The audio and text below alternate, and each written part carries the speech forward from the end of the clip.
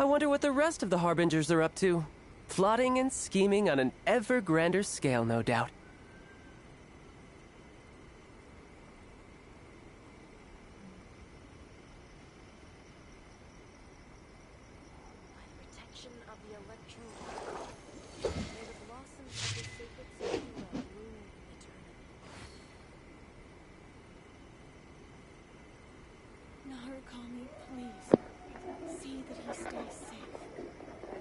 So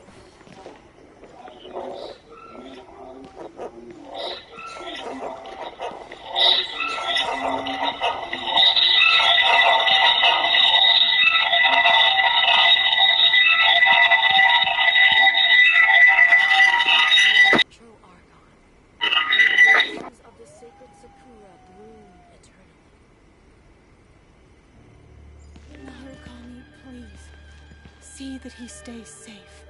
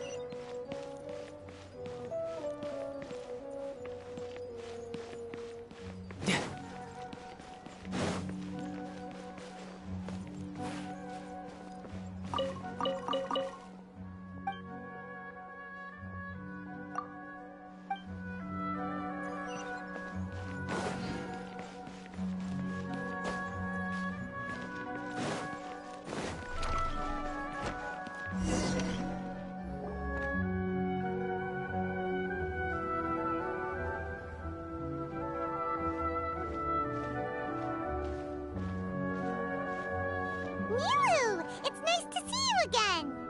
Oh, hey there, Traveler in Paimon. Are you here for some shopping too? That's right. Although there were a few hiccups here and there, the Sub-Zerus Festival turned out to be a grand success. And so, the theater wants to host a celebration event. Do you two want to come? It'll be a really fun time. It's something like a tradition of ours. Whenever we wrap an important performance, we'll get together and unwind. Rehearsals are exhausting. If you keep your nose to the grindstone, you're going to wipe yourself out sooner or later. Mr. Zubair, our manager, always says that celebrations aren't just for fun, but that they should also be occasions for reflection and review. But no one remembers that once the celebration starts. It's not like he can't also have some fun himself. We've been to a lot of festivals during our adventures. Will your celebration also have lots of yummy food and drinks? Of course. We always do lots of eating, toasting, and gift exchanging. We try really hard to show our appreciation for everyone. Ah, so we'll need to bring a present.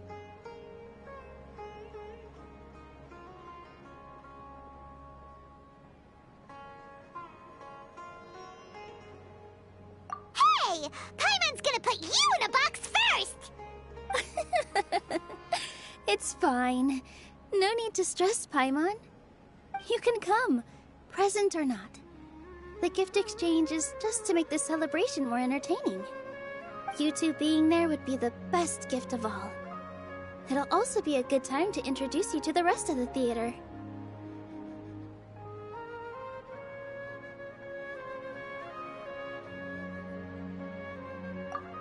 Is something up?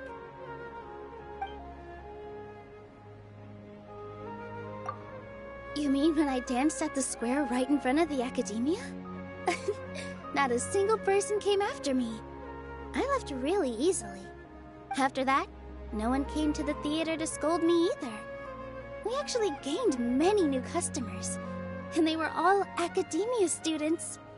From what I can tell, in the past, if a student were to put off their studies to watch a show or dance, they'd be called foolish and irresponsible.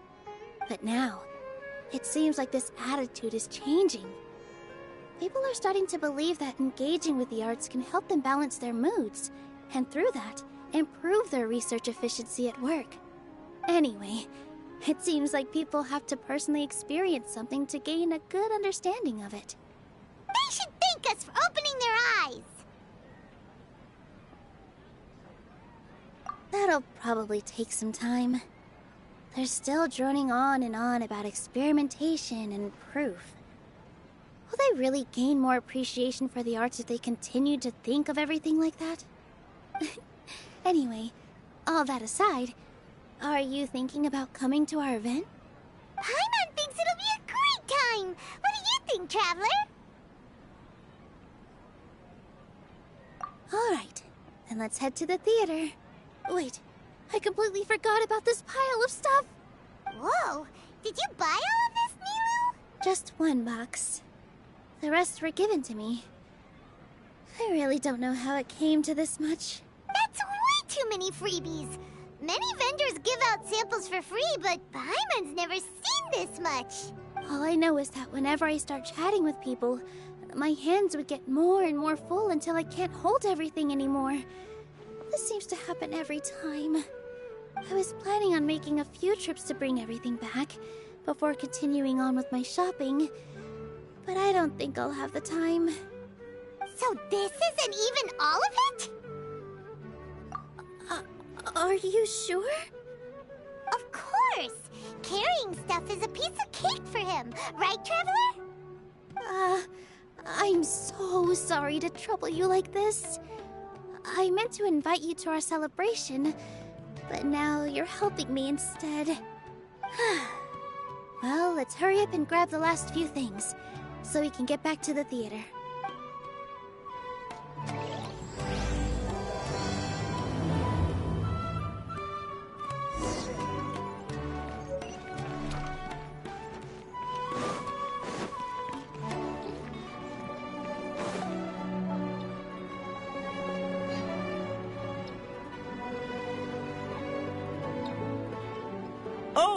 Well, if it isn't Nilu! Greetings, Mr. Jute. Do you still have any food that's ready to go? Of course I do! I've heard that Zubair Theater is hosting a celebration event, so I reserved some food for you in advance. Although, it looks like you're gonna need 2 more portions. Please allow me to introduce them. This is the Traveler, a very experienced adventurer. And this is Paimon, his super reliable guide and helper. No. Paimon is... hold on. She got it completely right.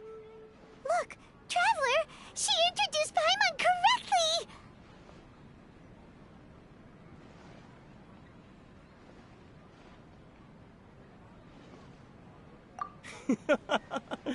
Don't underestimate Nilu. She always remembers every last little detail about everyone, even if it sounds completely trivial. She's also very brave. Just a little while ago, she saved my precious spices from the jaws of a sumpter beast. Don't think anything of it. I just help out when I can because everyone else takes such good care of me. Anyway, sorry to get off topic. We're in a bit of a hurry. Mr. Jute, did you say you didn't reserve enough food? I was joking. Anyone who runs a business knows to keep some extra stock. After all, orders get changed all the time. Oh, that reminds me. It seems that these friends of yours aren't from here. Have they ever tried any delicious tachin? Ooh, what a fantastic idea! Mr. Jute, did you bake a batch recently? Tachin is a mixture of rice and meat that's baked into a cake-like shape. Mr. Jute adds special spices into his. Its aroma is just so wonderfully delicious. If you ever see kids crowding all around Mr. Jute's place, you know he's baking up a storm. But is it really just for the kids? Don't you often follow them in too? I just can't help myself. We're 2 peas in a pod! Who doesn't enjoy some good food? Wait here. I'll bring some over.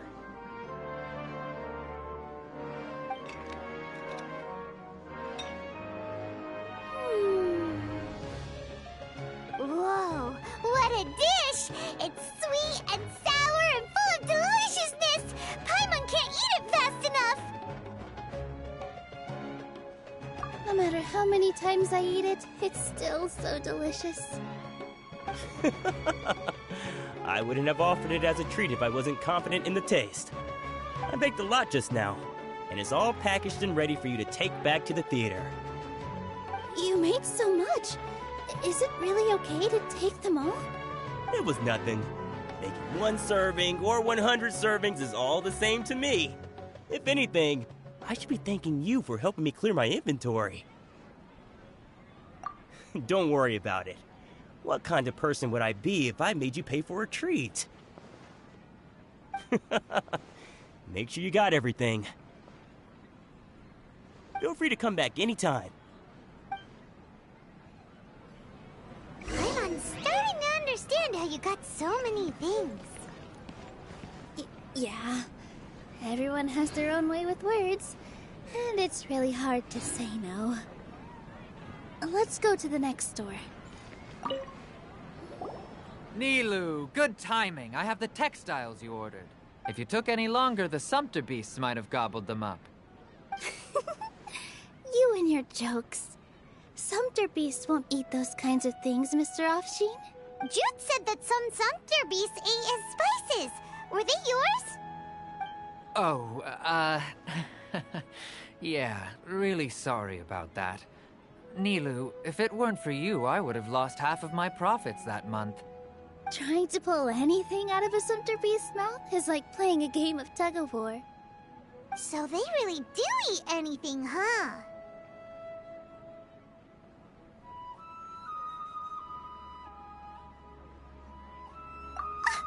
What's that supposed to mean? Come now. You know, sumpter beasts sometimes eat not because they're hungry, but because they like gnawing on things. The textiles you ordered are highly durable and woven from the finest thread.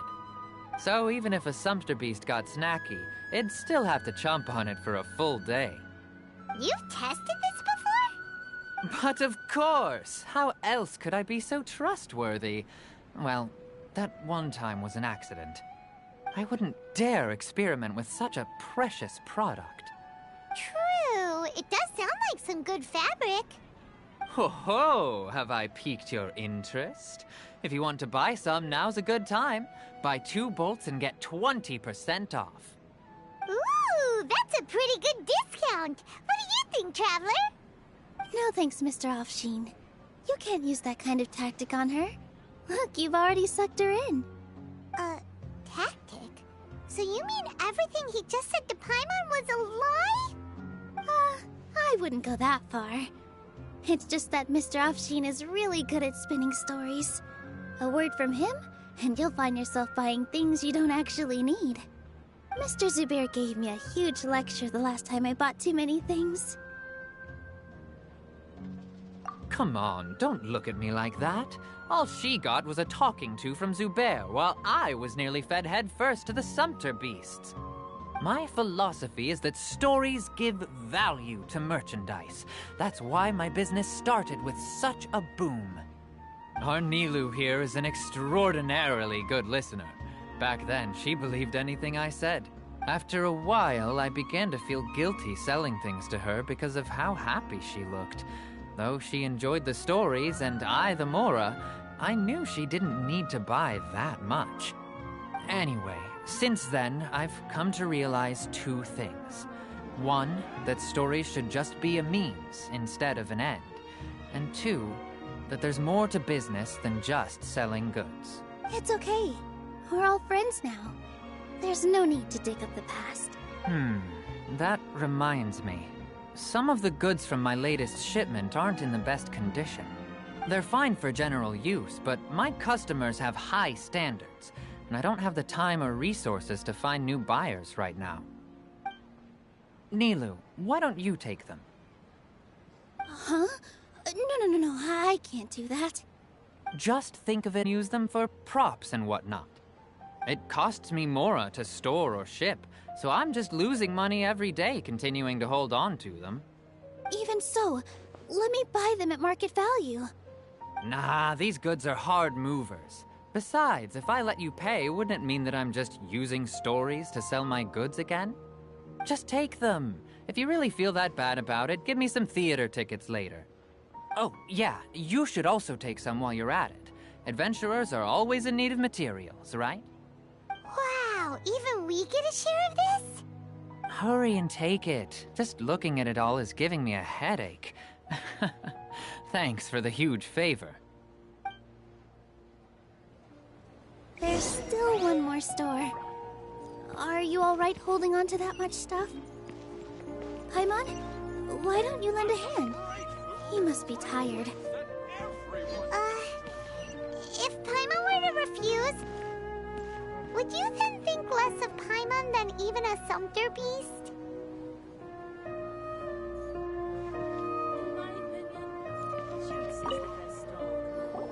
About time, Nilu. Farhad here was snooping around your props.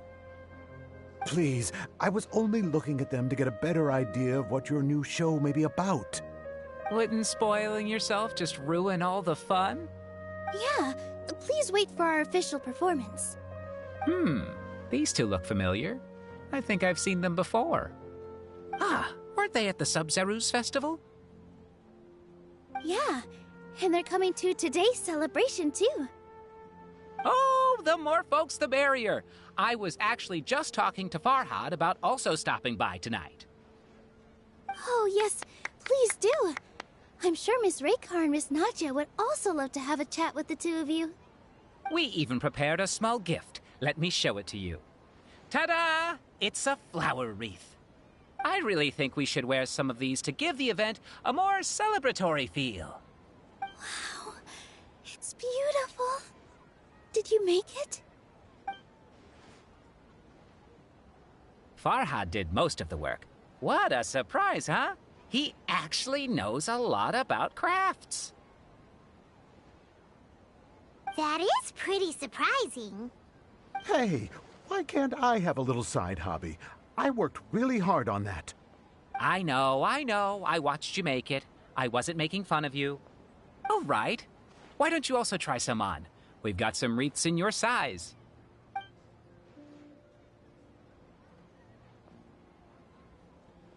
It fits perfectly. They're so pretty! Is there one that Paimon can wear? Unfortunately, we already gave out all the child-sized ones. I wasn't expecting the theater to invite such a fascinating guest. Fascinating? Huh. That sounds kind of weird, but Paimon will let it slide. Oh, you all sure got a lot of stuff there. Let me help you carry some. I'm a porter by trade, so this is what I'm best at. That'd be great! Please and thank you.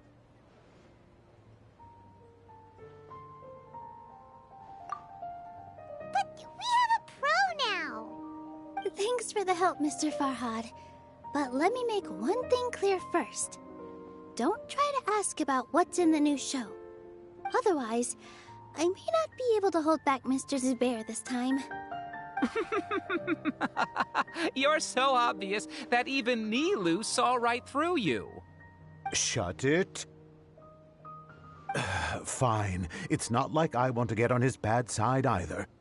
Including Hushang's things, though. We'll each need to carry a box if we want to move everything in one trip. Even my strength has its limits. Paimon looks like she doesn't want to, so I'll carry a little extra. Although I may not appear super strong at first glance, I actually do a lot of strength training on the regular. Strength and balance are both really important for a dancer. No, let Paimon. Paimon will help carry things. The Traveler's right. Paimon shouldn't freeload. Paimon's trying to remember. What else did we put on our shopping list? Oh, what a mouth-watering smell.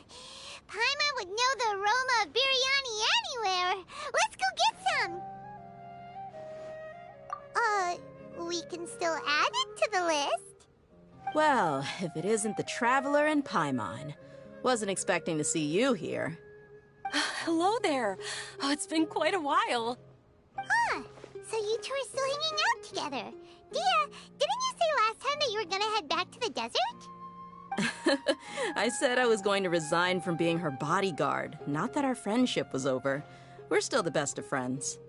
The Holmayanis also still post jobs from time to time.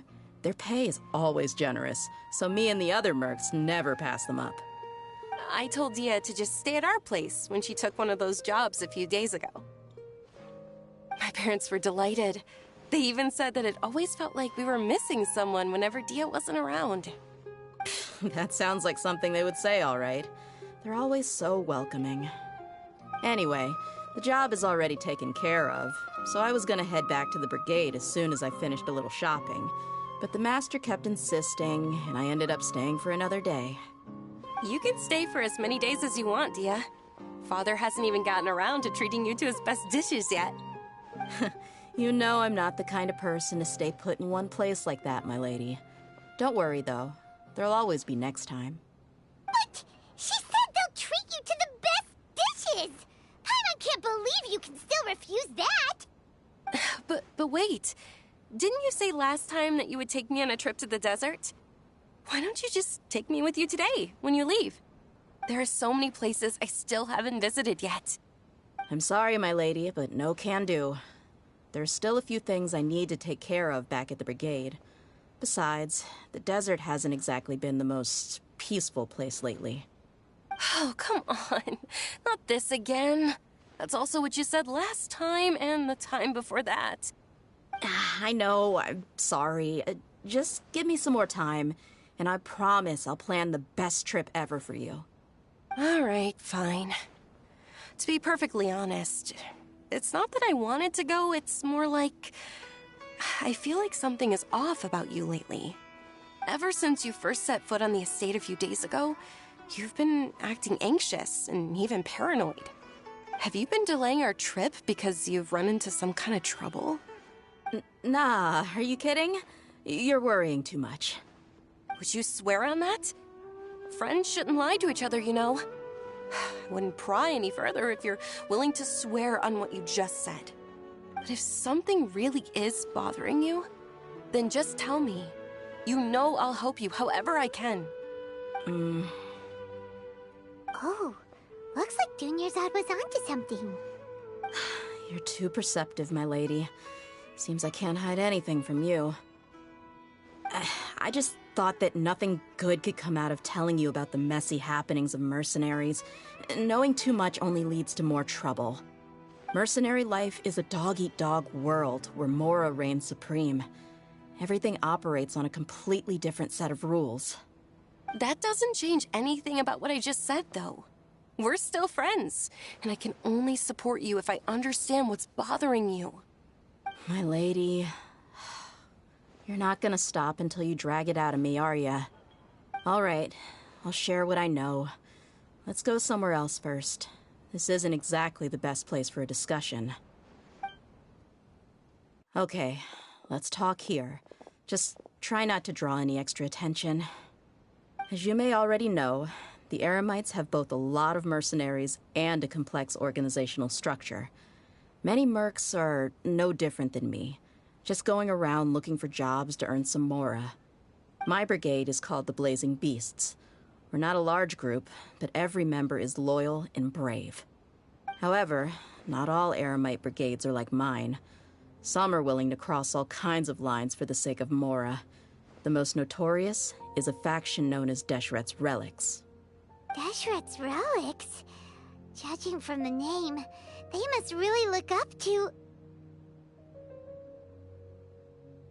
Yep, you got it. I've heard that you've already crossed paths with Ain al-Akmar. They're one of the groups under the Relic's banner. Oh, you mean the group that tried to sell us the Divine Knowledge Capsule? Yeah, they weren't friendly at all. Deshret's Relics is composed of many smaller brigades like Ain al-Akmar. The Relic's headquarters issues orders to all brigades under his control. On any other day, I would want nothing to do with them. Unfortunately, though, the brigade that's stirring up trouble now is none other than Dakan al-Akmar. Dakan? I think it means beard or something. Believe me, it's a really stupid name. I found it insufferable for years. Anyway, the real issue is that Dakan al-Akmar is led by my father, Kusela. Say what now? I think I'm starting to understand your anxiety now. But what did they do?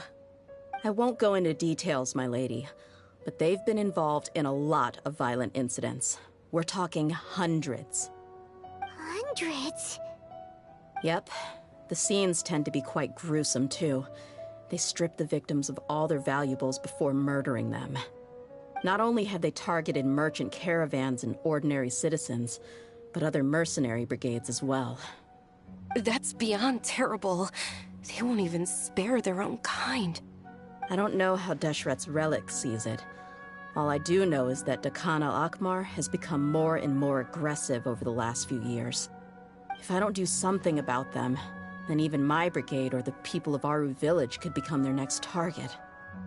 I just wish I knew what's driven him to do this. Yeah. How can your father do such terrible things? I don't know.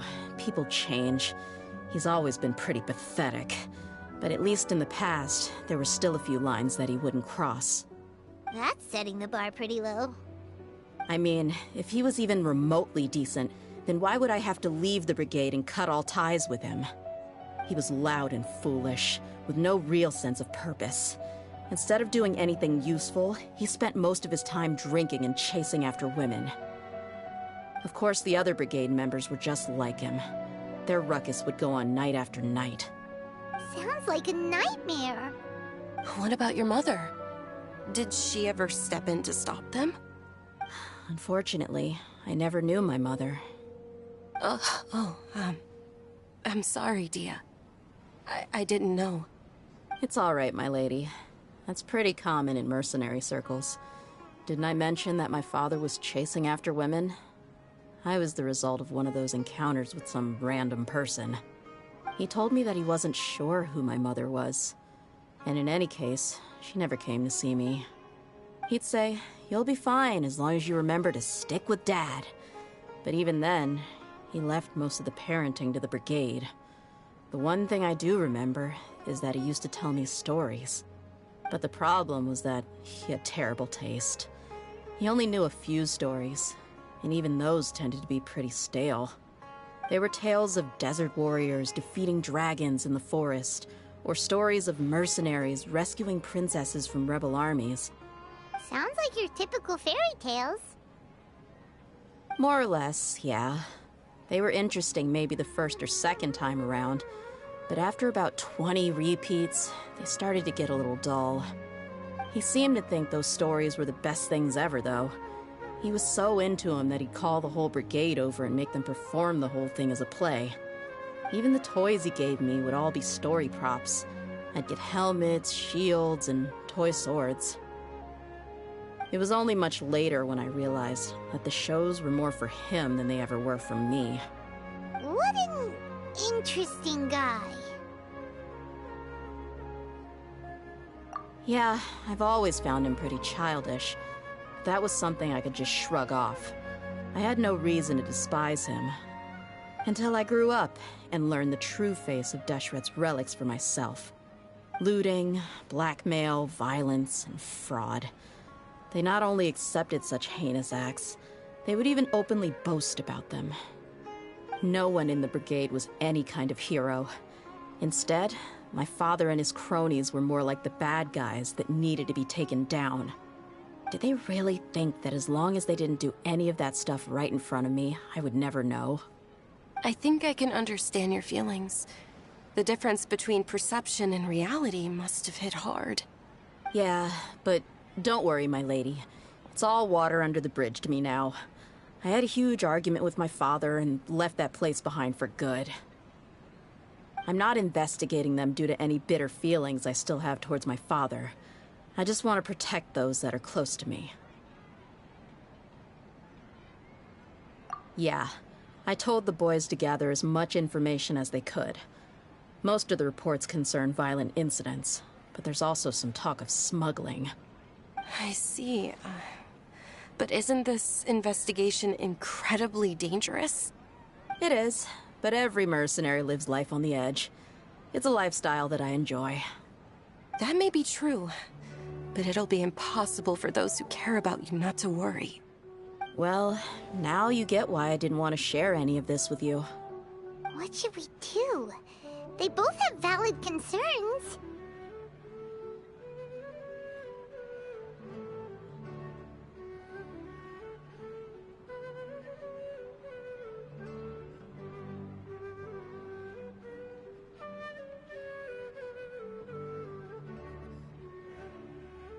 Huh?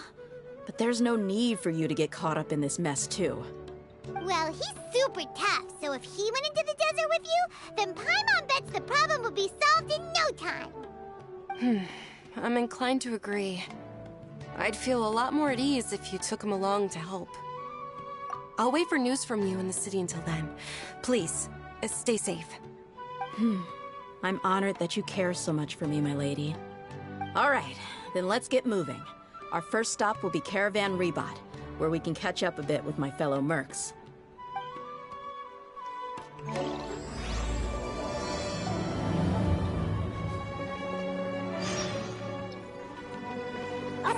Paimon can't fly anymore. Are you okay, Paimon? Paimon's good to keep going. But Paimon now understands when people say there's no such thing as a free lunch. Oh, that sure was a lot of stuff. Oh, looking forward to the event later. Thank you, Mr. Farhad.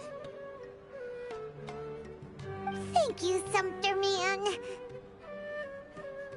Whew.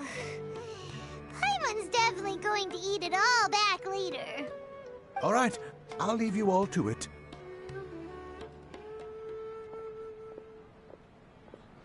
See ya. Good thing we had Mr. Farhad with us, or else that would have taken way longer. Of course. Because everyone's working here together. We're all like neighbors. so we're always helping each other out. It's easy to forget that everyone's running a business. With this many freebies being thrown at you, you probably don't need to work. I felt so guilty at first, like I always owed someone something. I was always thinking of ways to repay others. Later on, I realized that it's actually like what Mr. Offsheen said. By taking the freebies, I was helping everyone out and saving them money. When you order the wrong item, or make too much of something, sometimes the best way to maximize the value of those goods is to give them away. That's why there's no need to stress over the freebies. All of us repay others by helping them when they need it. Oh, that actually makes a lot of sense. This has become our norm, and no one keeps track of the back and forth anymore. So really, don't worry about it. Alright, I have to bring all this to Mr. Zubair and do a little bit of prep. Feel free to hang out here for a bit. It'd be nice if you could also get to know some... Nope. Mr. Zubair's really on top of everything. You two are our guests, so please, just relax and look forward to the celebration. Wow, the atmosphere here is so nice. Let's take a break and immerse ourselves in this warmth. Prop check complete. All that's left is to discuss some dates with Raykar. Oh yeah, Farhad is coming. Maybe I should hide the key props.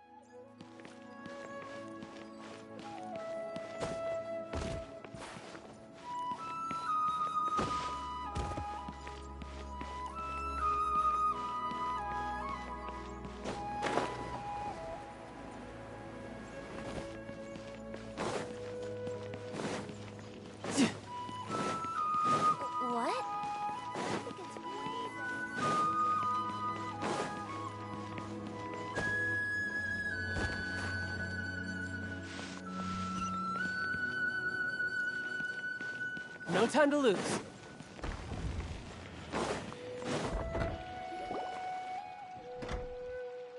Wait, you two! Just a moment, please. You're the Traveler in Paimon, right? I thought you two looked familiar. People have been talking all about you. It's a pleasure to meet you. Do you have a moment? There's something I'd like to discuss with you.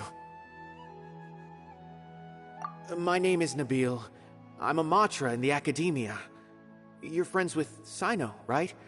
I've heard him mention you before. Currently, Cyno is out investigating a case involving smuggled canned knowledge. It's been days since we've last heard from him. Oh no.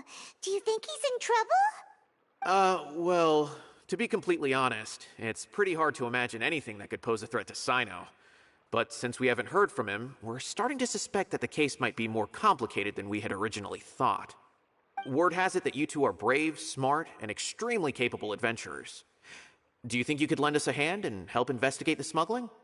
All right, since you asked so nicely, we'll help.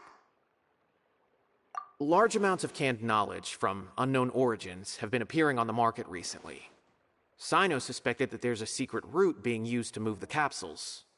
According to some research, using large amounts of canned knowledge could lead to some serious consequences. And, unfortunately, most people have yet to realize that. Rumors also have it that some particularly dangerous canned knowledge has made its way into the market. Regardless of whether the rumors are true or not, this case calls for urgent action. Last we heard from Cyno, he was investigating somewhere outside Sumeru City. It seems that he had found some leads at the time, but we haven't heard from him since. Sounds like we better go look for him. Come on!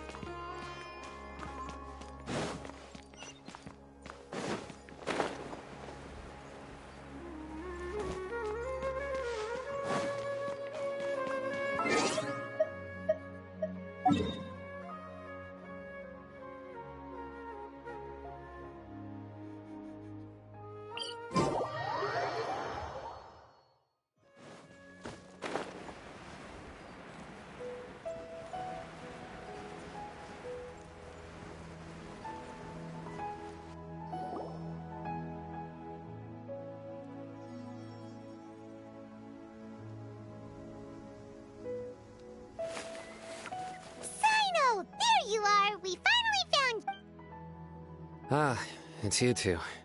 I knew I sensed a familiar presence, but I'm very busy at the moment. We'll have to chat some other time.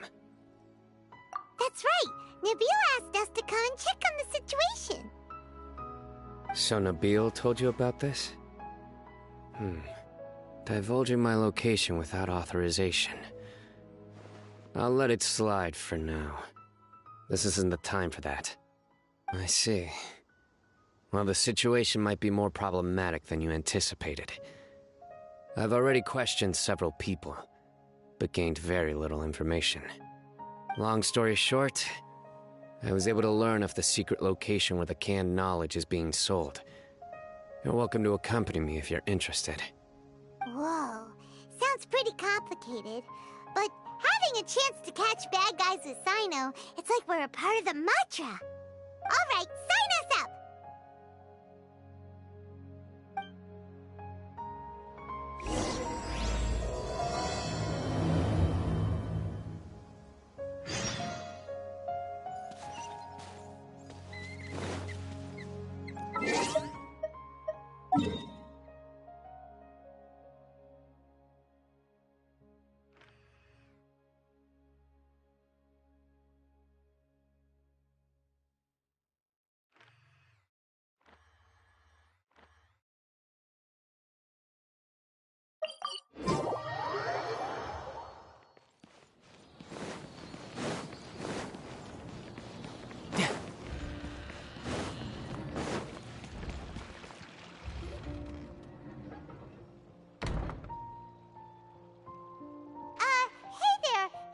Us, but is Cyno at the Academia? You two look familiar. Are you friends of Mahamatra Cyno? I'm afraid he's out on a mission right now. But if you'd like, I can pass whatever message you might have on to him. We ran into this guy by the gates, and he seems really eager to speak with the mantra. It sounds like something urgent. Oh? If you don't mind, why don't you tell me about it first? Siraj. Siraj. That name sounds familiar. Isn't he a Vahumana researcher? Vahumana researcher? Yes, one of their most renowned, in fact. I hear he's as daring as he is intelligent. There are rumors he'll become Vahumana's next sage. But please continue, good sir. What about Siraj? I want to report him. for conducting a dangerous experiment. He kidnapped me, tied me up, and took me to that horrible cave. Experimental equipment everywhere. I ran as fast as I could, a little slower, and he would have caught me. There's no rush. Please, take your time. What kind of experiments was he conducting? Where is this cave? I don't remember. Huh? You can't remember? All I remember is Siraj walking towards me, and then my head started feeling weird. It's like a nightmare that I can't recall. I just know that that place is dangerous, and that they must be stopped. Oh, I heard they conduct business in the tavern. We have to hurry. Even if what you say is... All right. I'll have some of my colleagues look into Siraj. But before that, I would like to administer the Matra lie detector test. You think I'm lying? Please don't take it the wrong way. This is just standard protocol. Sorry, but can you two wait out here a little while? We'll be back soon.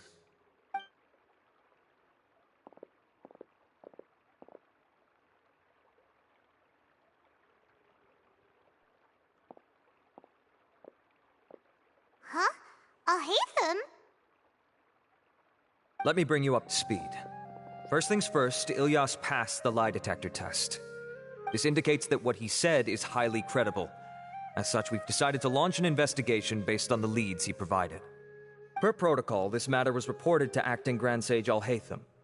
After hearing about it, he left a message for Mahamatra Cyno and then asked to join the investigation. Huh. It's kinda weird for you to be working with the Matra. Is there a special reason? You're overthinking things. My interest was piqued is all. Really? Paimon's surprised you have this much free time. In that case, let's join in as well, shall we, Traveler? It's already against protocol for Acting Grand Sage Alhaitham to participate in this investigation. As for you two... Oh, never mind. After all, you were the ones who brought Ilyas here. I'll allow you to accompany us, but you have to promise to keep everything confidential. Don't you worry, our lips are sealed. All right, in that case, I'll fill you in on what we know so far.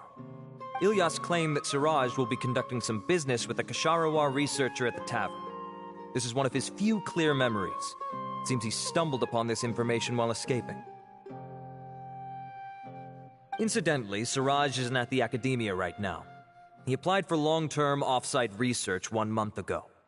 It's close to the time that Ilyas had given, so we've decided to head to the tavern and investigate any suspicious persons. That's right. Arav, prepare to head out. You two, do as you will. Oh, come on! We already said that we're coming!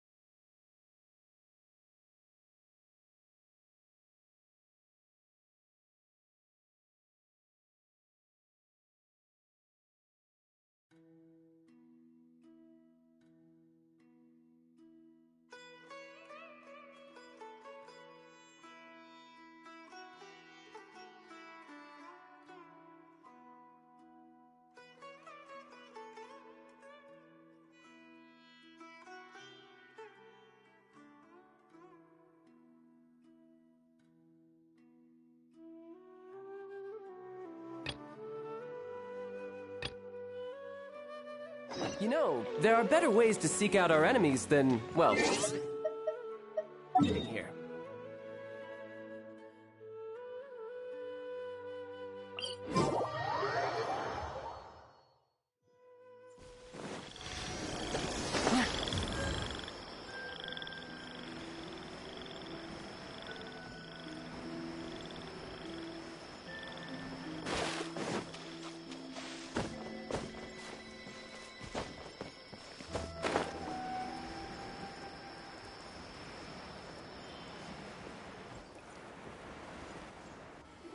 Is this all you got? Seems even less than last time. What difference does it make? If you see something you like, buy it. If not, then keep walking. They've been cracking down on us lately, so we don't have much on hand. If you see something that catches your eye, then now's your chance. There's no telling when we'll have more. What does the Academia think they're doing? Alright, I'll take these here. Let me see what else you have. I don't see any real gems in this batch. It's all pretty ordinary stuff. Whatever, how much do I owe you? 150K. Show us the Mora, and you'll get the goods. Put the Mora down and your hands up. It's cyno! When's he ever gonna let up? Hey, forget the goods! Let's split! But don't forget the Mora!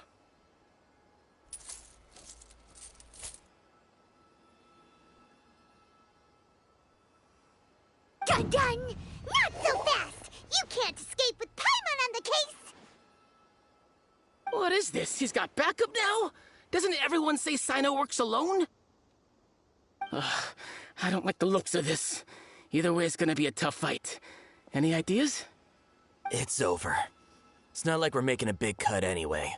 I'm not losing my life here. Huh? Did they really just give up like that? Just like the others I've cut. They're not deep in the circle, just dealers at the bottom of the chain. All right, I have one question and one question only. Where did you get this canned knowledge?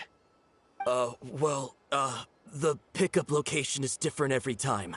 The boss tells us where it's gonna be and that's it. We don't get a say in it.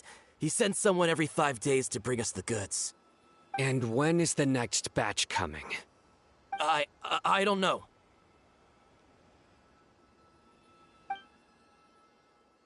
He's telling the truth. Honest.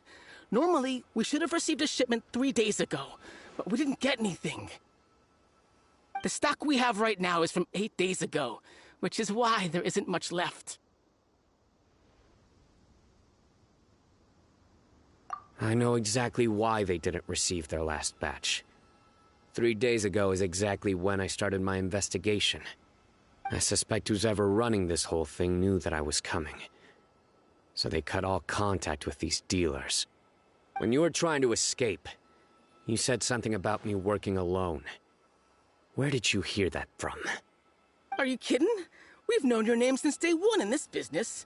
The boss warned us to watch out and even gave us info about you.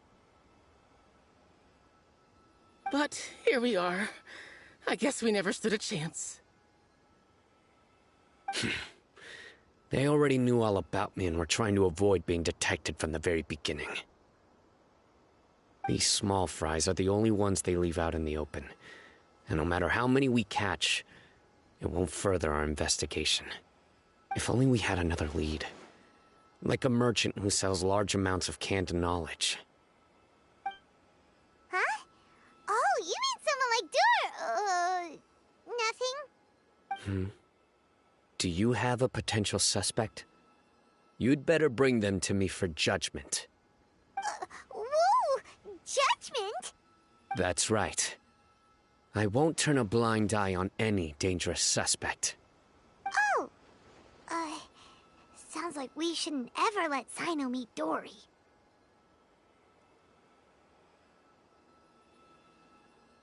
I see. Anyway, I'll think of a way to deal with these two and then continue gathering information. If you manage to learn anything, you can find me at Caravan Rebot. And as for you, I don't ever want to catch you buying canned knowledge again. If you possess any unused knowledge capsules, then you should submit them to the authorities immediately. Okay, I got it. Just keep your nose out of my business. Hey! What's with the attitude, mister? What, you got a problem with that too? Listen, buying canned knowledge is a deal between two people. The buyer and the seller. We don't need people like you butting in on our business here. Think about it. If the Academia is hoarding something as convenient and useful like canned knowledge, then they must have been planning only to use it for themselves. Am I right?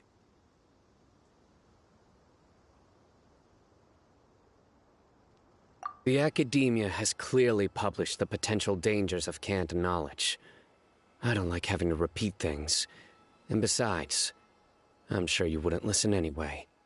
I just hope you understand that your actions are what fuels the smuggling of canned knowledge. If I ever catch you again, I will personally see to it that you are punished. All right, Traveler. I need to go now.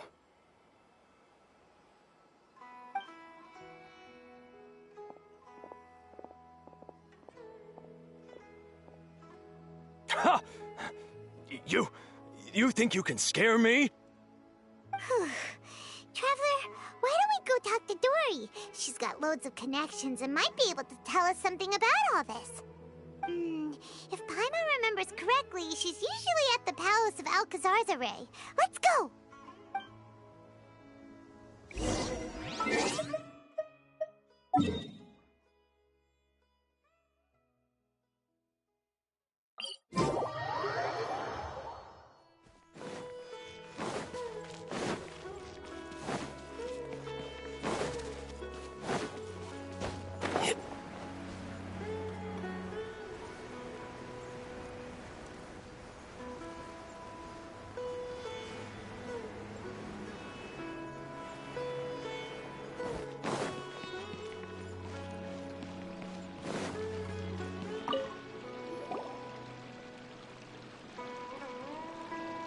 I see.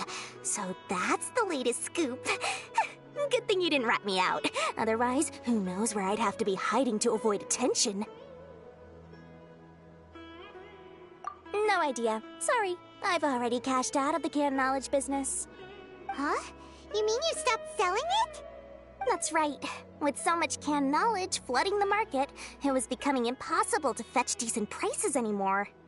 Besides, it seems that group of smugglers has practically taken over the market. It's a little rule of mine to never fight for a share of someone else's market. If I'm gonna make Mora, it's gonna be the lion's share. Plus, with regulations getting as tight as they are now, I figured I might as well just hang it up. Aw, sounds like we came all this way for nothing.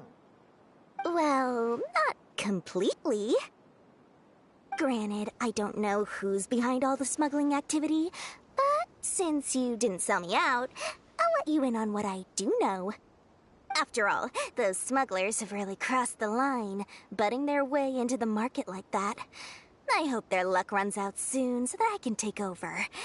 I mean, so that the industry can become more fairly regulated. Hey, you just want to make more business for yourself. Don't underestimate its value. Think about it.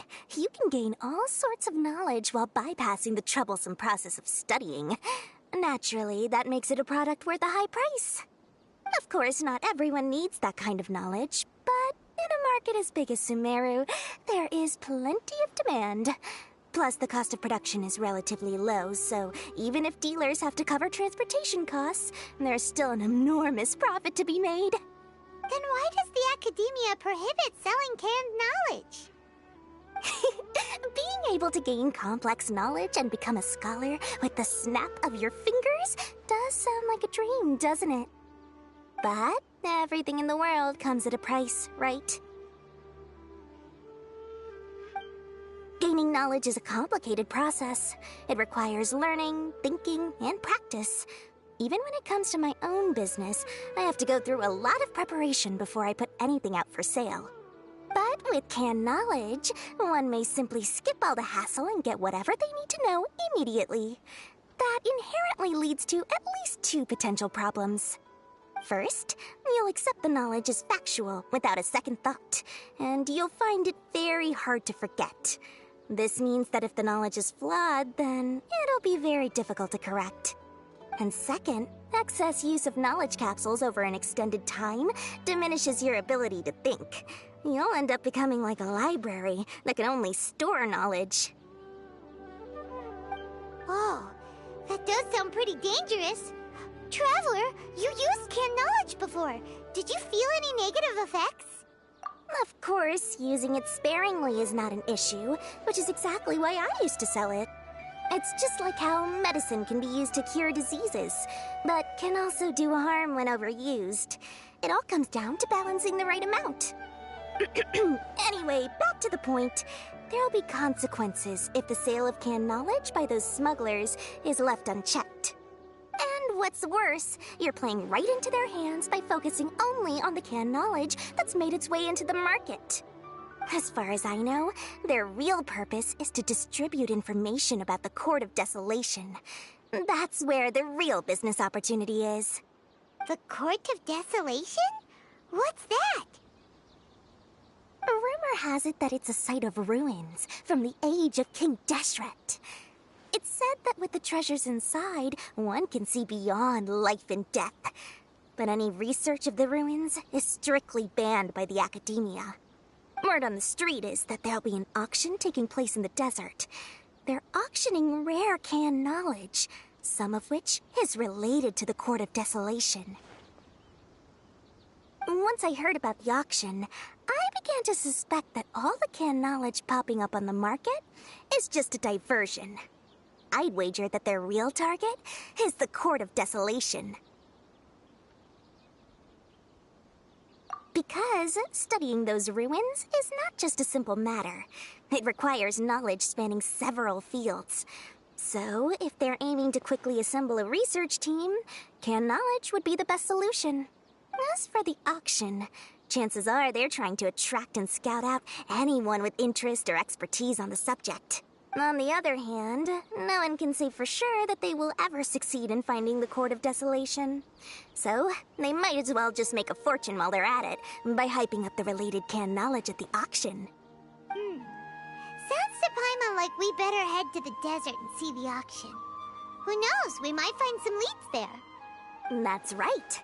And now that I've shared all that valuable info with you, it's time to introduce our limited edition desert travel kit. It comes complete with a map straight to the auction location. As I said, I also have to make preparations before I sell things, right? Now, let me consider how much I should sell this for. I've got it! 500,000 mora per kit! That's quite the bargain. We'll even offer a 50% discount for little Paimon's travel kit. Only 250,000 mora. What? That's super expensive! No need to worry, little one. Cyno's the one heading this investigation, isn't he? I'll be sure to bill all the expenses to him. All you'll need to do is tell him to go to the Merchants Guild and pay the bill once the mission is completed. Just, be sure to not send him directly here, though, okay? That would leave me completely in the open. I'm sure the General Mahamatra of the Academia would never leave any debt unpaid, and I can only imagine the funds he's allocated for investigations. Oh, maybe I should charge him more. We'd better get going. If Dora keeps at it, we'll be out of mora.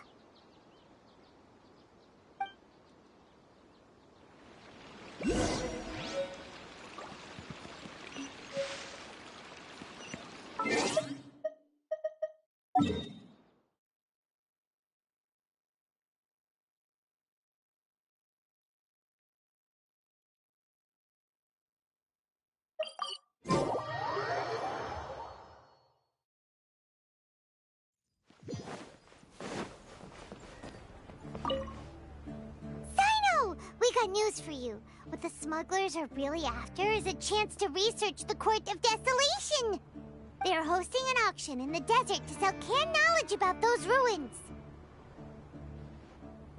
The Court of Desolation. I won't ask how you came by this intel, but is it reliable? We also heard that the Court of Desolation contains treasures from the time of King Deshret. Is that true? Partially. It was a secret place built by a dark sect from the age of King Deshret. The ruins do contain treasures, but the place is also rife with unknown dangers. According to past research, one must forfeit their life as the price of entering. They are not some ordinary ruins, so the Academia has strictly prohibited any related research. However, if they are using the canned knowledge as a way to move information and recruit researchers, then I suppose your conclusion does hold some validity. Regardless, we need to go into the desert. Less in recent years, but there are always those who attempt to do so, both inside and outside the academia. After all, legends claim that whoever obtains the treasures inside can see beyond life and death, or even resurrect the dead. Death is often the greatest grievance for many people. Though they're fully aware that the chance of these rumors being true are slim, they hold tight to such fantasies and pursue them regardless. That's why some continue to research it, regardless of it being a restricted subject. On top of that, it's hard to track the source of information contained in canned knowledge. Do you know where the auction is taking place? Good. We'll go investigate. But before that, we'll have to get rid of these people tailing us. Huh? People tailing us? That's right. Let's begin to leave town and see what happens. I'm sure they'll reveal themselves as soon as we make a move. Don't worry. I'll make short work of them. That's cyno for ya. But we can lend a hand too, you know.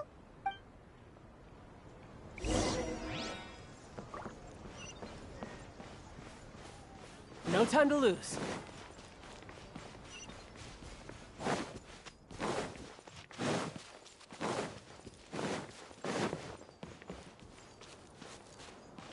No time to lose.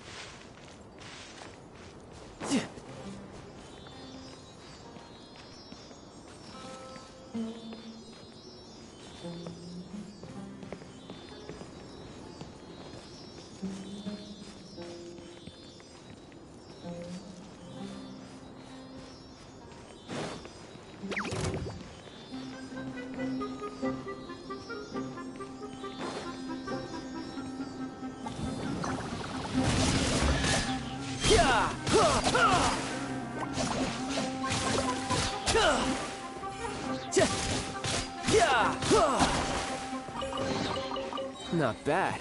Not bad at all.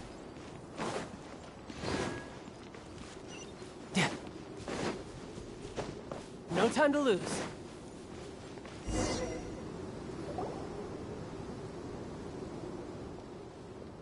Hold it right there. Heading to the desert, are we? I would think twice if I were you. Huh? Who are you? That doesn't matter. All you need to know is that someone wishes to inform you that it's not too late to turn back. You must be Cyno. I've heard a lot about you. You've got quite a reputation. But this time you're in over your head. Unless you turn around right now, I'm afraid that even you won't return unscathed. And as for you two, why bother sticking your noses in trouble that doesn't even concern you? That's right! We won't just sit back and do nothing! Ha! Have you really thought it through? You're not just doing this for recognition, are you, Cyno? My employer said that he's willing to compromise as long as you just walk away. He could, for example, reduce the amount of canned knowledge on the market. I'm sure that would help your investigation appear to be successful enough. On top of that, he's willing to give you a cut of the profit. So you see, you get both Mora and a boost to your reputation. I can't think of a reason why you would pass that up. Is that so? Well, I can't think of a reason why I'd accept. I've heard enough. Get out of my way. Sorry, no can do. We're getting paid to ensure you disappear. Since you won't turn back willingly, then we're gonna have to make you go back. That's following orders. Surrender!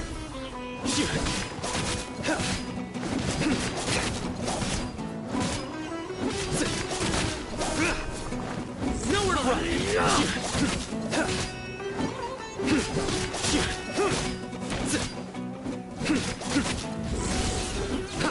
Absorption test. Animal test 6308.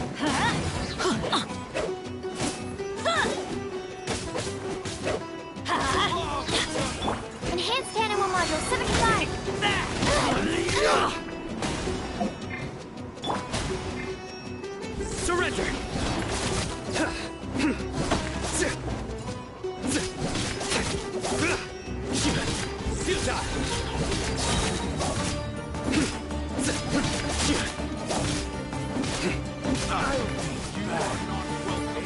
Your sins weigh upon your soul.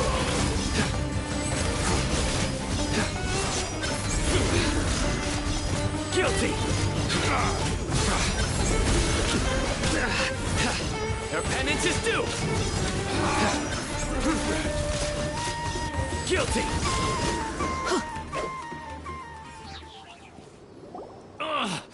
This doesn't change anything. You're in over your head, Cyno. There will be others coming for you. You'll regret it. Let's get out of here. No need. Even if we apprehend them, there'll be little information to gain. Besides, it might also be a trap. I apologize for bringing you into this dangerous mess. Just being associated with me will inevitably cause you to become targets as well. You should be careful from now on. Sleep with one eye open. Wait, hold on! There's no way anyone could sleep without closing their eyes? Right? You'd be surprised. Anyway, just be careful. Mercenaries are never quick to forget. In their line of work, even a single failure is bad for reputation. They may even stay hidden in some dark corner for a very long time, waiting for the right moment to ambush you. They'll do anything to keep their prestige intact. Yes, I remember it like it was yesterday. I was carrying out a mission with one of my superiors. I didn't have much experience at the time, and I let my guard down after we had closed the case. We ended up being attacked by the remainder of the mercenaries. My superior was injured while protecting me, and we struggled to gain control of the situation. I've become more vigilant ever since, staying alert even while I sleep. Whoa! Who could have seen that coming? Was he okay? He survived with a fractured wrist. It took 2 months for him to recover. But luckily, there weren't any further complications. Last year, he transferred to an administrative role for personal reasons, and no longer participates in live missions. His name is Taj Radkani, a very well-respected Matra. You'll have the chance to meet him someday. Anyway, our mission will be dangerous. I'm already used to such grueling conditions, but I don't want to see you two get hurt. Don't worry, Paimon will stay alert. We'll see danger coming a mile away. Good. Don't worry. It won't be long till we're at the bottom of this. And once this is all over, I'll sweep away any other hidden dangers.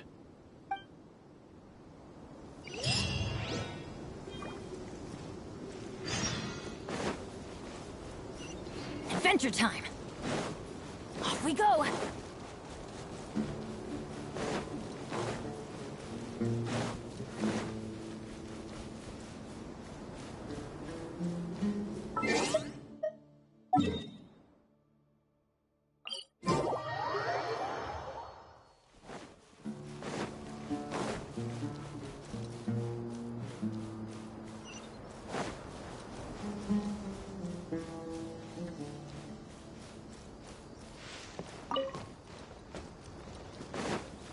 Adventure time!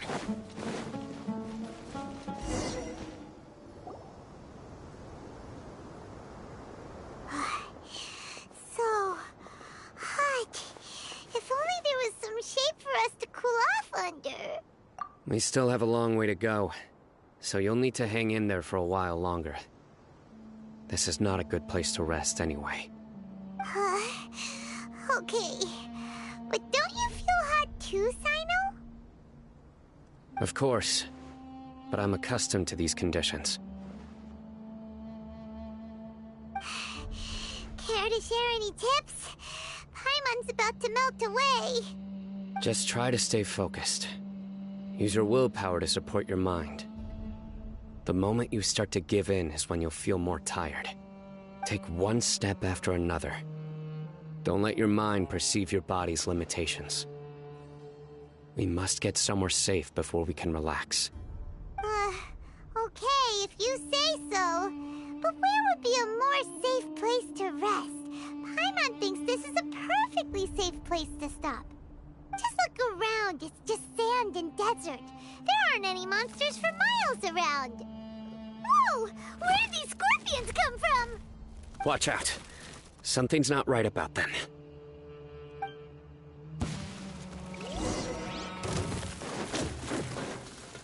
Everybody stand back! Shouldn't let your guard down.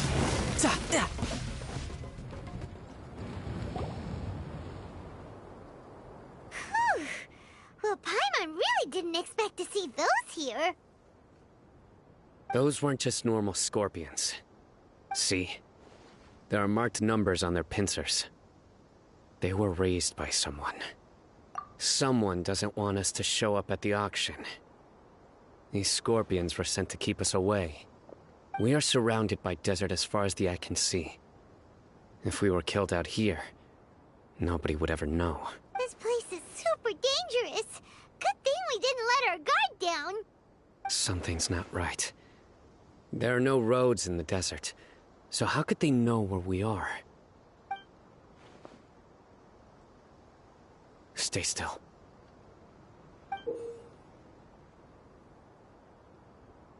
Here's the answer. It must have planted this on you. Huh? What is it? A miniature tracking device made by the Ksharawar. They can use this to discern your approximate location. But this device wasn't licensed for mass production. Where did they get it? Could someone from the Ksharawar also be involved? But that doesn't seem right. Whoa! Paimon never knew that kind of thing even existed! Why would it be on him? They probably planted it on the Traveler during our fight with the mercenaries earlier. It was a frantic fight. It's only natural you didn't notice the device. Well, good thing you were able to find it, Cyno. Now let's get rid of it. No. Hold on to it for now. It might still be useful for us. Let's keep heading to the auction. It would be dangerous to linger here any longer.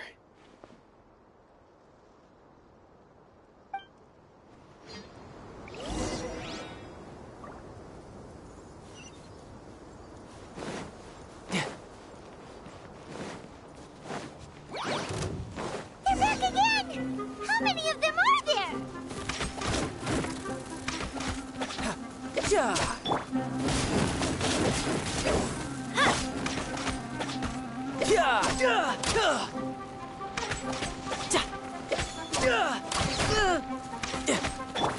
Stand clear. Absorption test.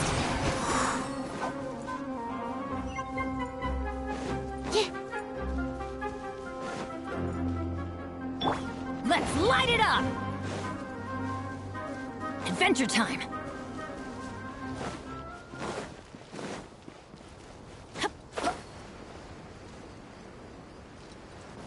Off we go!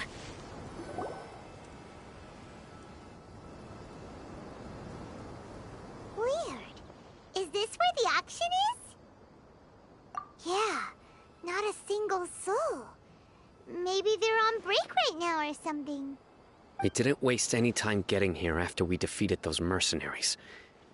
They shouldn't have been able to give any warning of our arrival.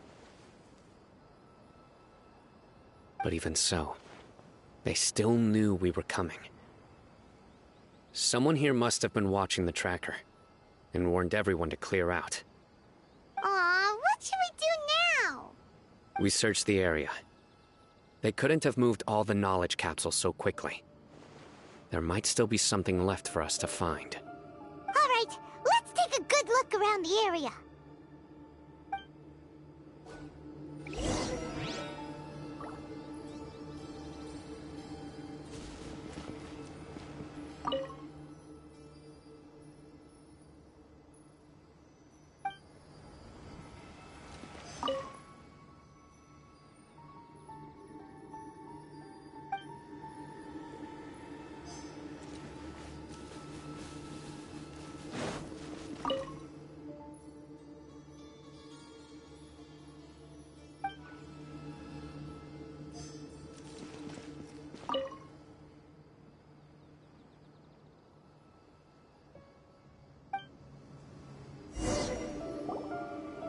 Did you find anything? No, nothing in particular. It's possible there weren't many knowledge capsules containing info about the Court of Desolation, so they carried those off. But don't worry. I have another idea. You two start heading back the way we came. I will remain hidden here. Come back and meet me here after some time has passed. I'm sure something will come up by then. They packed up in a hurry and didn't have time to carry off all their goods. They won't just leave them here. Once they think we've left the premises, they'll be back to pick up their belongings. We just need to make sure the tracker goes far enough from here to make them assume that it's safe to come back. Oh, Paimon gets it! We'll lure them out because they'll think we've left. Okay, we'll start heading away and leave this place to you.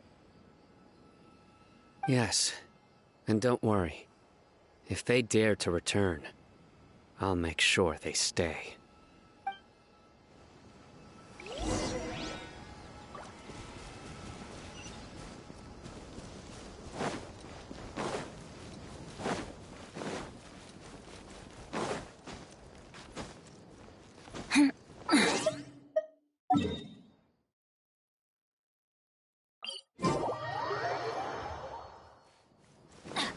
Off we go!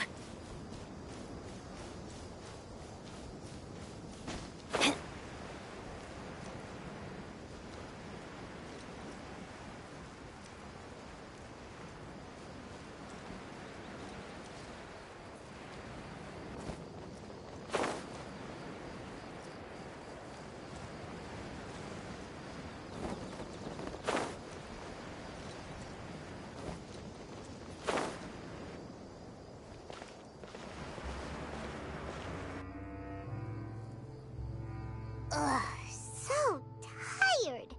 We've probably gone far enough now, right? Further? But Paimon can't go another step. How about we rest here for a while?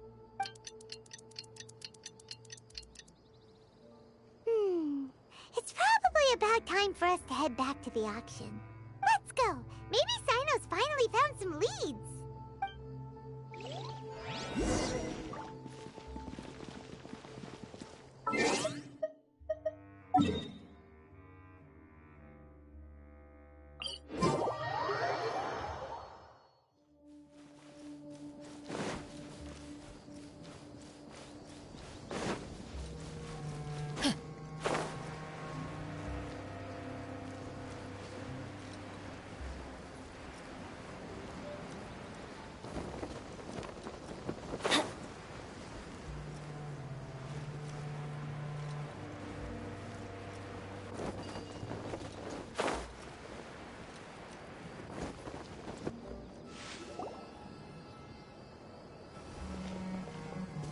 Oh, looks like Cyno caught someone! So you're the bad guy behind all this, aren't ya? Alright, tell Paimon everything you know!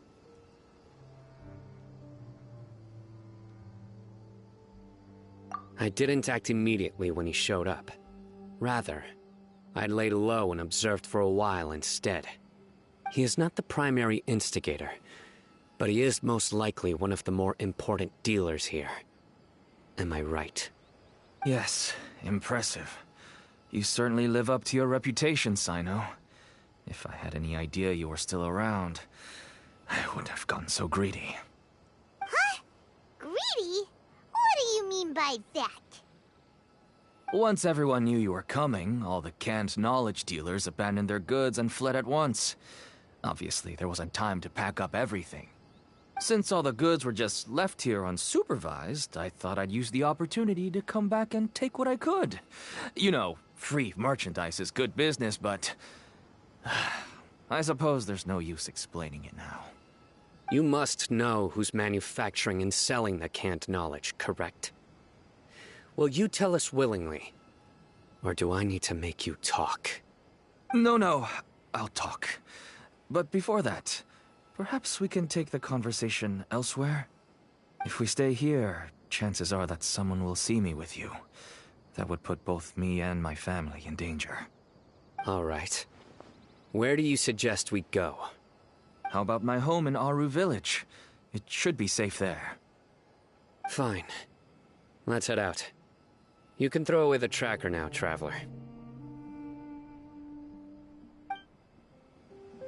Listen, buddy, you better not try to trick us!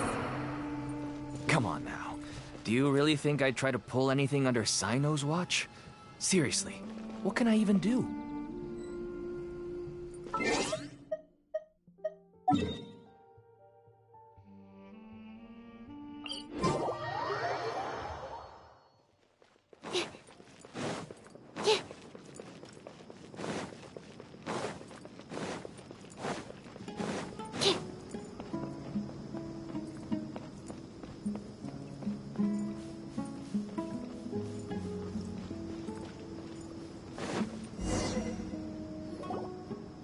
Dad, you're back!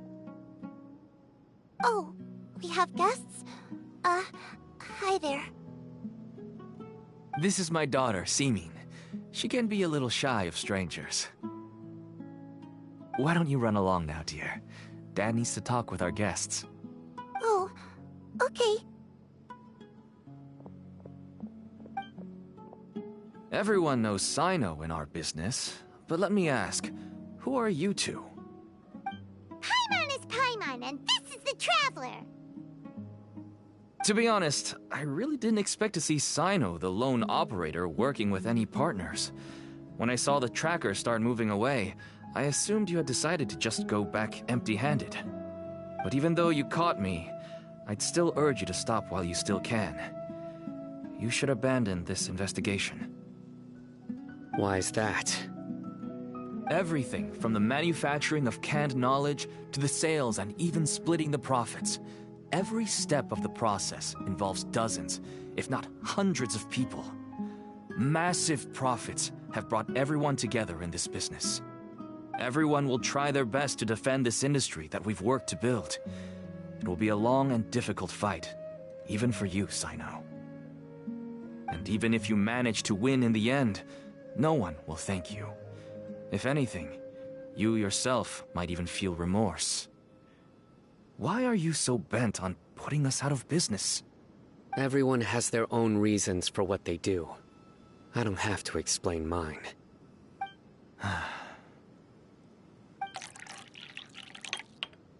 Here's some tea, Dad. And for the guests, too. Right. I forgot to offer tea to our guests.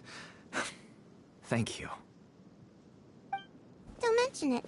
And, I should tell you that our tea tastes kind of bitter, but I put some sugar in to make it a little tastier. That's my girl. Do we still have any sugar left? If not, I'll buy some more next time. Yes, we do. Okay. I'm gonna go have a rest now.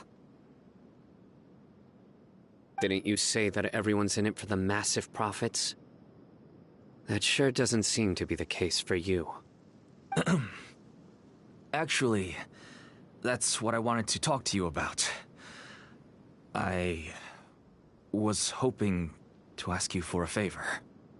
My daughter was born with a chronic disease, so she has a relatively weak heart and lungs. Even slightly strenuous exercise can cause her to faint and prove to be a life-threatening risk. That's why she never really had any friends to play with, and why she locks herself up in her room most of the time. She has to take lots of medicine, and it doesn't come cheap. As for me, I was just an average merchant. I would wake up early and travel all around to make a profit. But the Mora was still nowhere near enough. I could only watch my daughter's health deteriorate day by day. Until one day, someone reached out and showed me a way to really make a profit. Selling canned knowledge? That's right. With all the Mora I made, I could finally afford medical treatment for my daughter. Nothing made me happier than seeing her get better. There are many others like me. Smuggling canned knowledge might seem like an unforgivable crime to you, but to us, it's a means of survival. I wanted to tell you all this so that maybe you could understand and change your mind. Please, stay out of this, cyno. Give us a way to survive. Oh no.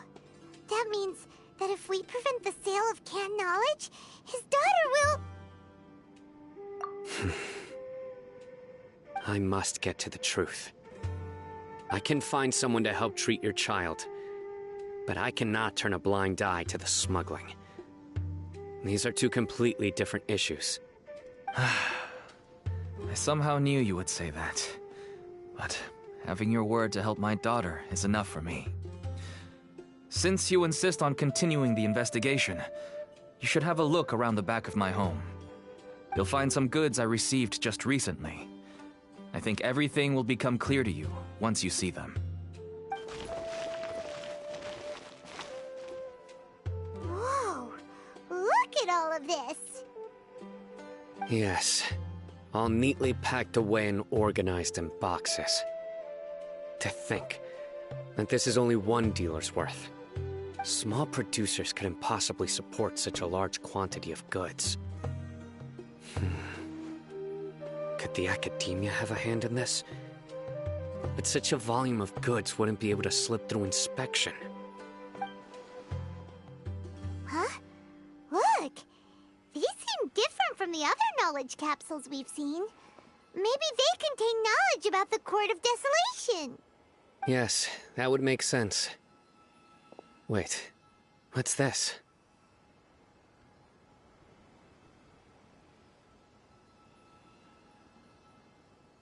Yes, it's a Matra seal, indicating that the goods have passed Matra inspection. I started to suspect that someone in the academia might be involved when I found the tracker earlier. But how they could ship so much canned knowledge out of the academia was still a mystery. The pieces have now all fallen into place. With this Matra seal, goods can leave the academia without undergoing a second inspection. No wonder they don't want me to investigate. It turns out that a Matra is behind this. Even I find it hard to believe.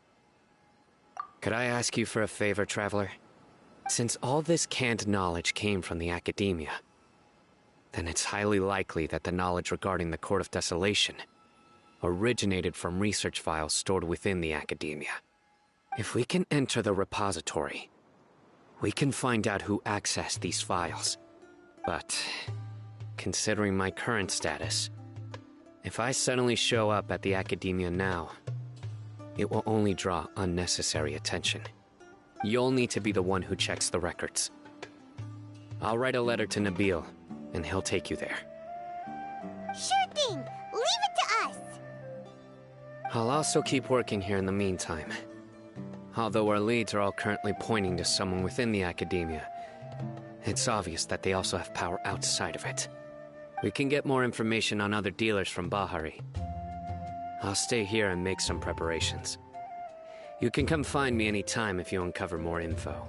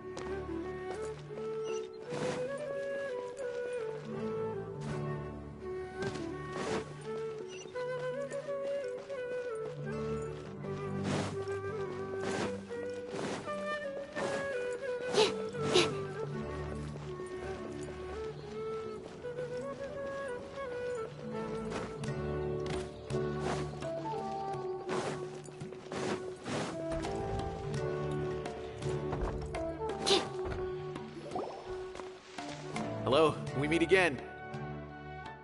Have you managed to find Cyno? If so, how's he doing? I read the letter, and must admit that I hadn't expected things to be so serious. Sorry. Had I known it would be so dangerous, I never would have gotten you two involved. It's alright. We wanted to help Cyno too. I can tell that he really trusts you. The research files stored away in the restricted repository are far from ordinary. Everything there is essentially about dangerous research that's forbidden by the academia. Even I don't usually have authorization to enter, but with this letter from Cyno, it shouldn't be a problem. That's right. Granted, the academia is very supportive when it comes to research. They encourage scholars to conduct all kinds of studies. However, some forms of research have proven to be so dangerous that the Matra have to step in and put a stop to them. Normally, after some particular research becomes prohibited, majority of the related files will be destroyed. But some information may be retained as a record to warn later researchers. Such information is kept in the restricted repository, which is heavily guarded. Follow me, I'll show you. Hopefully, we'll find the answers that Cyno is looking for. The restricted repository. Sounds kinda dangerous. We'd better keep an eye out.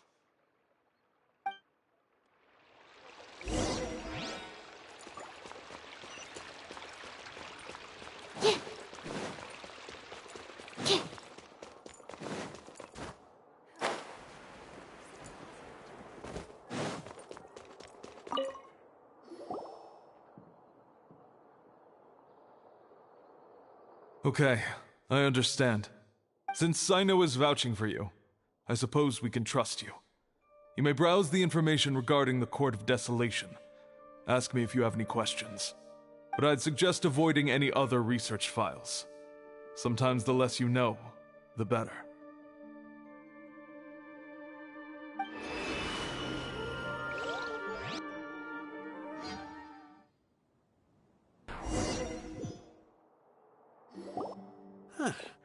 So this is the restricted repository.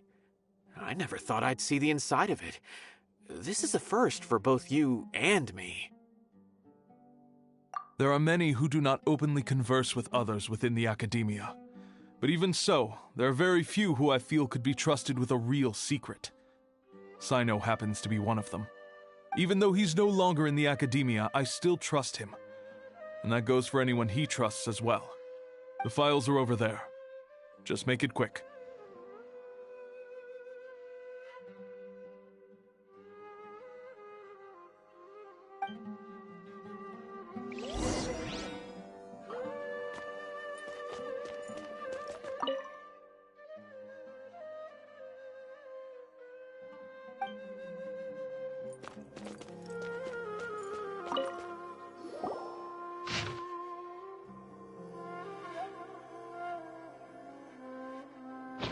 Whoa, there's a lot to read here. Have you found anything yet? Huh, it reminds Paimon of Cyno's former partner. His former partner? That would be Taj Radkani. But you're not far off. Mortada Radkani was Taj's only son. What? Taj's son went to prison for researching the Court of Desolation? Why do you sound so surprised? You're a Matra, aren't you? It's just that they arrested him in secret, so it was never publicly known. All I knew was that Taj's son was taken to prison. It's not just me. I bet even Cyno didn't know about it. No. Unfortunately, there isn't. He took his own life not long after he went to prison. You've heard about Taj, right? I know Nabil has. Every Matra knows him. I would say he's probably pushing 50 this year, which makes him one of the most experienced Matra. He is a man of integrity and honesty, and has made countless achievements. His reputation goes back a long way now. He used to be Cyno's only partner. Taj is also skilled with the polearm, so the two of them used to practice together when they weren't out on a mission. Ah, right. I heard Cyno mention that before. But one day, Taj suddenly decided to retire from active duty and transfer to an administrative position. I wonder if it had anything to do with the Mortada incident. Taj was already very well known by the time Mortada was born. So when Mortada came to study at the Academia, everyone had high expectations of him. He had to face a lot of pressure.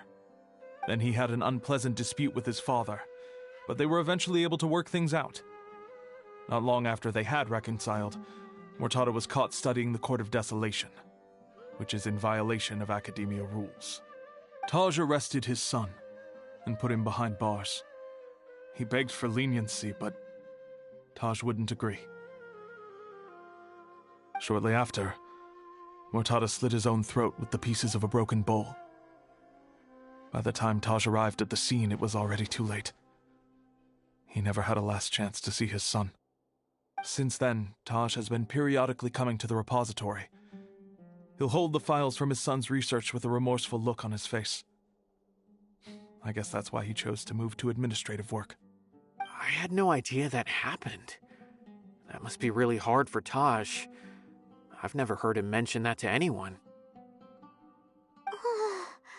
That's awful. Paimon feels terrible now. Are you okay,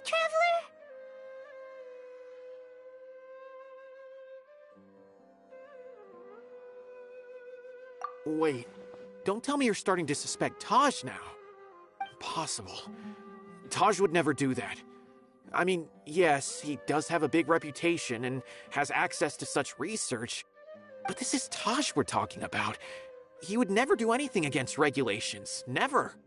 But if you claim that the canned knowledge was originating from the Academia, then Taj is indeed a suspect. Because he was the only one who could have recently gone through research files about the Court of Desolation. There are so many files about those ruins that it would be difficult to restart any research, since the 7 original researchers were put behind bars. It's hard enough just trying to make sense of these files.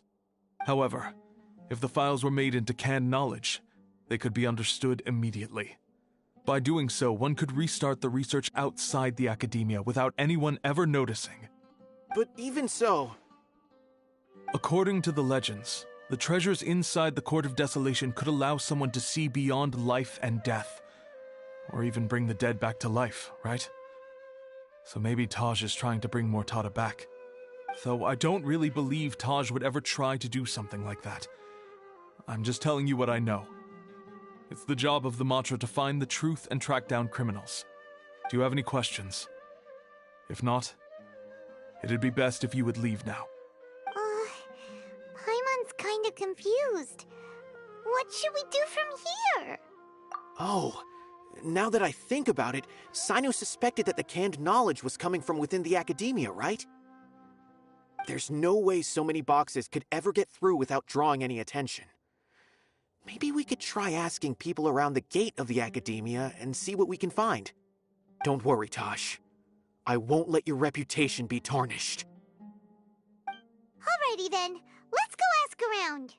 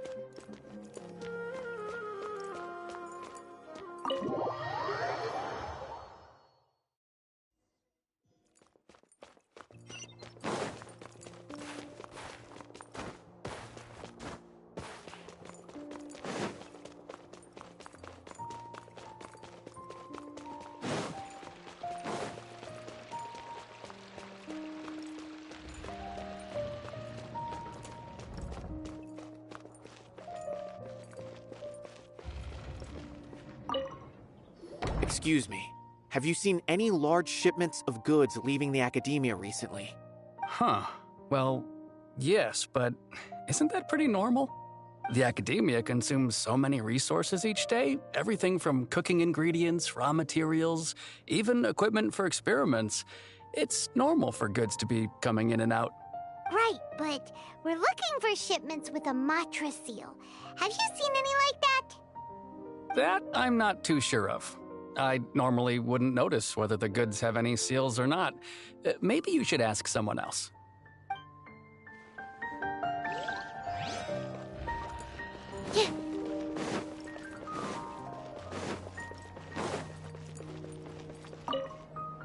Excuse me, have you seen any large shipments of goods leaving the academia recently? No, not that I'm aware of. Perhaps you could ask someone else?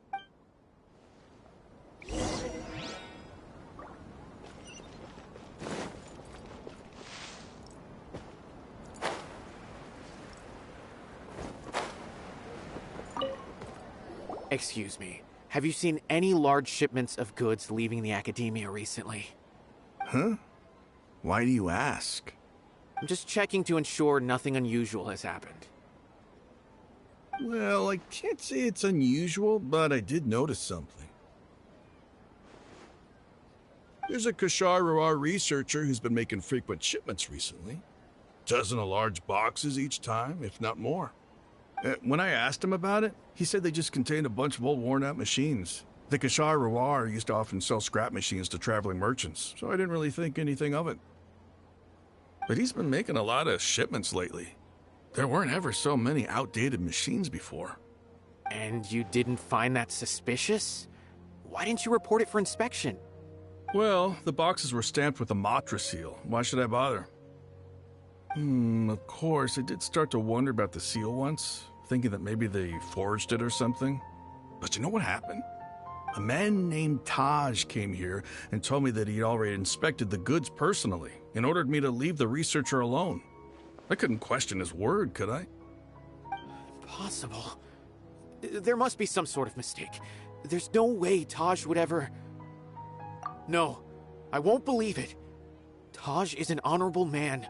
Someone must be trying to frame him. Wait, I know another Matra who works with Taj.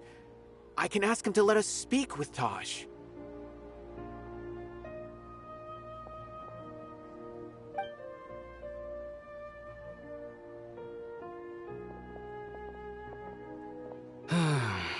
As I've already told you, I don't have any way to contact Taj. A few Eremites showed up looking for Taj yesterday, and he met with them in his office. I was standing outside of the door, and I vaguely heard them say, "Found it." Before I realized it, the door opened, and Taj left with the group of them. I noticed that he had also changed into Eremite attire. But Taj didn't come to work today, so I've also started to feel a little concerned about the whole thing. If you'd like to speak with him, maybe you can try visiting his home. He lives just on the outskirts of Sumeru City. A group of Eremites? Could Taj really be the one making all the canned knowledge? No way. Taj is just like Cyno. They're considered heroes among the Matra. There's no way that he would... Fine. Looks like there's no other choice.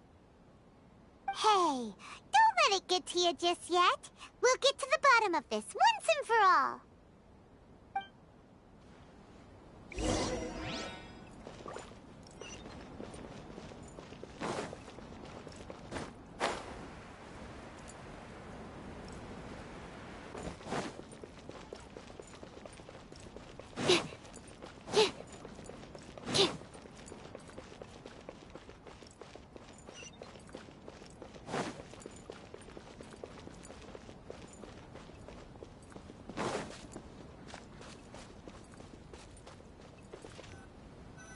So, this is Taj's place. There doesn't seem to be anyone here. Well, what should we do then? Do we break in? No. Wait, the door's unlocked. Did Taj leave in a hurry? Well, anyway, we're still not sure if he's the real culprit. Probably not a good idea to go in without permission.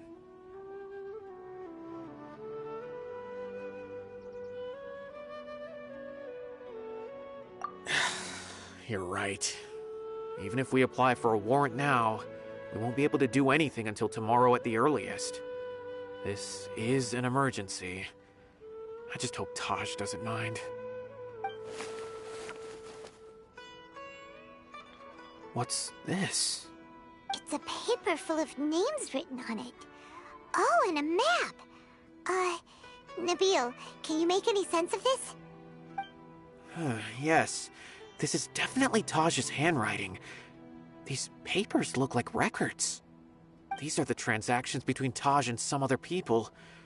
From the look of the numbers, the scale of this smuggling case is absolutely massive. The whole operation involves more than 300 people, including dozens of celebrities. These are famous scholars, merchants, mercenaries. I have a feeling that Cyno might be unaware of what he's up against. There's no way anyone could face such a large organization on their own.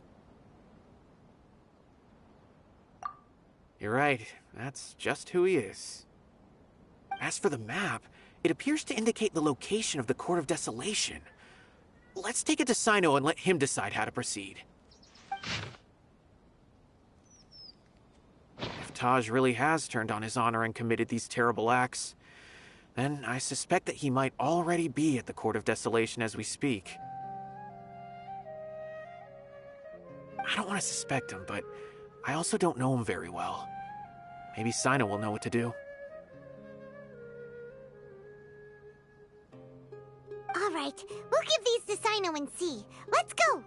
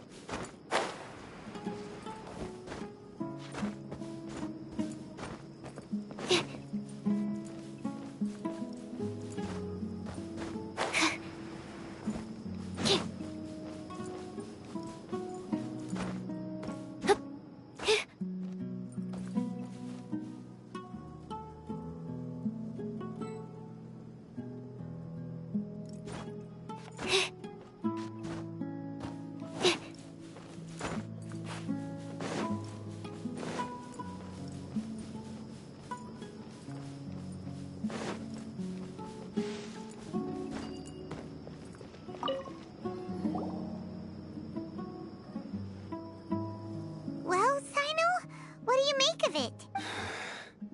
Taj. It's been a while since I last saw him. From what I remember, he is a straight-laced man.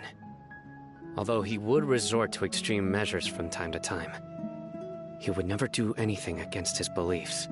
So do you think he's the one behind all this? I'm still not sure. I cannot imagine how devastating the incident with Mortada was for him. Nor can I deny the possibility that people can change, whether it's out of love for his son or for other reasons.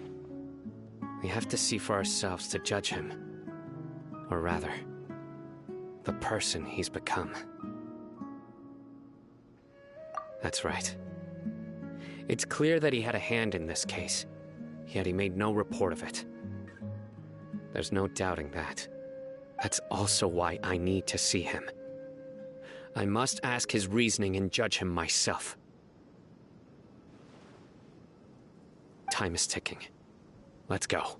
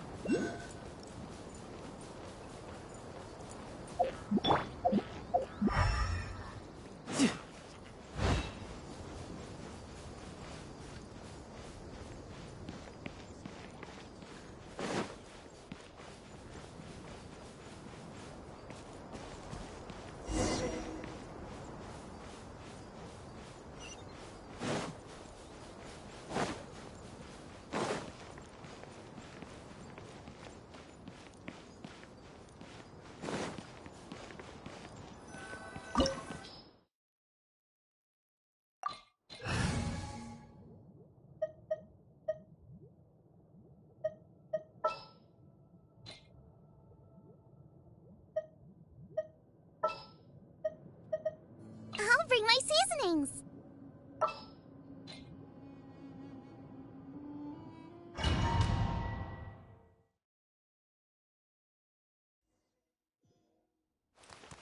So this is the Court of Desolation. Are there really any treasures buried here? Oh, Paimon's kinda nervous. Could it be dangerous? Don't worry.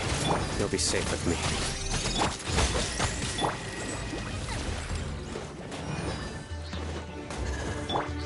Animal test 6308.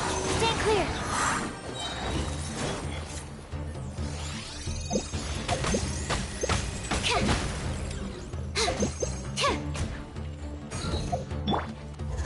Surrender!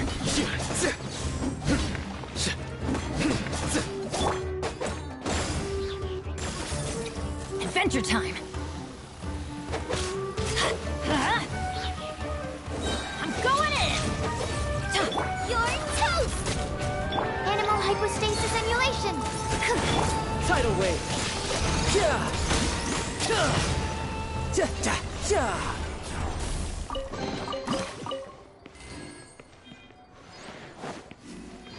Look, these walls have definitely seen better days.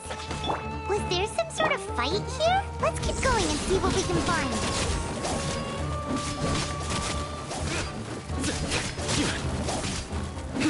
Nowhere to run!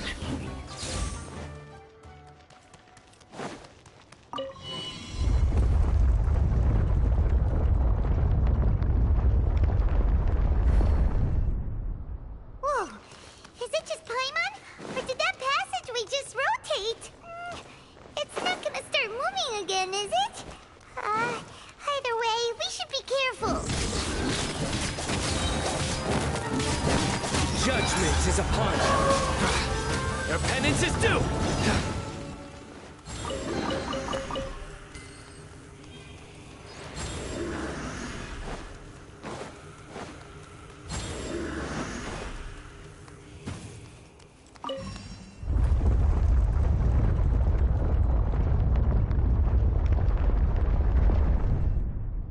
A passage!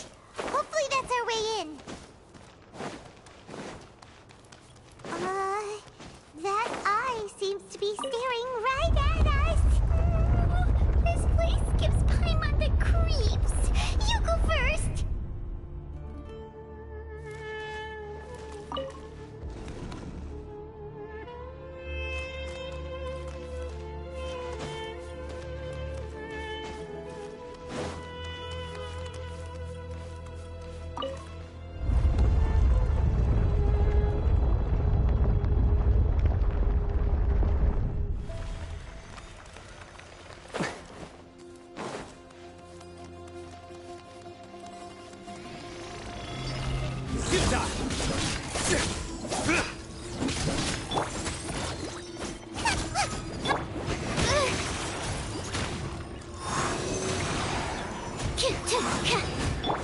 Let's light it up! Out of the frying pan, into the fire. Race you!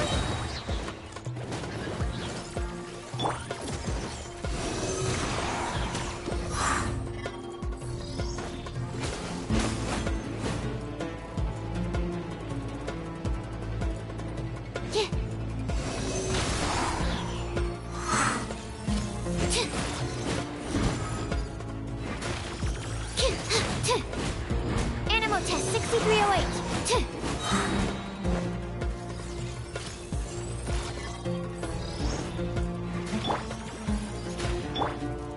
Teamwork is dreamwork! Swirl, Mark 2. Brace yourself! This is gonna hurt!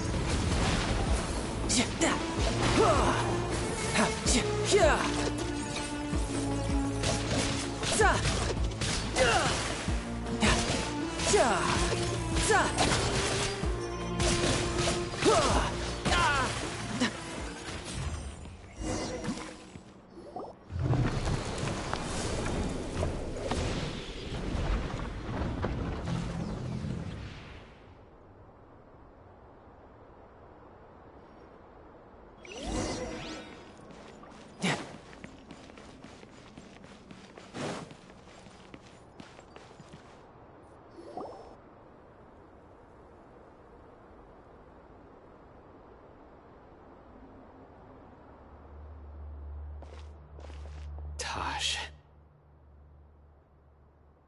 Ah, cyno. It's been some time since I've seen you last. I trust you are doing well. Seeing that you've made it all the way here, you must be on the cusp of wrapping up your investigation, I presume. Even faster than I expected. Is it because you have some new partners now? That's right. This case is nearly closed. But the most important answer still eludes me. Was it all your doing? Smuggling the canned knowledge? The research of the Court of Desolation? Yes, it was me. Then explain why. That's the difficult part. Let's just say I've changed. I've become a selfish coward who only wants to pursue his own interests. I find that hard to believe. Oh, really? Way I see it, every person will end up like me sooner or later. When you're young, you press forward, unattached, living solely for the justice in your heart. But as you begin to age, you start to become more cautious. You know many things are wrong, but still turn a blind eye to them. I was the same. I never questioned my actions until Murtada died. I could feel the justice that I once strived to uphold slowly crumbling in my heart. I was completely dedicated to all that I did, but as I grew older, I found myself feeling alone, miserable. Can you imagine what it feels like to not have the will to live, but not be able to die? Murtada was sent to prison by my own hands. I set myself on this painful path. My son hated me till the day he died, and now I must live with that pain and regret. I failed him as a father. But now I have a chance to make it right. A chance to reunite with him. The Court of Desolation. Here lies the key to overcoming life and death. The power to even bring the dead back to life. So, did you already find what you needed here? See this door behind me? Behind it lies the treasures that I seek. I'm so close, cyno. If only you hadn't arrived now, I could already have...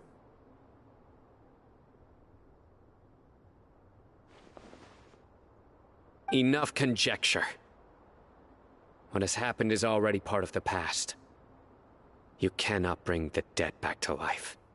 In the end, the treasures you seek are nothing but myths and legend. Since you're so sure, why don't you just let me open the door and see then? No. I sense danger behind that door. There will be dire consequences the moment you open it. I beg you, as an old partner, can you let me fulfill my last wish just this once? Surely you get it by now. Doing your job without mercy will only drive people away from you. I'm the prime example. I don't overthink things. If there is only one way for me to defend my principles, then that is the path I will take. Seems there's no convincing you. All right then. Let's see if your polearm skills have improved at all.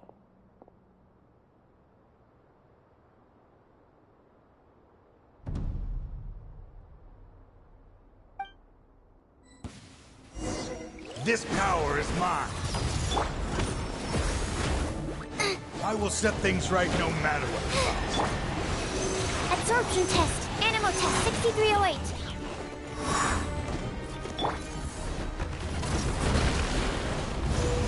Nice and spicy. Water.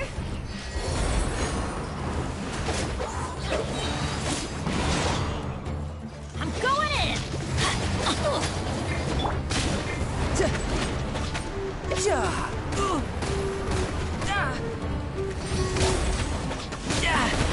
I'm quite impressed.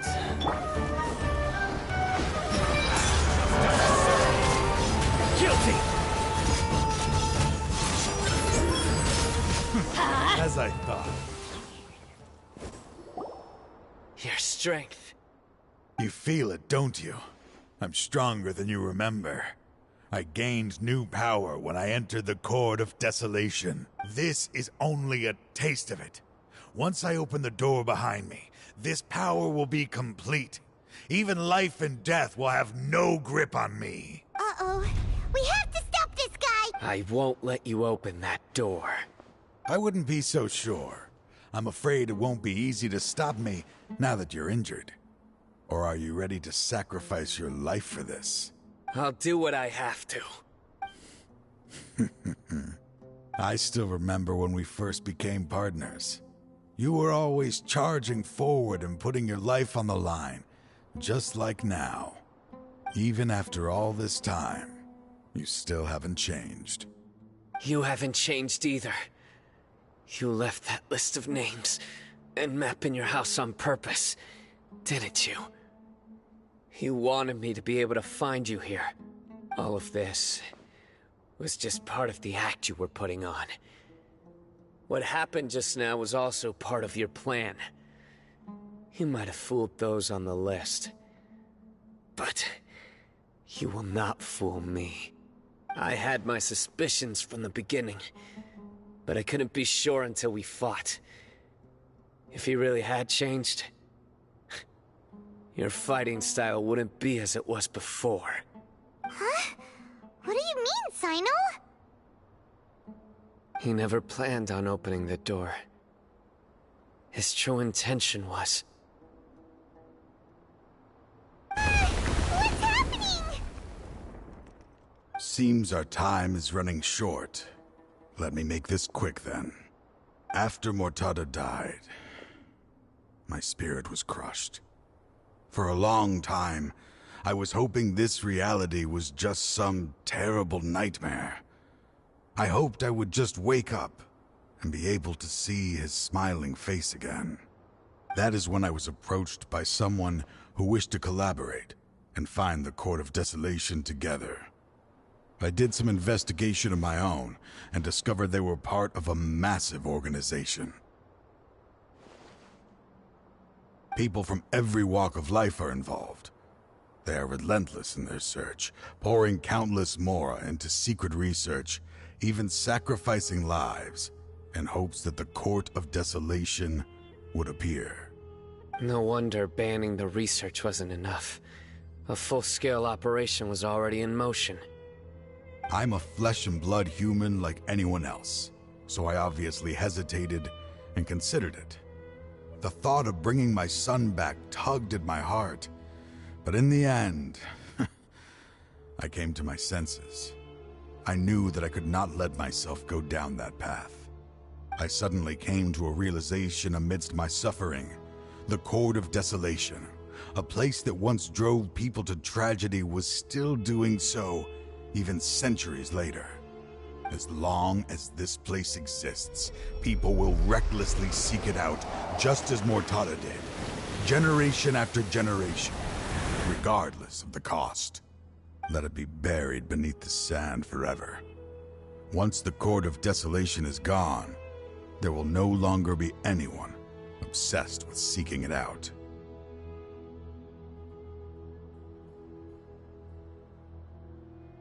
That's right. I acted as if I had abandoned my convictions just so that they would cooperate without raising any suspicion. This was the only way I could find and destroy this place. But that wasn't enough. I needed someone I could trust to bring the organization to justice. The Academia forbids the research of the Court of Desolation, so they would never approve my plan in the first place. To add to the problem, the organization is so powerful that they even have members working within the Academia. If I wished to destroy the organization, I couldn't just count on the Academia alone. So, you pretended to be the one behind all this, as a test for me. Yes. I'm sorry, but now I am assured. You haven't changed at all. You are still as you always were, fearless, and making no compromise. Anyway, this place is collapsing. You must leave now. Wait! Aren't you leaving too? There are still loads of bad guys to catch outside! His fate is already sealed. There is no life left inside him. He is like a candle with no more wick to burn.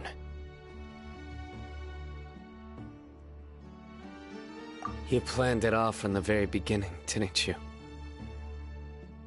Risking being treated as a traitor to collaborate with them. Sacrificing your own life to open and destroy the Court of Desolation.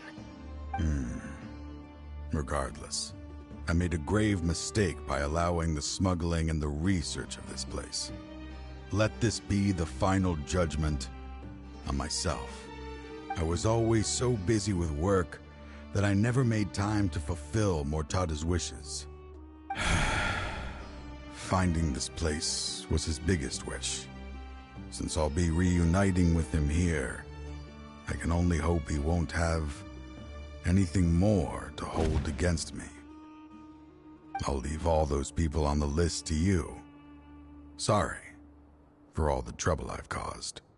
There's nothing to be sorry for. We are partners. If you see Mortada, send him my greetings. Goodbye, old friend.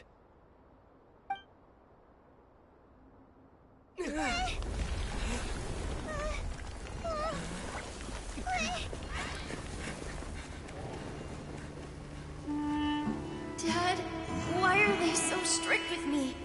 I'm always the only one who gets in trouble. Just leave me alone! Don't worry, I won't damage your precious reputation. Alright, Dad. Let's start over. By the way, I finally found an area of research I wish to pursue. Why can't you show even a little leniency? Why? Because we are Matra.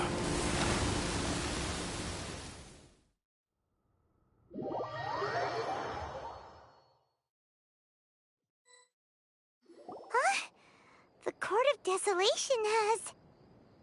Just as Taj said, that place had caused too many disasters and tragedies. Being buried in quicksand is its rightful end. To them, as long as there's Mora to be made, they will disregard the Academia's rules, whether it's the Court of Desolation or anything else. Their only goal is to make massive profits off of dangerous research. Taj may have set them back with the Court of Desolation, but it won't be long before they continue searching for another target. That's an opportunity that I will not let them have. We'll help too. Thank you, but you've already done enough. Just leave the rest to me. I will bring them to justice myself. Besides, I promised you that I would sweep away any potential danger. So, that's what I'm going to do. Wait for me at Caravan Rebop 4 days from now.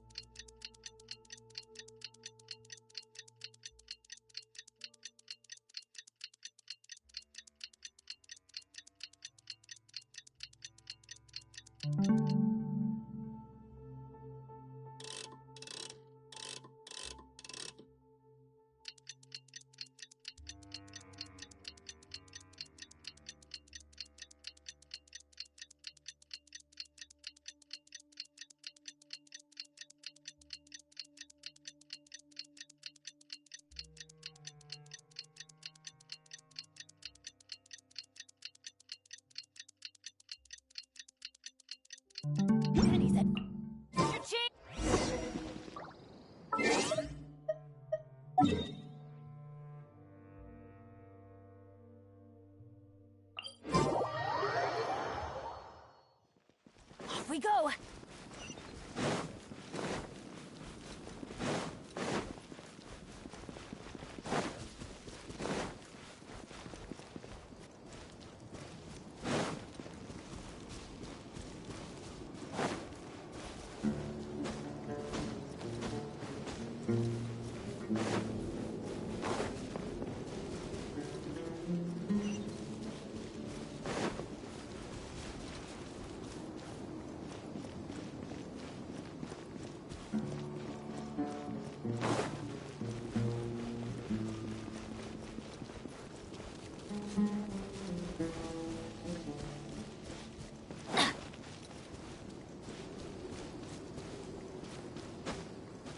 Off we go!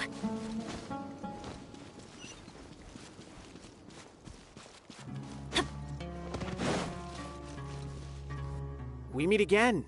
Thank you so much for all your help. Nabil, what are you doing here?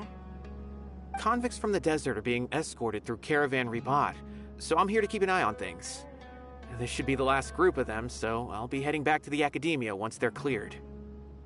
The last few days have been quite the ride, but fortunately, I can say with confidence that this case is finally coming to an end. At first, the mercenary groups on the list were putting up quite a fight. They made several desperate attempts to cover up the truth. However, Cyno crossed the desert and took out their main camp overnight. After that, people on the list started to put pressure on the higher-ups within the Academia. Everyone was on edge, and the case came to a standstill. And? Then what happened? Well, then we received word that Taj Rudkani had sacrificed himself on the case. The news really stirred up the members of our ranks. The Matra then moved together against the enemy. We cleared out the traitors from within the Academia and arrested all the researchers on the list. Some of them managed to get out of the Academia, but still failed to escape.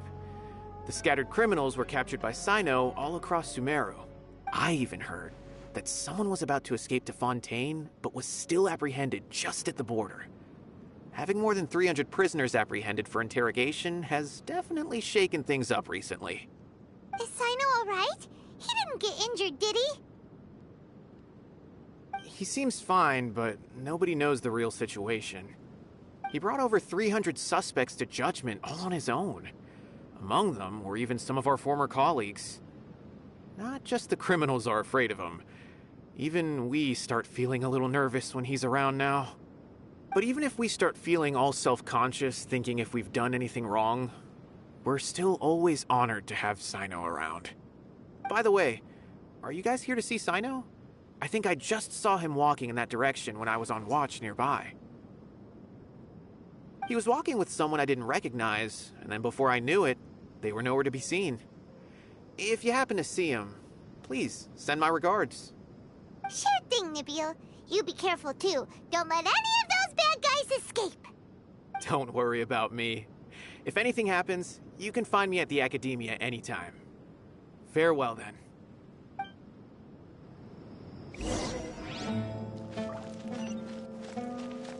Adventure time! Trying to single-handedly bring 300 people to justice must feel pretty exhilarating, but I can assure you this is certainly not the best solution.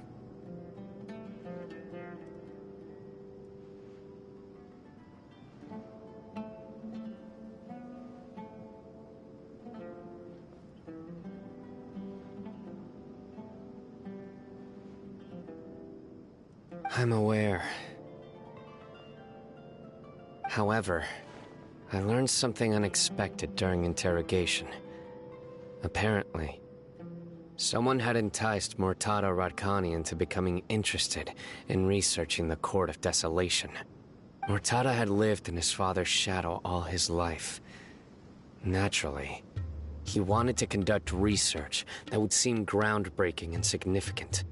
After Murtada died, the organization tried to use Taj's shame regarding his son to add him to their ranks, toying with others' minds, treating lives like dirt, and doing anything for their own interests. This makes me angry. Fine, I understand. This is a type of trap I've been working on which uses plants. Here, Take some just in case you need them next time.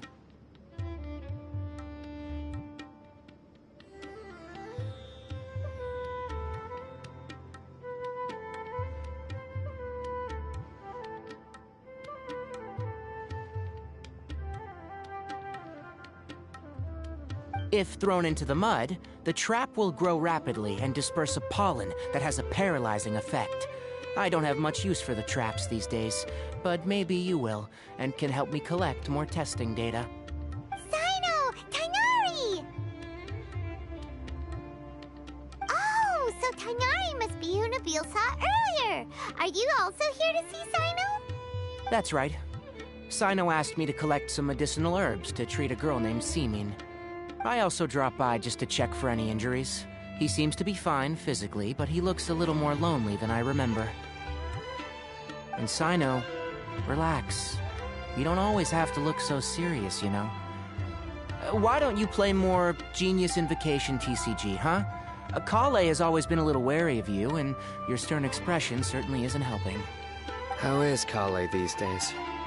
She's grown a bit taller, but her grades could use some improvement. She still made many mistakes on her last test, even after I had marked all the important content in the book for her. After some time, I plan on having her go outside more. It just so happens that I have something she can help me with. Huh? You mean Kale is leaving Avidia Forest? What happened? I've asked her to host some ad hoc lectures to teach the dangers of canned knowledge, as well as how to use it safely. Although we've apprehended all the criminals behind the recent smuggling case, there are many people who are still curious and seek canned knowledge. So, I decided to ask her to work on increasing knowledge and awareness on the topic. Please be sure to keep an eye on her. I will. If anything else happens, the three of you can find me in the Avidia Forest. Take care. I've already caught those who were preparing to attack you in secret. Even if some criminals did slip through our fingers, they wouldn't know that you were involved in the case. So you can relax. But what about you, Cyno?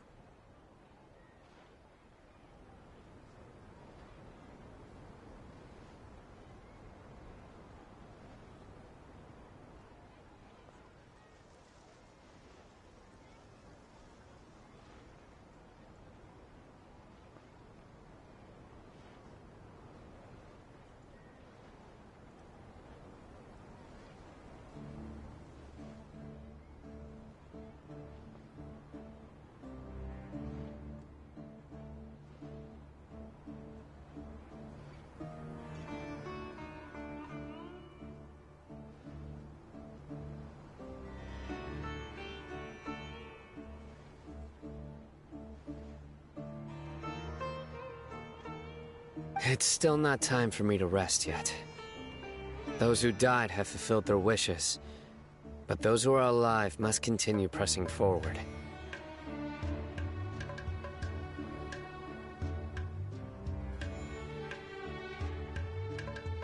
I've been thinking about what Taj said in the Court of Desolation these last few days.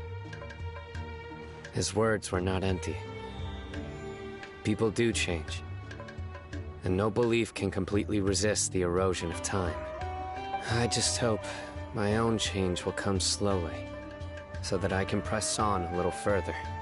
That way, those who see me as their superior, and those who are following in my footsteps, will learn courage from my example, just as I gained courage from my own superiors, and my partner. I'll be fine. I'm also enjoying my chat with you right now, you know. There are many things I feel better about once I start to talk about them. Many people want to go to the desert to offer condolences for Taj, but I didn't share details with anyone. I'd prefer to avoid revealing the location of the Court of Desolation. One day, I'll gather some flowers that grow in arid desert conditions. And then, I was hoping you'd join me in planting them on the remains of the Court of Desolation.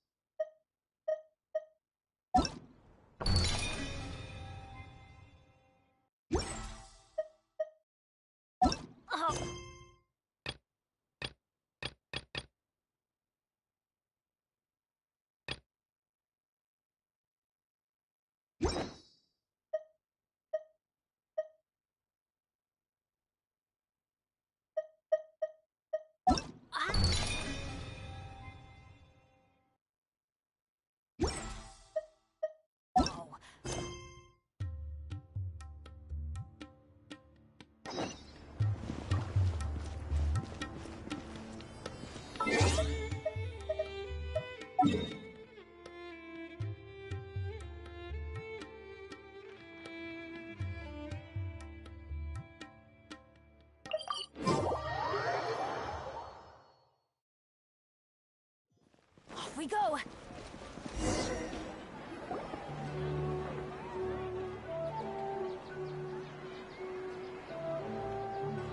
We're here, Acting Grand Sage Alhaitham. What's our next course of action? Acting Grand Sage Alhaitham? Looks like you haven't read any memos lately. The new Academia decree clearly states that even a sage doesn't have the authority to interfere with the Matra's actions during an ongoing investigation. If your superior were here, he wouldn't be asking me what to do.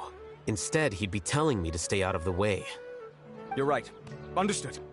Then please wait here as we lock down the perimeter and search for suspicious persons. Ilyas, please stay here. Acting Grand Sage Alhaitham, I'll have to trouble you with the protection of our primary witness. Sure. Though I'd rather he just protect himself.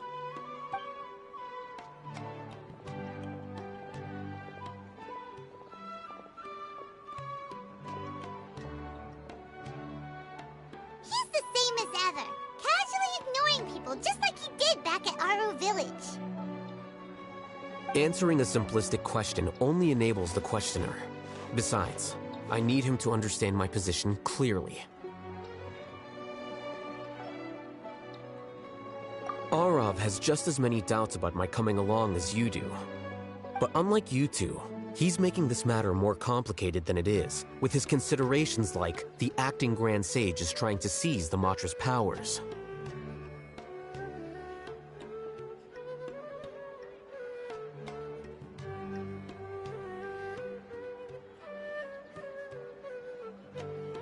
That question was obviously bait.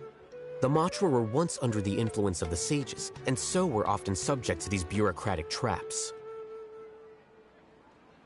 The test was strictly unnecessary, though. I hope that our exchange will assure him that I won't interfere with their work this time. Why is this so complicated? This is why I was against becoming the acting Grand Sage from the very first. Titles and rank inevitably make a lot of things more troublesome than usual. Excuse me, Acting Grand Sage Alhaitham. I've had a question on my mind, and I need to know the answer no matter what. Have we met before? No. I have no recollection of ever meeting you. Haha! I thought so too. I probably wouldn't have had anything to do with someone of your caliber. Then why did you ask? Well, for some reason I felt a sense of familiarity when I met you for the first time. Really? A misperception, perhaps. Or... Acting Grand Sage Alhaitham, we've apprehended a suspect. Siraj? No, it's the Ksharawar researcher who has dealings with him. His name is Narendra.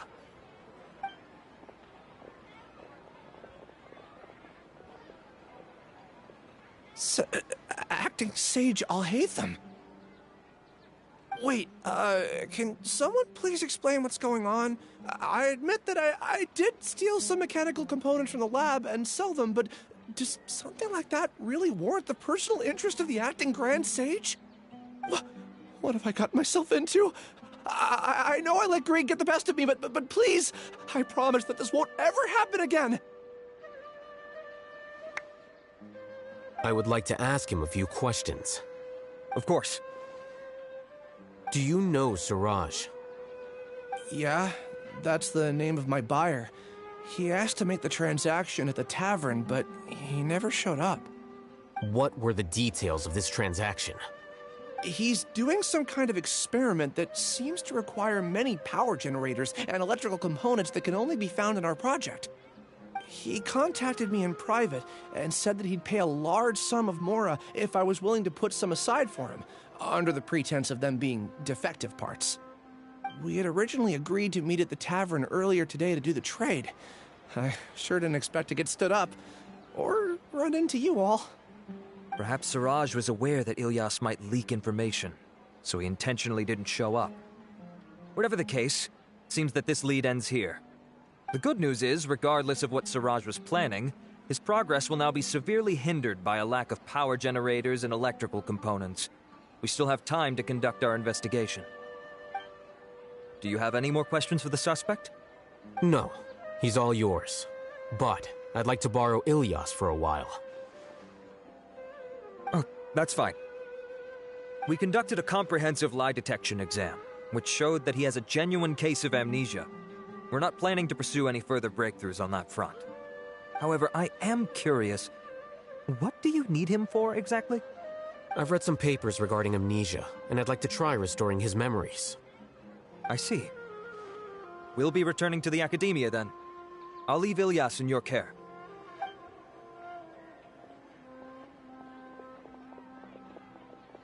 Follow me.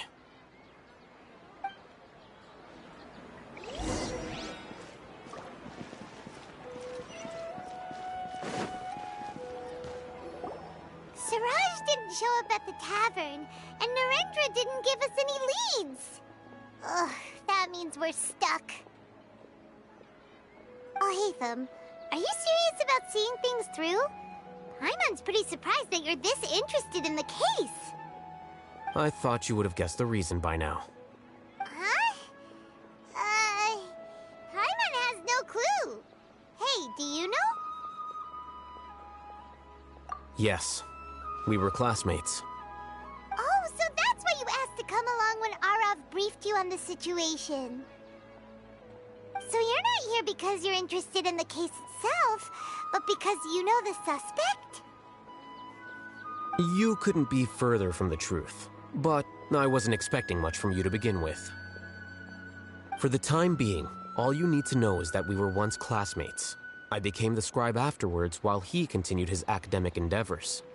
He submitted a thesis 1 year ago, and the Grand Sage at the time asked for my opinion. I did not approve of it because it committed one of the 6 cardinal sins by touching upon human evolution.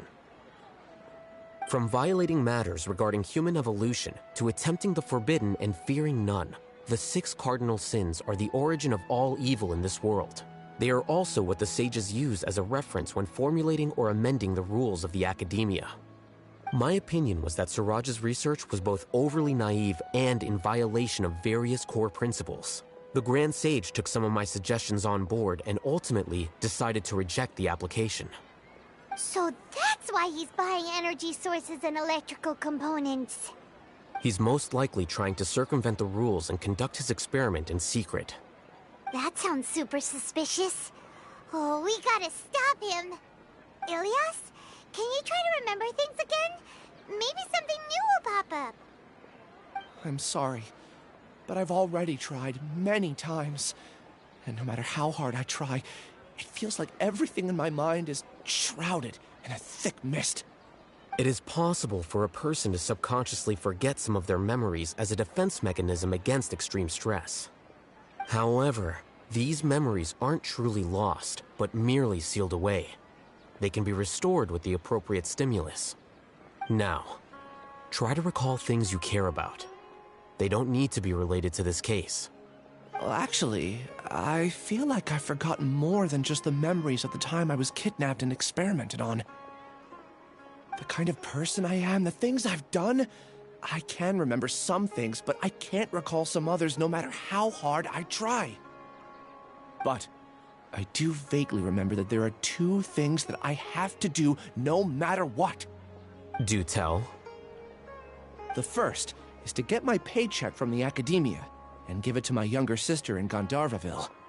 I'm not sure about the details, but it seems that I would send money to my younger sister every month to pay for family expenses. And the second thing? What's the second thing? I can't remember. Sorry, there's just so much I can't recall. Not unexpected. However, You're the only one who has seen Siraj and knows the exact location of his cave at present. As such, we'll do everything we can to help you regain your memories. Losing your memories must be really painful. But don't you worry, we'll help you get them all back. Oh, thank you so much. This feeling, it's more than just pain. I don't know how to describe it.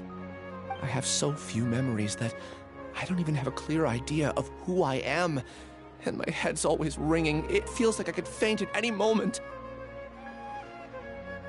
But amidst all that, it also feels like I've been set free somehow. Nevertheless, I have you all to thank for bringing me what clarity I do have right now. Now, I do remember that I worked part-time at a place in the academia called the Research Preparation Center. That's also where I got my monthly paycheck. I see. In that case, let's go and find whoever's in charge there.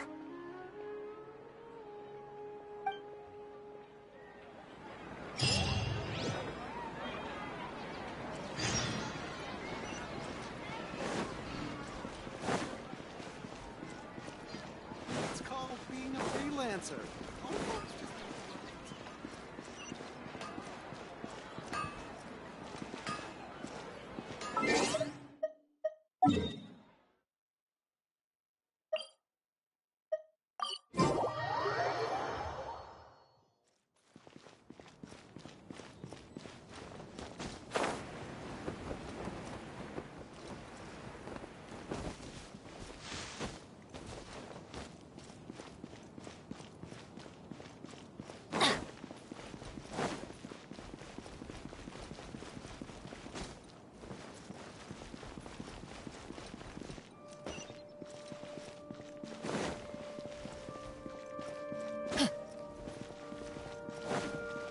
Adventure time!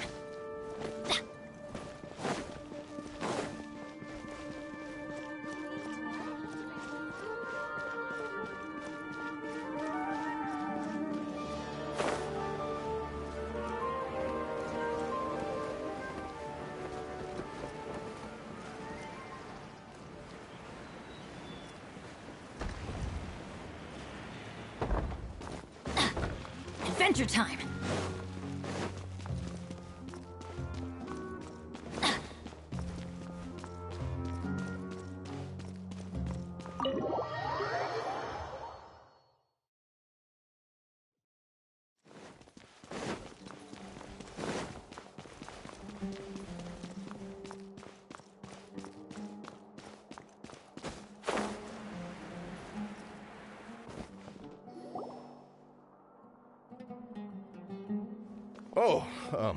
Acting Grand Sage Alhaitham.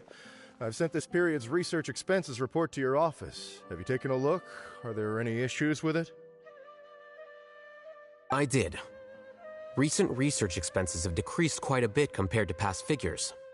Yes, though that is primarily because there are fewer scholars with research needs. But that can be a rather convoluted topic. Might I ask why you are here today? I believe you know this individual. His name is Ilyas. He worked part-time here, and he's here for his paycheck. Oh, yes, of course. Though, Ilyas, where have you been these past few days? That was our busy period, but then you disappeared without a word. Everyone had to pick up the slack. I'm sorry, something unexpected came up. But I know I've caused trouble for everyone. Is there anything I can do to make up for it? The other researchers have more or less finished your share of the work. However, there is one thing that is yet to be settled. Do you remember Chandra? You were in charge of following up on his off-site research application. He retracted his application a few days ago and canceled his off-site project. He's the 12th person to retract a research application this month. I'd like you to ask him why he did that. Chandra is probably having coffee at this hour, so you can find him at the cafe. Understood. Then, about my paycheck.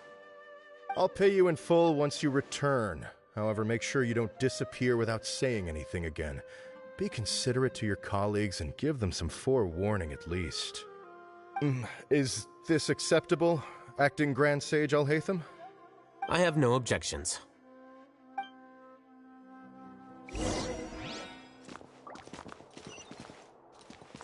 Adventure time!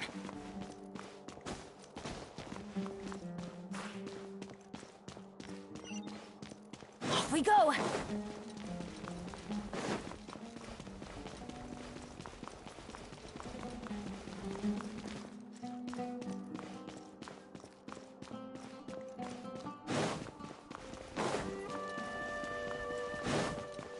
Adventure time!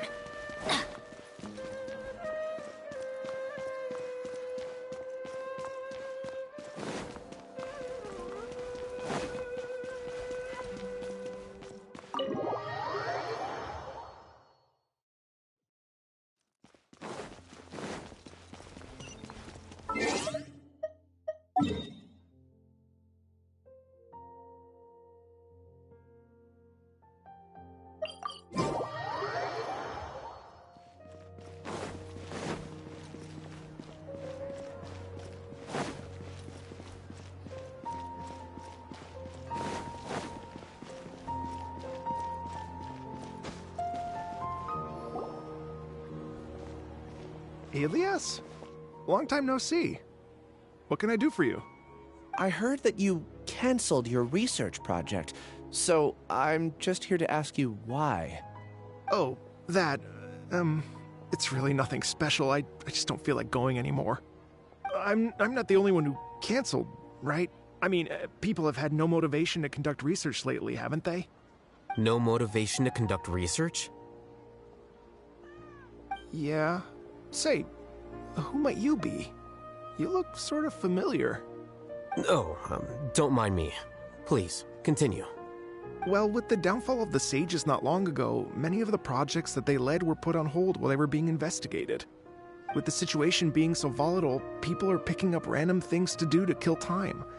No one wants to risk starting any new research until it's clear how things will pan out in the future. When you say how things will pan out, you actually mean what the new sages would have interest in, right? Wow, talk about blunt. But that isn't the only reason for the lack of motivation to start new research. So what are the other reasons? Well, because the Akasha terminal shut down. I'm sure you're all aware that we require all kinds of knowledge to perform any of the research we do. Back then, the Akasha would respond to any of our requests for the knowledge we needed. It was beyond convenient. We didn't have to spend an extended amount of time studying, so we were able to immediately run various tests and experiments. I see. You get it, right? After having had a taste of something so amazing, who can be bothered to manually sift through data and files ever again? There are only a handful of people at the academia who are starting new projects or performing research. Most people are like me, waiting for a recognized researcher to start a project before immediately applying to join. Although our names will be further down in the paper, we'll have a much easier time. We don't have to do most of the mental heavy lifting. All we have to do is focus on our assigned tasks.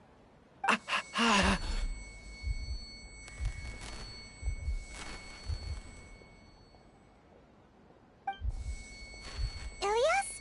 What's wrong? My head... it hurts!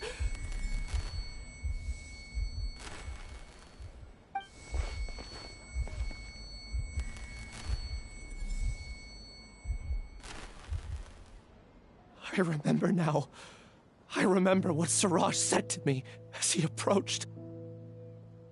You will become Siraj number 36. Fuse yourself with a consciousness under my control. Think only in accordance with a set module, like a worker bee in a beehive. Paimon doesn't get it. What does that even mean? It's what Siraj was researching and the topic of the thesis he had submitted. Collective consciousness and the path of evolution.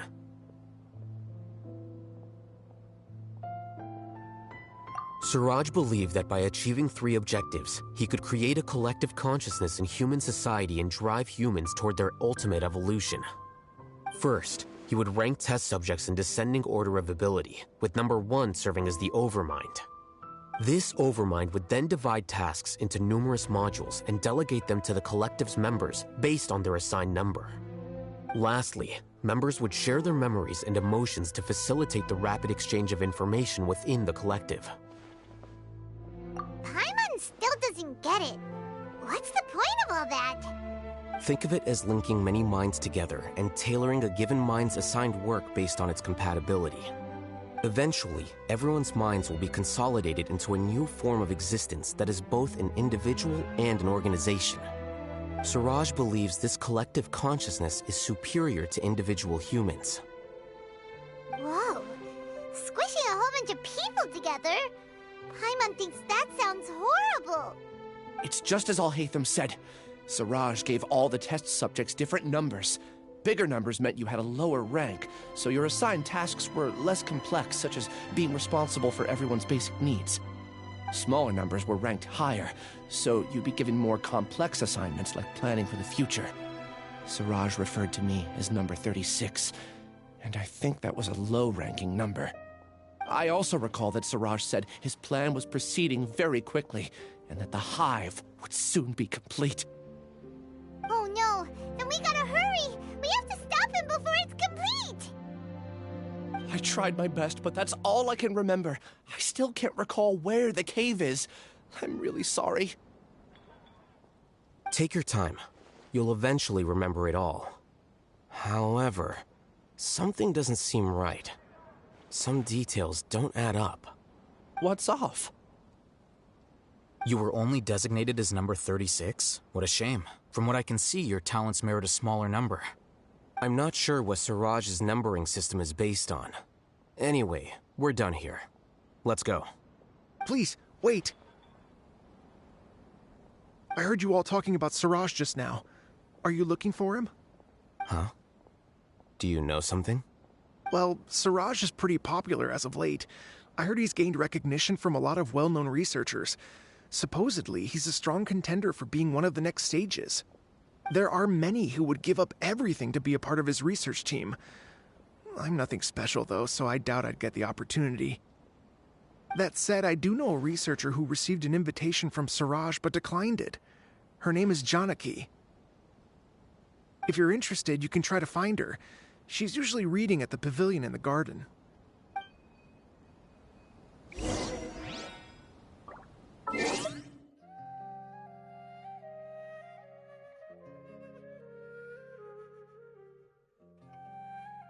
BRB.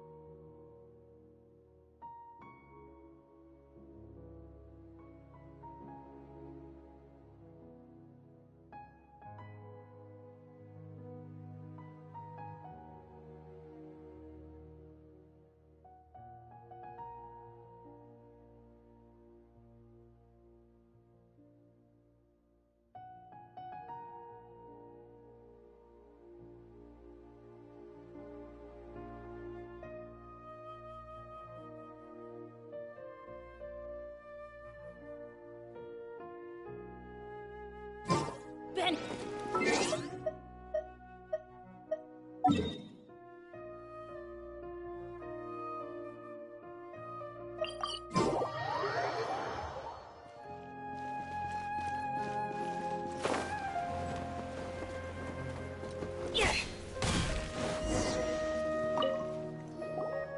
Are you Janaki? We'd like to ask you a couple of things about Siraj. Ilyas? Do you know me? I'm sorry, but I don't recognize you. Are you playing dumb with me? No, I'm not. I actually have amnesia, so I've lost a lot of my memories. And? Are you trying to say that I should forgive you just because you've forgotten what you've done? Or are you using the acting grand sage as backup to settle things with me? The two biggest loners teaming up. What a terrible thought. That's enough. There seems to be a dispute between the two of you, but I have no interest in that. I heard that Siraj once invited you to join his project. Is that true? So, what if it is? Siraj did extend an invitation to me, and I was also interested in his project. I think it was about collective consciousness or something. Anyway, he said that I could be number 45. I refused because I thought that rank was too low. No one wants to be placed at the bottom. Certainly not me. Ilias is number 36, and Janaki was supposed to be number 45. Ugh, just how many people did Siraj have his eyes on? Tell me, did Siraj tell you how he assigned numbers? Yeah. Remember how the sages took advantage of the Akasha and extracted Yana energy from our heads back then? They left a document that records the amount of Yana energy that the Akasha had extracted from each person. I don't know how Siraj got his hands on that document, but he used it as the basis for his numbering system. I see. He believes that this data can be used to evaluate a person's computing power.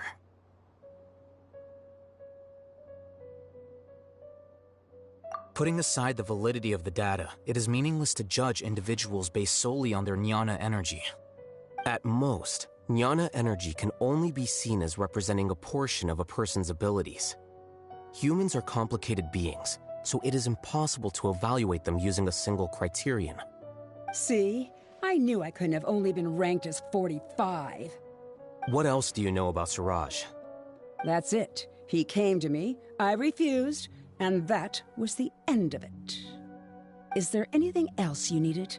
If not, I'm out of here. I've had enough of this eyesore. Please, wait. I still want to know what I did in the past. You really forgot? I swear, I don't remember anything. Paimon can vouch for him. The mantra also said that he truly lost his memories.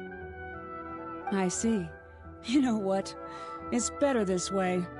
I get angry just thinking about it, so I really don't have the patience to fill you in. All you need to know is that you got a lot of people in trouble back then, including me. That's all I have to say. Goodbye.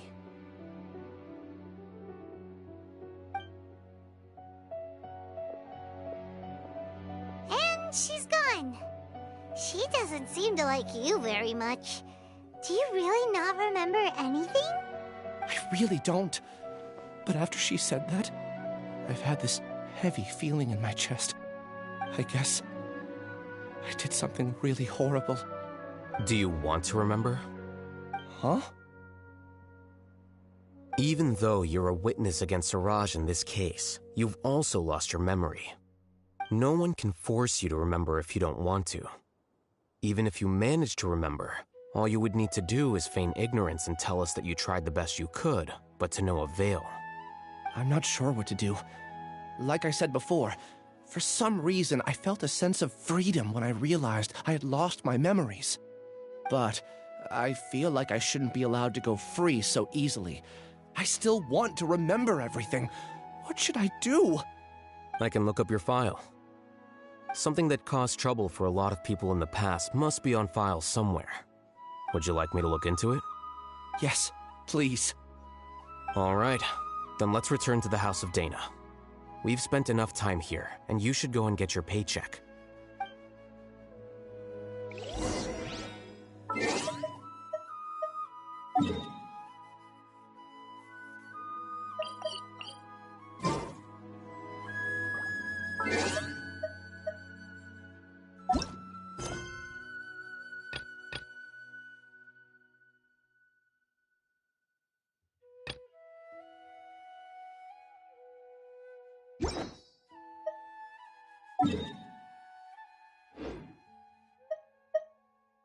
Benny's a...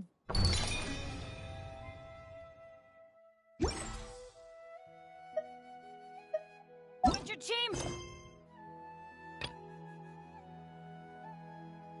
Sam!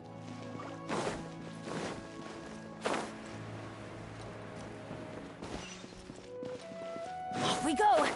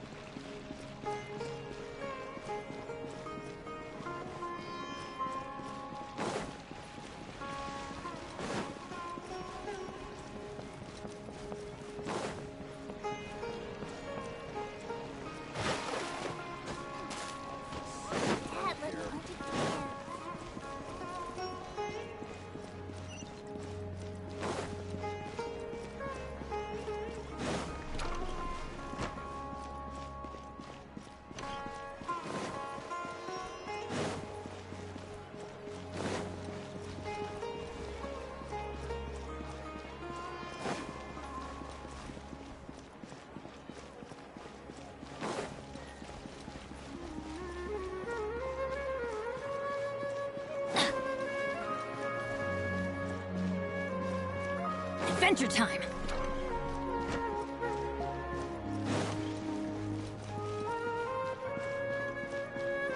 Off we go!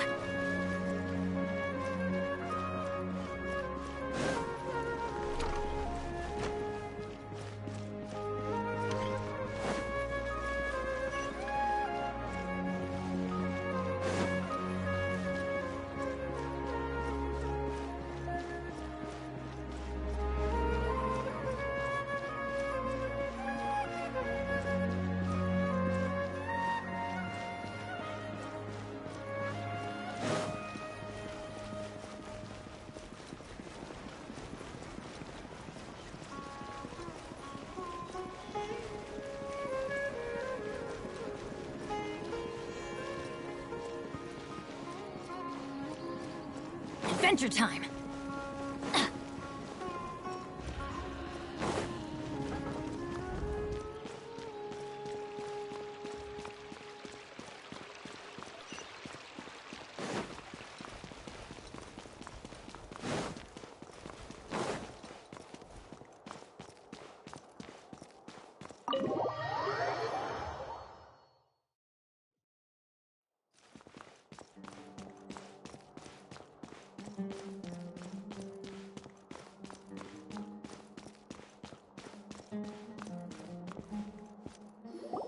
Let's split up for now.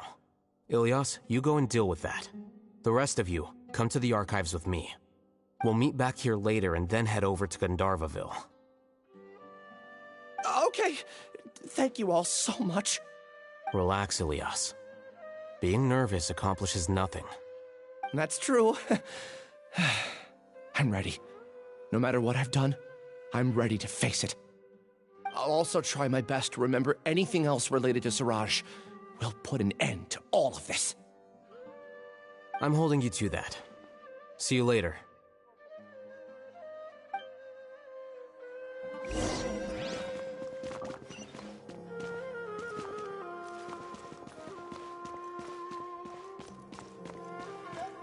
Off we go!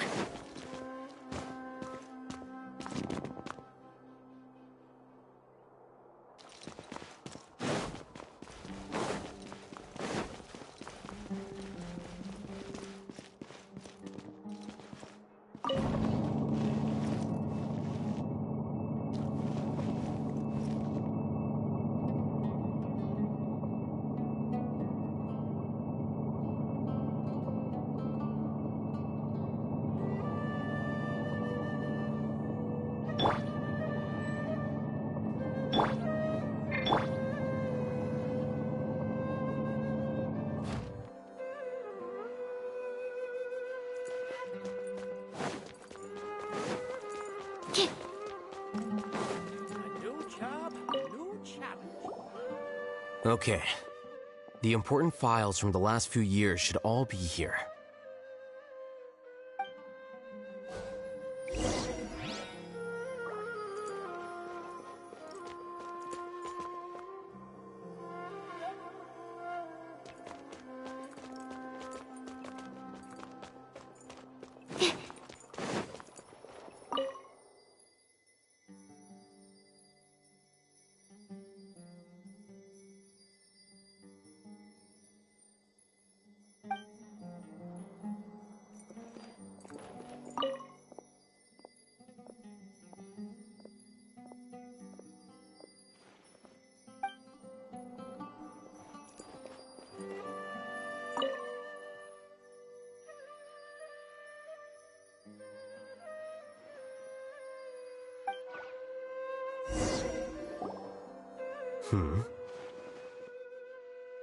What's wrong? Nothing. Anyway, I found Ilyas's file. Let's meet downstairs.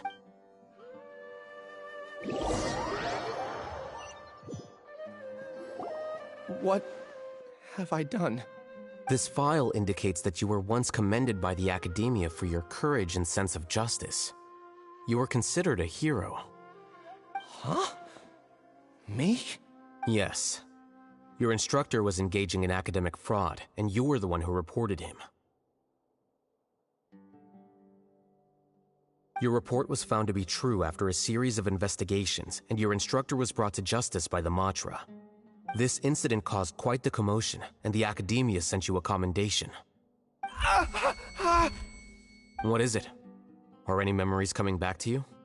No, it's just... my head feels like it's being ripped apart again. It hurts. Did I seriously do that? Then why? Let's put this matter aside for now. It isn't directly related to Siraj, so there's no need to push yourself over it. I'm sorry.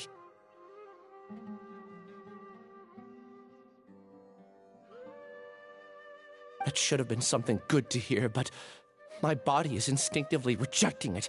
I feel like I'll black out if I try to remember. Take it slow. Recovering memories is no easy task, especially when it involves memories that you don't want to remember. Just do what you think is right. Thank you. I'm not sure how you're so calm and composed all the time, but it does make me feel more confident about the situation I'm in. Let's head to Gandharvaville and deliver Ilyas's paycheck to his sister. Come on!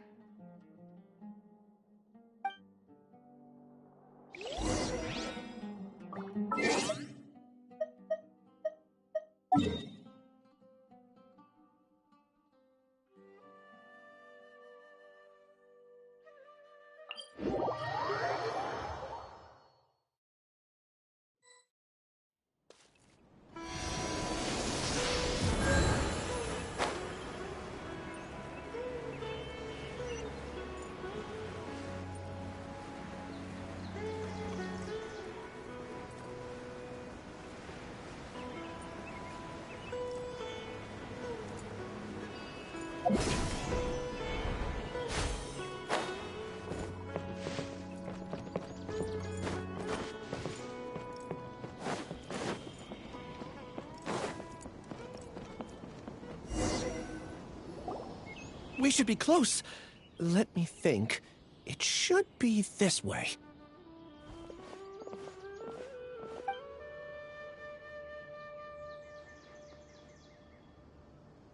Ilias, what are you doing back here?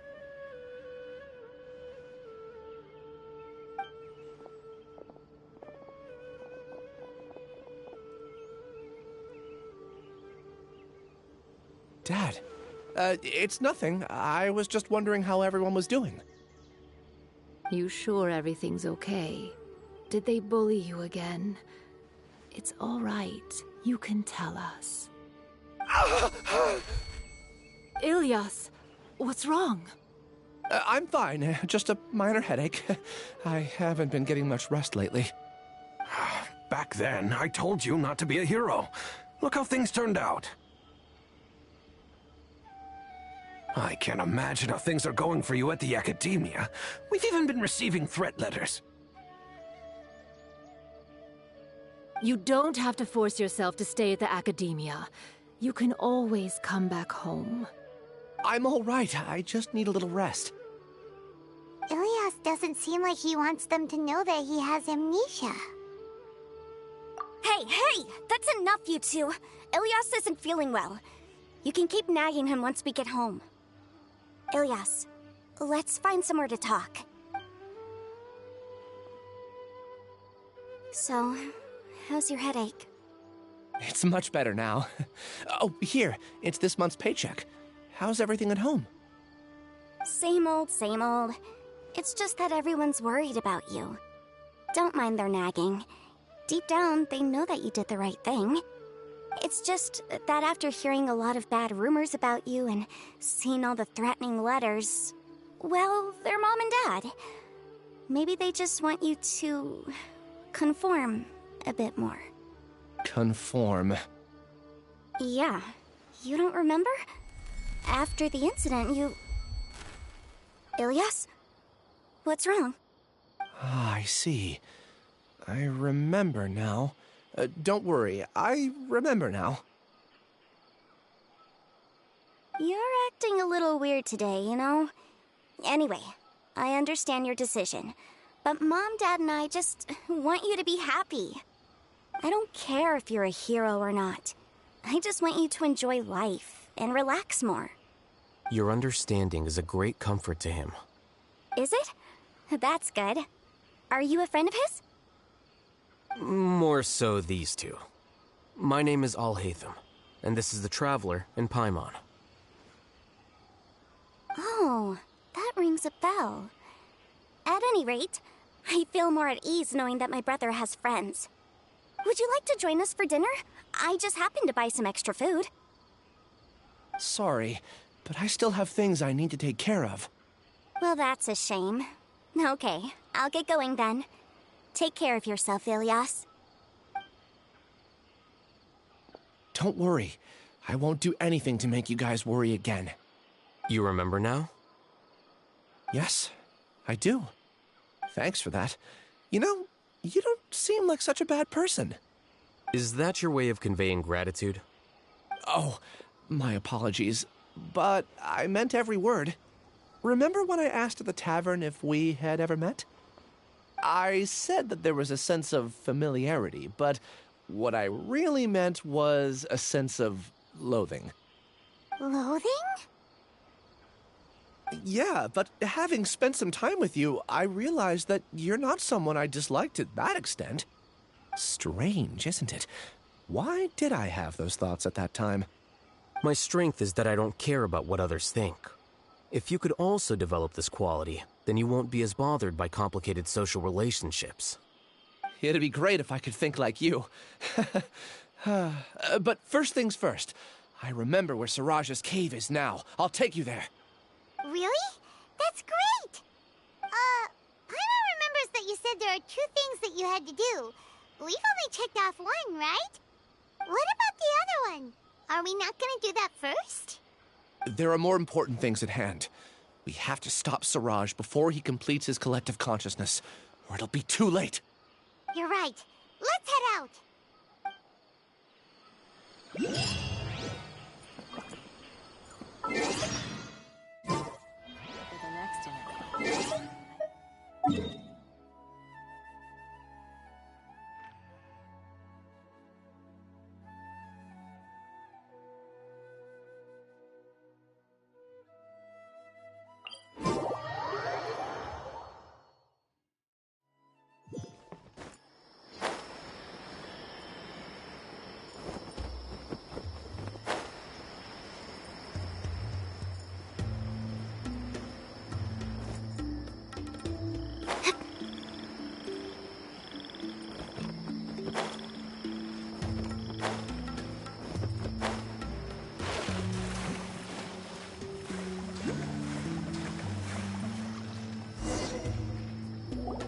This is the place. It's so well hidden. But there's nothing spooky about it. Let's go inside and take a look.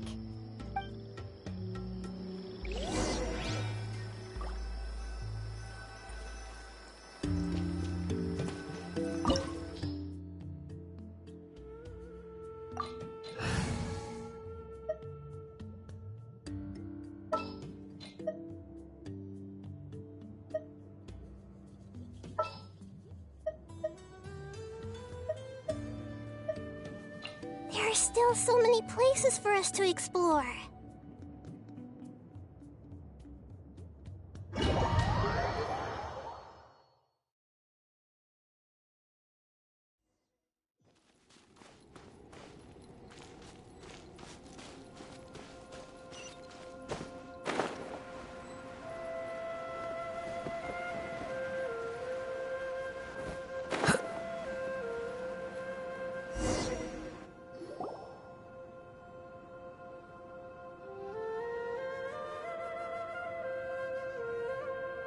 Weird. It's bigger on the inside than Paimon imagined. Are you sure it's still a work in progress? Ilias, do you remember this place? Huh? Ilias! Where'd he go? I don't sense him nearby. Did he get separated from us? Should we wait here or turn around and look for him? There's no need for that. Let's keep moving. Alright. We'll continue in and see if he catches up to us.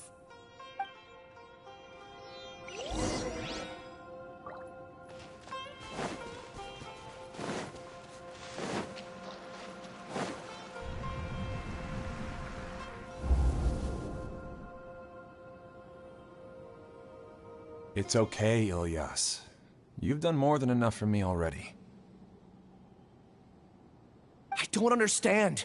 Everyone knows that Johnny is stealing your research. Why is no one willing to go public with the truth?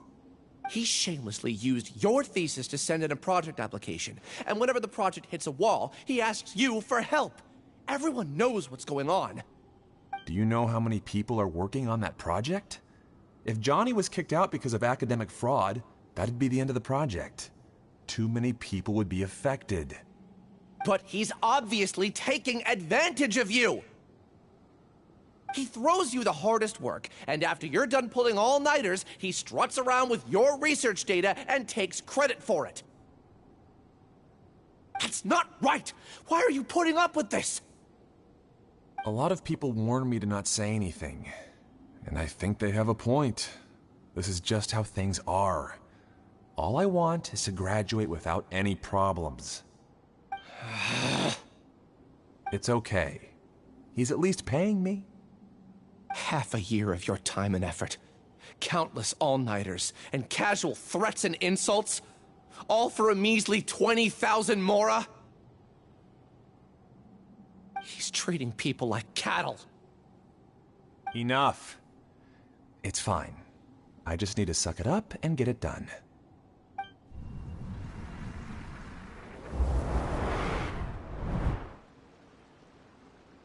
What's the matter? Huh? You could read minds this whole time and you never told Paimon? Of course not. I was also able to see those memories just now. They were probably the ones that leaked out while Ilias was connecting to the collective consciousness. Connecting collective consciousness? It's clear that this place isn't a work in progress. The hive has long been finished. The Collective Consciousness project is already complete, and Ilias is now returning to the Collective. Not entirely. Keep walking and you'll see why.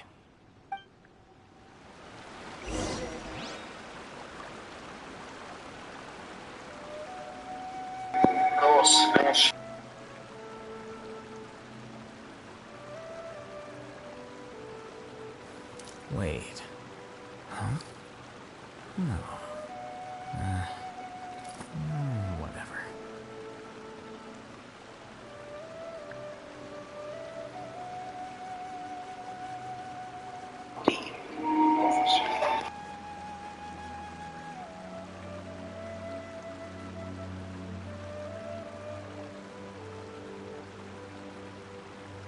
Book learning alone is not enough to cultivate intelligence. All those scholars in the academia are prime examples.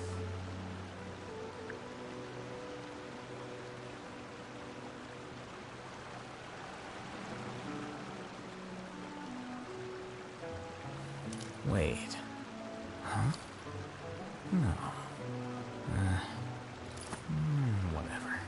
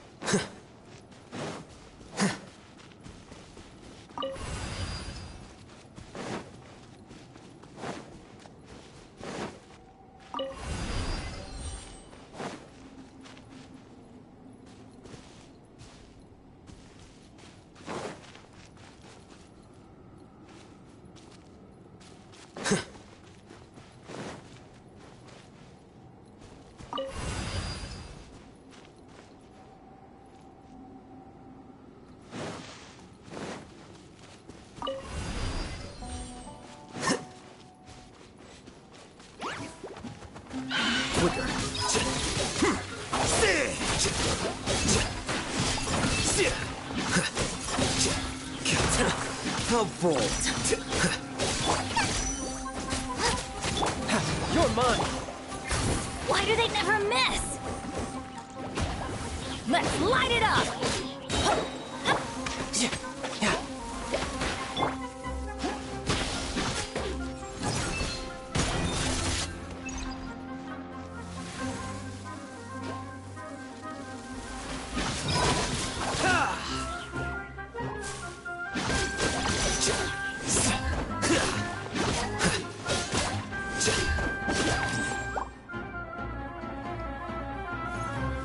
Here you are.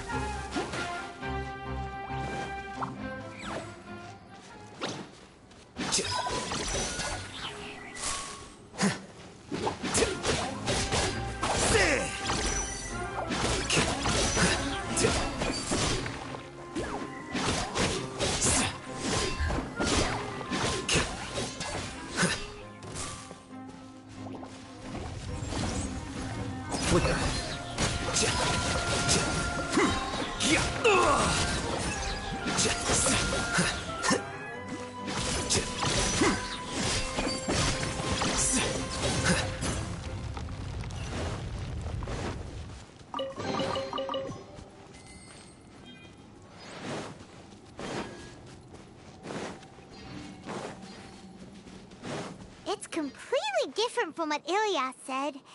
This place looks like it's been done for a while.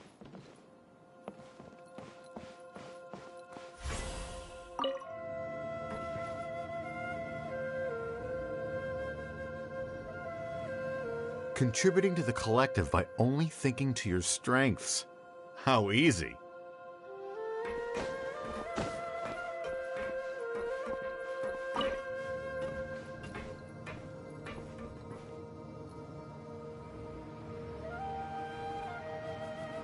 I'll hate them.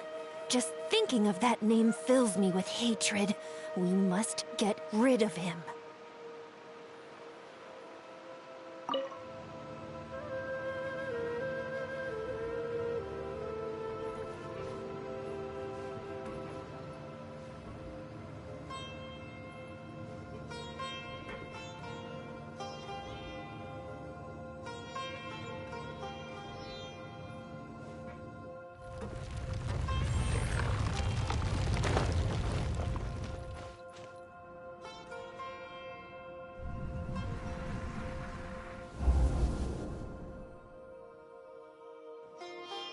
An entire year's worth of work down the drain. And for what? Your reputation? Do you have any idea how many people you've brought down? You could have played hero any time, so why couldn't you have waited until the project was complete? I don't understand what you guys are saying. Are you saying you don't care that Raju jumped to his death? It's a shame. What happened to him? I thought he was stronger than that. Everyone has been working hard to complete the project. He could have endured for a bit longer, but he chose now, of all times, to... In any case, we're done with you. Because of your recklessness, the Matra are putting Johnny on trial. This project is done for. None of this affects you at all. But do you know how many people, myself included, needed this project to complete their studies? Now our futures are up in the air. If worst comes to pass, we might not be able to graduate. Do you understand now? I'm sorry. There's no need for an apology. It's not like I'll accept it anyway. You'll pay for this.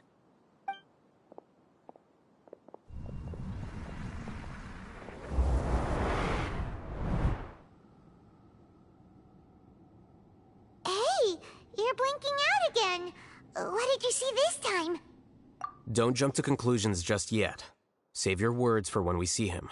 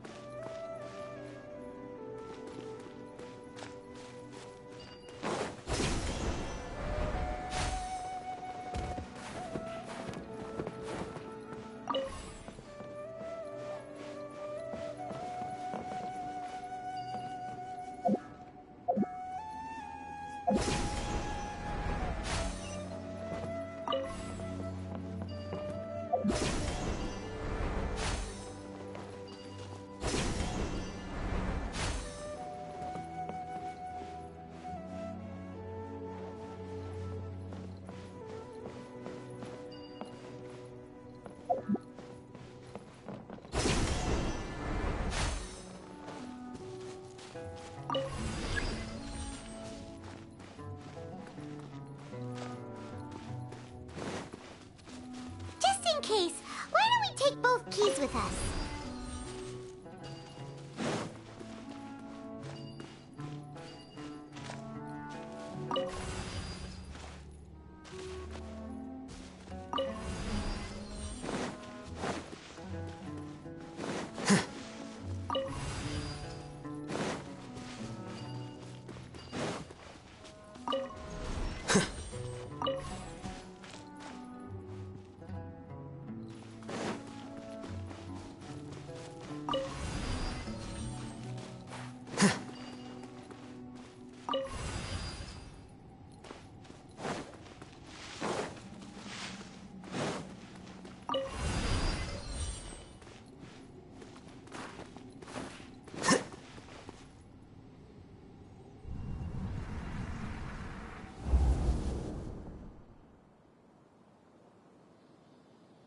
Alias, this is all very strange.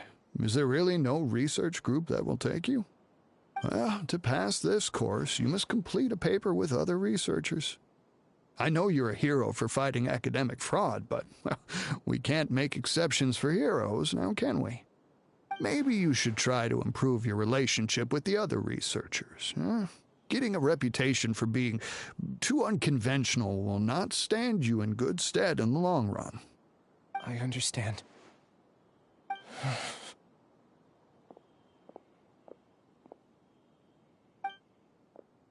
You seem troubled. Who are you? Where are my manners? My name is Siraj. Siraj? I've heard of you before. Do you need something from me? The world hates people who don't fit in. I imagine you've had your fair share of trouble. After you reported Johnny for academic fraud, you were ostracized and shunned. Even your family can't understand your actions. However, I'm working on some research that will help you merge into a collective. That way, your life won't be so dolorous. How about it? Wanna have a go?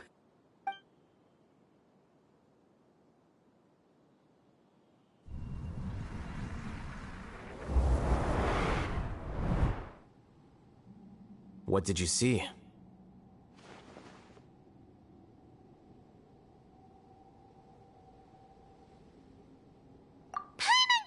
It! He really did trick us! That giga jerk! No, Siraj is the real giga jerk here. Ilias is just a regular jerk. Ooh, Paimon's so mad! We're gonna find him, and we're gonna make him explain himself!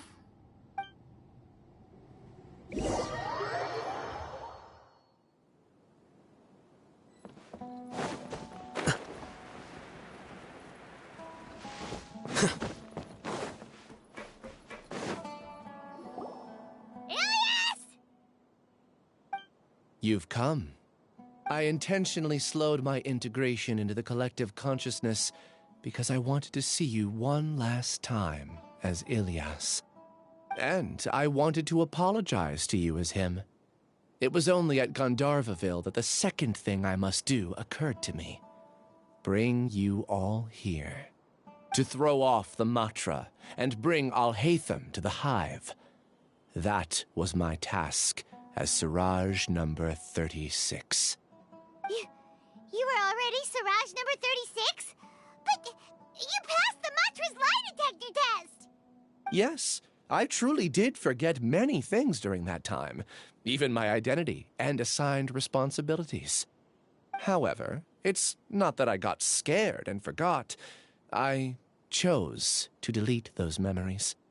It's difficult to fool Alhaitham, so I had to create the perfect guise for myself. And the best guise is when you believe your own lies. Correct. I only told you that the hive was incomplete because I had deleted my memories of its completion. It was finished a long time ago. Before I left, I was already living as number 36. Now, I choose to return to that identity. Only here can I be truly free. That's all I wanted to say. After I enter this room, my consciousness will merge back into the collective. And so, this is goodbye. Is this your decision? Yeah, the person we know is Ilias, not Siraj number 36. The outside world is painful sometimes, but Paimon doesn't think that's a reason to run away. Do you need more time to consider, Ilias? Hey, who are... That is Siraj. So you're that giga jerk! Giga jerk? How bold of you. Have I done something to offend you? You! I modified Akasha terminals to allow users to share memories and emotions. Then, I recruited researchers from the academia to build a collective consciousness. I assigned numbers to everyone and divided the experiment's tasks amongst themselves.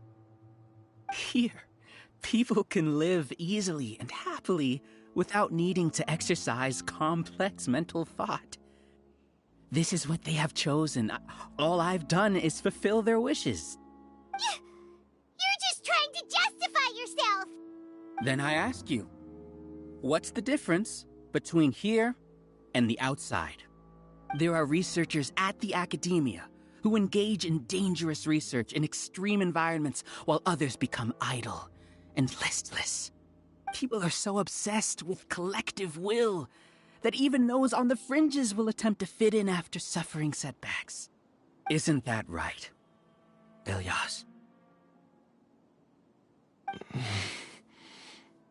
There's no need to deny this, as it is fact. It is natural for social creatures to congregate together. And the terminus of conformity is a collective consciousness through which even an ordinary bee colony can become a powerful swarm.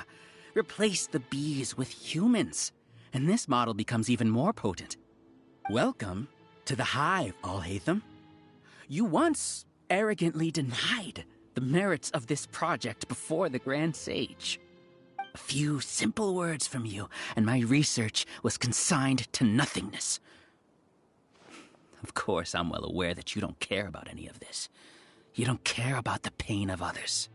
But I didn't give up. I made my thesis into reality. When we arrived, I noticed many empty rooms in the hive. Oh, you noticed that? Then can you guess where their inhabitants are? The answer is the academia. They're executing another phase of the plan. The plan to install me as a sage. The collective consciousness links all of us into a single mind, showcasing our individual strengths as we work together. We are able to execute complex undertakings while instantaneously modifying our strategies in response to unexpected situations. Everything has been proceeding smoothly. You are our biggest obstacle. With you out of the way, I'll use my growing influence to turn the collective consciousness into a legitimate study. The project will snowball until ultimately everyone will be part of my hive. No. The hive will be in control, and it will lead the academia towards a new future. We won't let you do this! What can you achieve with mere words? You weren't even able to change Ilyas's mind. Return to the hive, number 36. Yes. Wait! Don't go back! Look! There are lots of people out there worried about you. And you aren't an outcast. Aren't we your friends? That's easy for you to say, given that you're travelers. Will you two continue to stay at the academia? When you leave, tragedy will repeat itself. Return, number 36. You know as well as I do that comforting words don't make life any easier. Ilyas? Why? You two are just as arrogant as Alhaitham. You think that everyone should be like you and live according to their own truths. But you don't realize that most people simply want easy lives. I allowed number 36 to leave the hive without his memories only because I knew he would eventually return. This proves that I know more about human nature than you do. Alhaitham, do say a word or two. I will consider them as your last. I made those words quite clear a year ago. The model you presented was extremely unstable. No amount of garish packaging will change its fragile nature.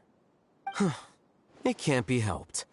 If you were clever enough to realize those problems, then you would have been aware that the hive changed when Ilyas returned to this collective consciousness of yours.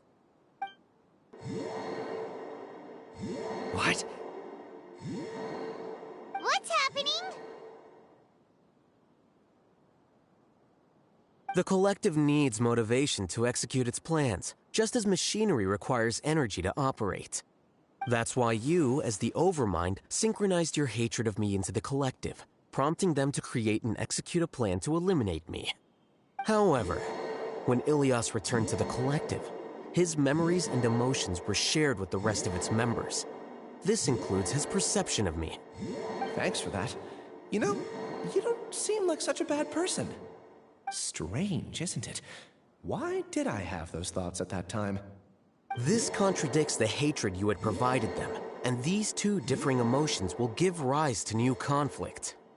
So that's it. Wait, so you knew that Ilias would return to the hive?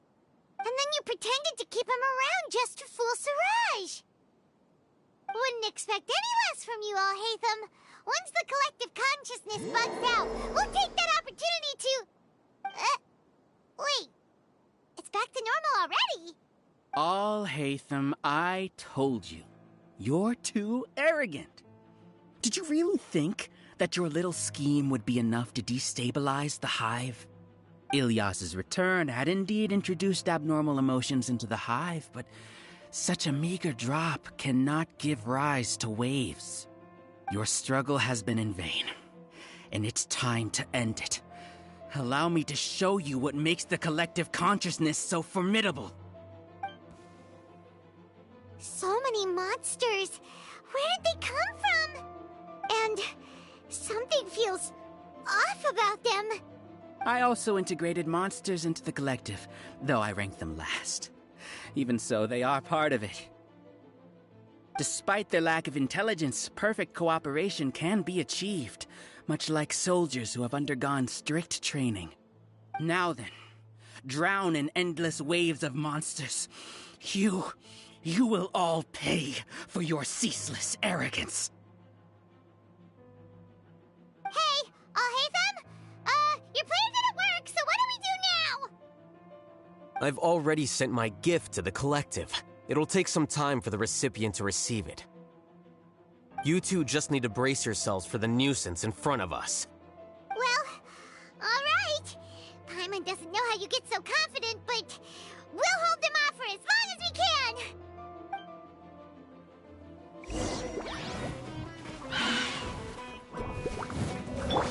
Teamwork is dreamwork! Share my knowledge. Defract! Ah!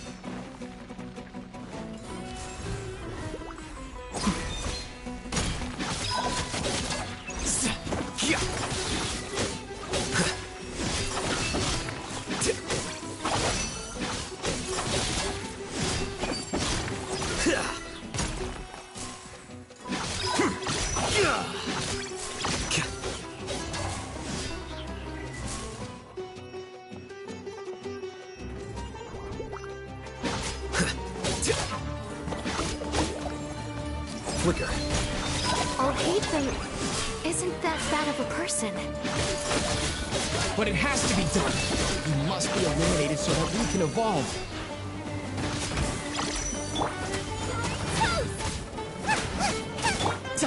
Tidal wave. Shouldn't let your guard down.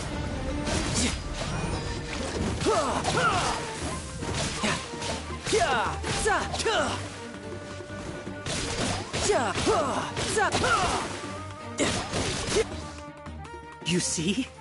That is the will of the collective. Even with the hatred gone, they continue their work. An external anomaly cannot shake the collective's stability.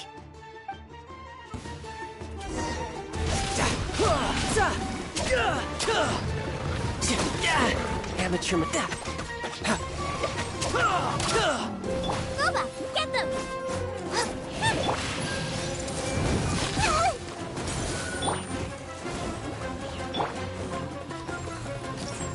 Here you are. The process of elimination. He won't hold out for much longer. He's a lot tougher than we imagined. Something's gone wrong with the Academia. The monster. Flicker.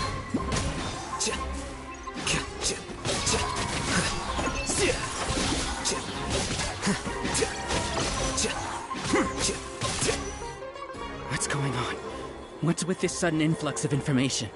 Silence! has the overmind I command you!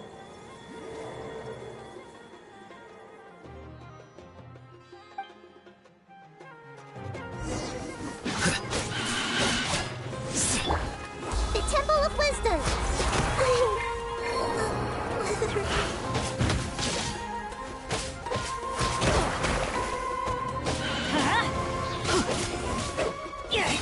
Teamwork is dreamwork! Eat this!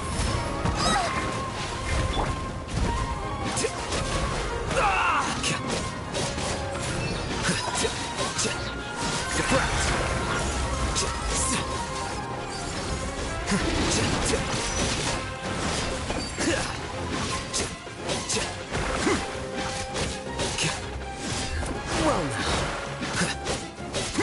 Here you are.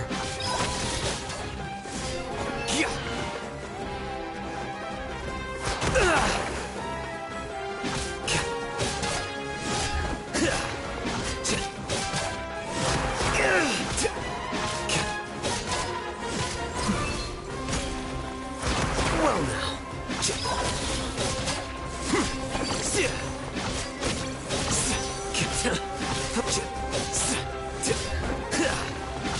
How is that possible? Why hasn't it been resolved yet? Was there an error in your judgment? The will of the collective cannot be wrong. The Overmind must have made an error in his judgment. But Siraj is the most intelligent among us. He is number one. His judgment is the optimal one. Is that true? No, not necessarily.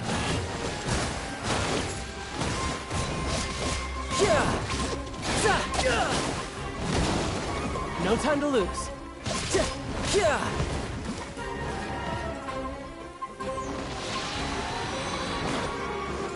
Everybody stand back!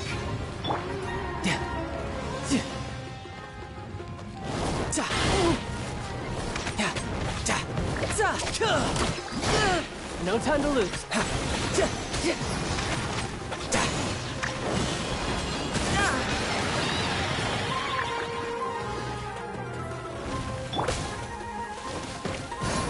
Let's light it up!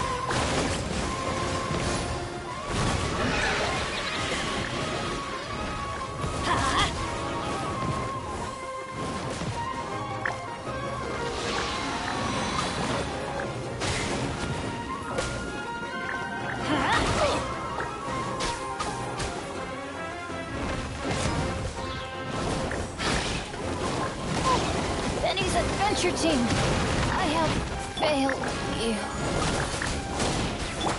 Drat!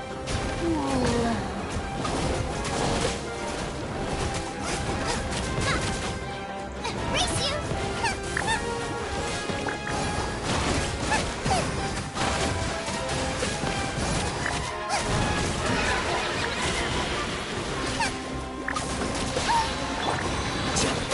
Flicker. Get a grave. Oversight.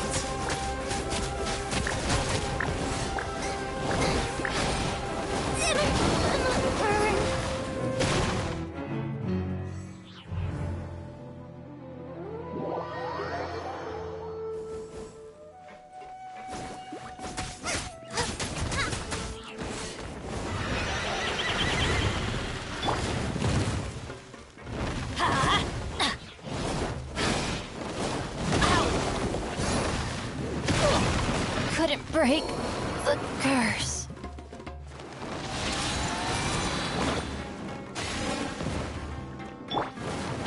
Out, frying pan, into the fire!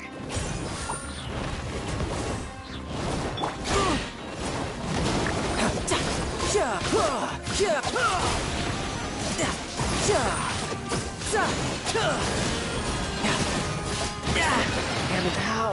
I had only just... Yeah.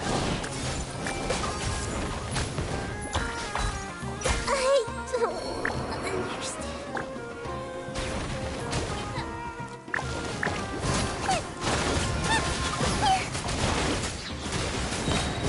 Eat this!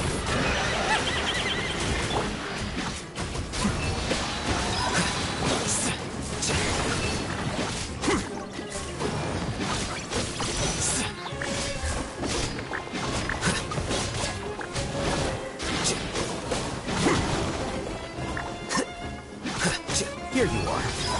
I didn't foresee this. Water!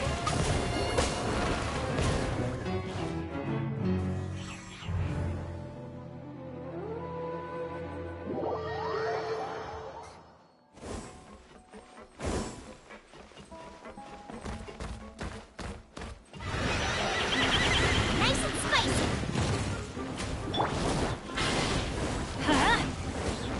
Adventure time! Teamwork is dreamwork!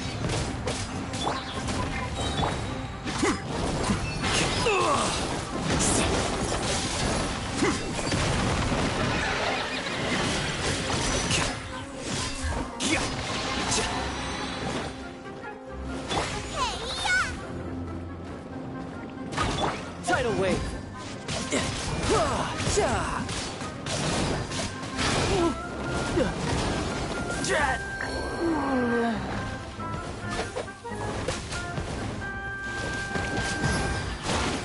Adventure time! Ha! I'm going in! Here you are.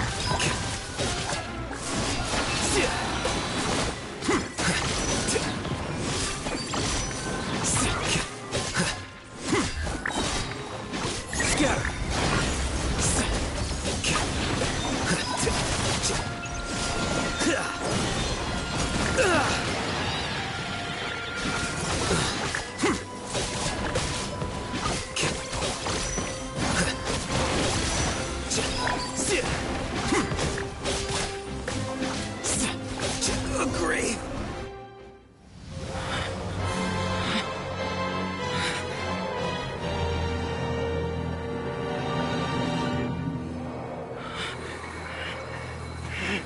What have you done? Calm down. Don't you have an easy way to figure this out?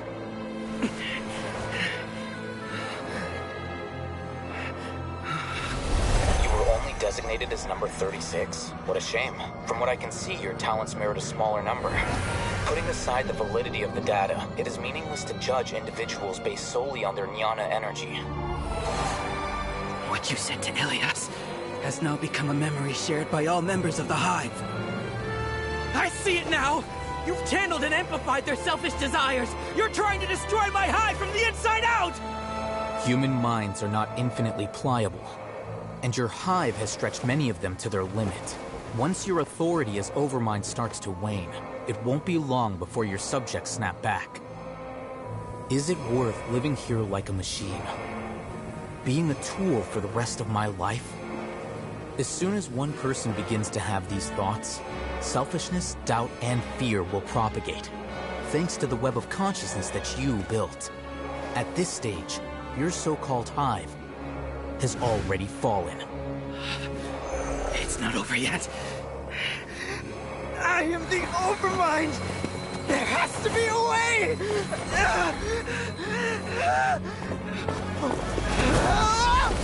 It's too late. Once the desires of the hive accumulate, beyond a certain threshold, they will kill their king. I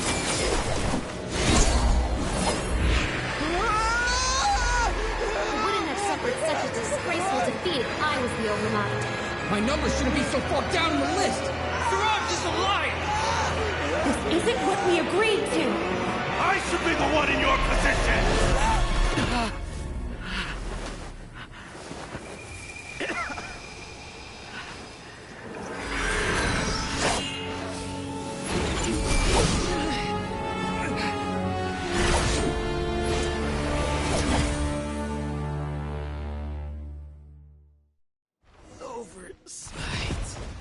The hive shut down?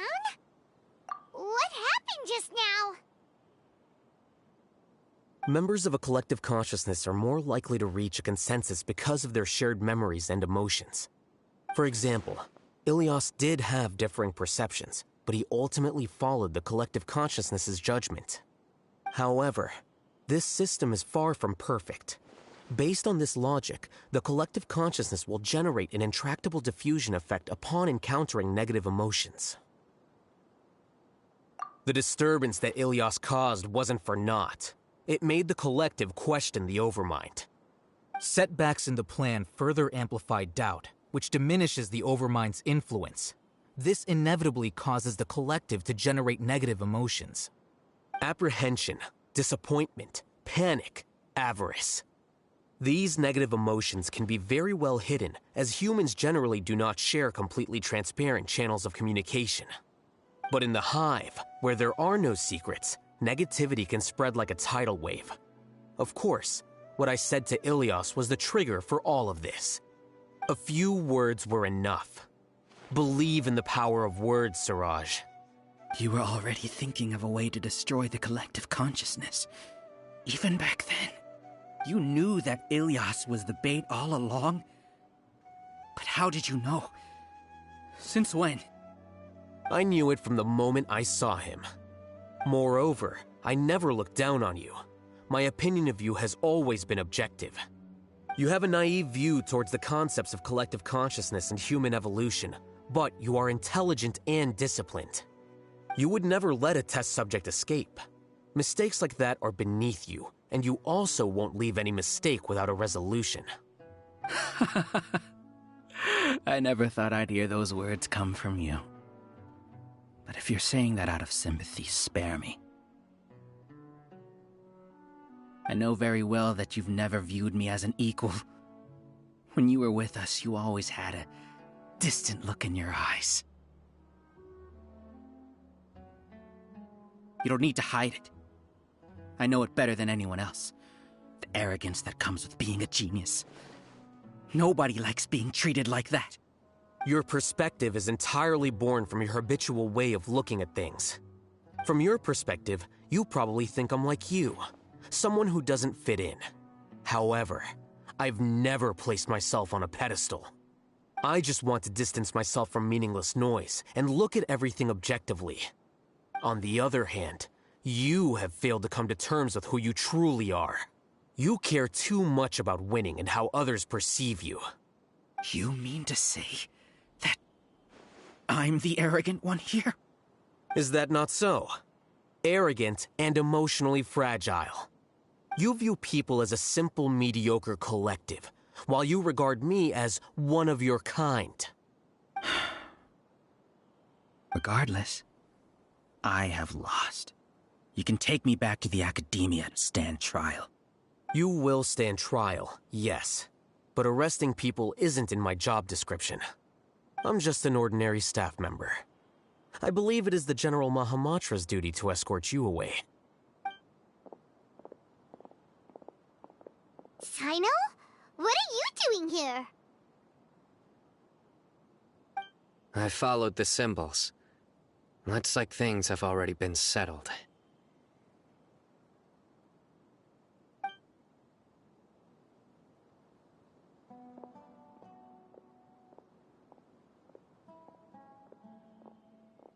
Symbols?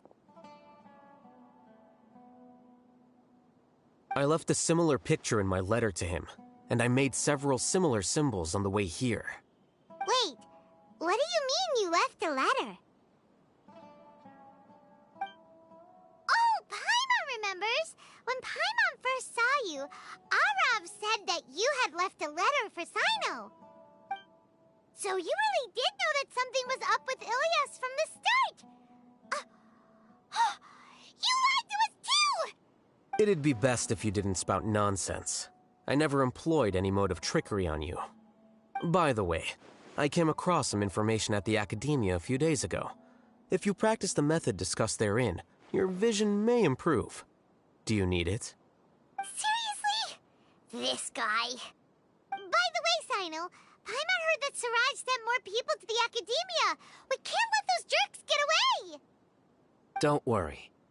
The Matra have started screening suspicious persons, and we've already arrested many of Siraj's associates. This was likely one factor that caused the Hive's consciousness to waver. Everything went as you predicted, All-Hatham. Good. Seems like the interesting part is already over. I'll leave the arrests to you all. See you.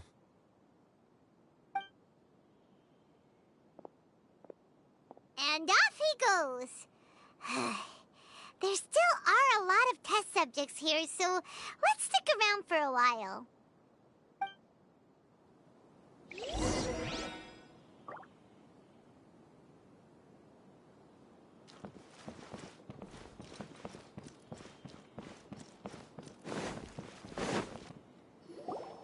Oh no.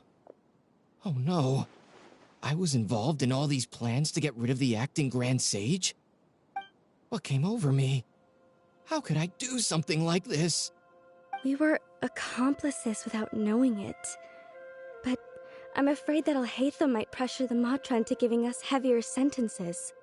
Whether he's the scribe or the acting Grand Sage, we can't afford to offend him. It seems our future at the Academia will be full of uncertainties. We can discuss the future later. Leaving the collective left me with a strange sense of guilt. I didn't feel anything towards Alhaitham at first, since he wasn't well known. All the opinions I heard about him were negative, though. Siraj made us hate Alhaitham, and we blindly accepted that hatred and thought of him as a bad person. From how things look, we've done a lot of irrational things. I guess we're getting what we deserve. Could you help us apologize to Alhaitham?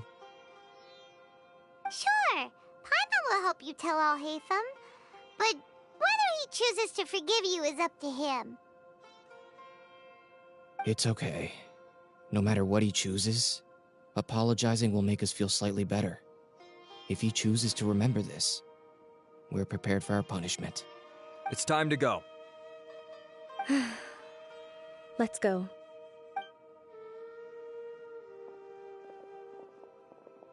So, were they all doomed? We can ask Alhaitham about that later.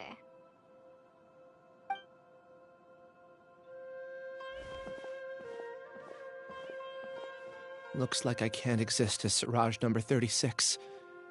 Yet, my life as Ilyas goes on. When I was at Gandharvaville, I thought about whether I should just come forward with the truth. But I didn't have the courage then. So in the end, I lost my sense of justice, but I also wasn't able to conform. Ilyas? Don't be sad. I'm the one who deceived you. However, I didn't come out of this completely empty-handed. The moment the hive collapsed, an idea popped into my head. I realized that the collective I was always trying to fit into wasn't as powerful as I had imagined. Understanding that gave me courage somehow. Perhaps one day I could be just like Alhaitham and not care about what anyone else thinks. You can do it. Paimon believes in you. Thanks. Well, I should get going. I'm one of the primary suspects in the case, so I'll have to receive my due punishment. Can you keep this a secret from my parents and my sister? I just don't want them to worry. Also, please apologize to Alhaitham for me. Goodbye, you two.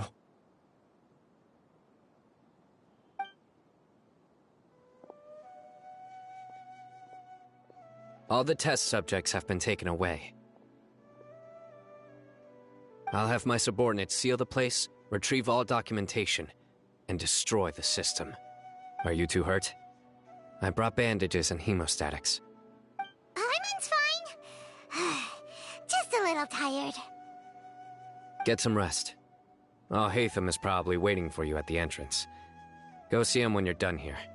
Watch out for any of Siraj's associates who might still be in hiding. If you encounter anything you can't take care of, come find me at the Academia. Okay, you stay safe too, cyno.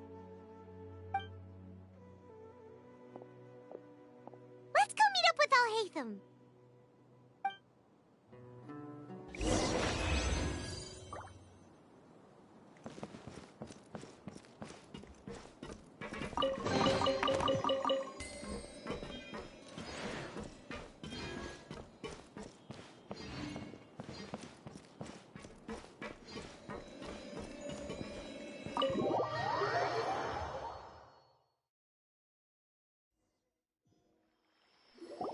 The matter's settled.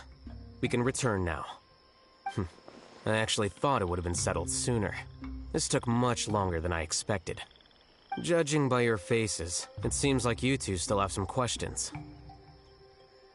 I respect your curiosity, but I'm off the clock now, so I'm not going to field any questions. Hey, we're not your colleagues! You couldn't tell that was an excuse just now? What? Are you kidding me? You're not leaving today until you explain what happened back at Siraj's secret base!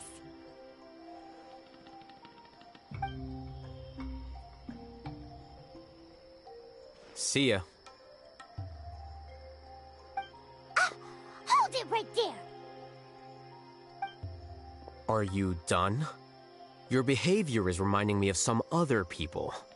Stop changing the subject!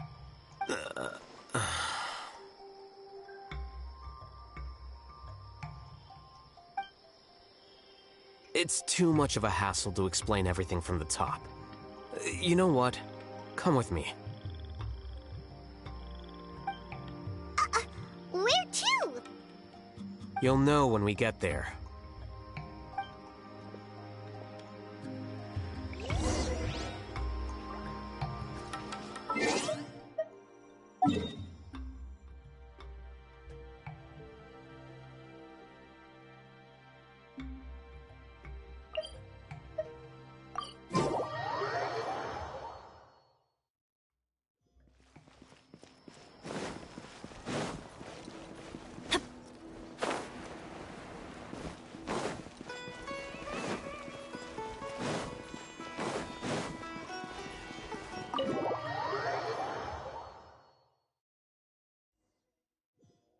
Is this your home?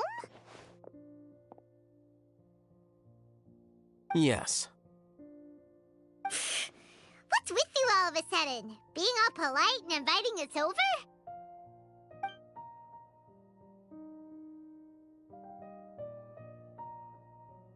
Ah, you're back. Quick, come help me see if this painting's all straightened. Huh? Who are they? Stop making a fuss. They're obviously guests. You're not from the Academia, are you?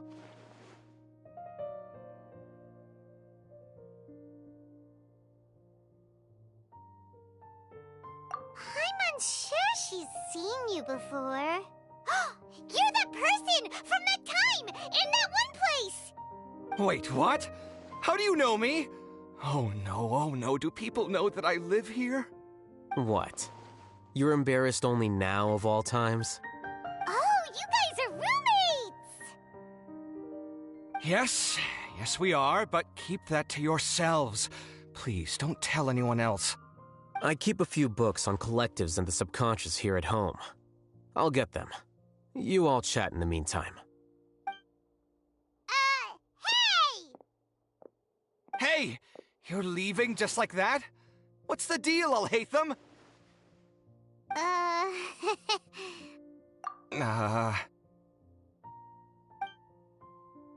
Sorry, I know we've only just met, but I have to ask. Are you, you wouldn't happen to be actors that Alhaitham hired to pretend to be his friends, would you? What? Guess not. I've never seen him invite friends home before, so please excuse my surprise. You guys get it, right? You know, with his temperament and stuff. But aren't you friends with him? I wouldn't say friends exactly. Okay, well, we used to be, but we're not anymore. Huh? Don't worry about it. My name is Kaveh. I'm sorry to have met you under these circumstances. Anyway, please don't say anything about me living here. You seem like you got a lot going on. So maybe Samora will make Paimon shut up. Are you serious? How could you... of course. You're Alhaitham's friends. What? That was a normal response. You exposed your own weakness. Still, why do you have to treat me like he does? Judging by the deafening din coming from the living room, you all must be getting along quite well. Entertain your own friends, why don't you? I'll leave the books here.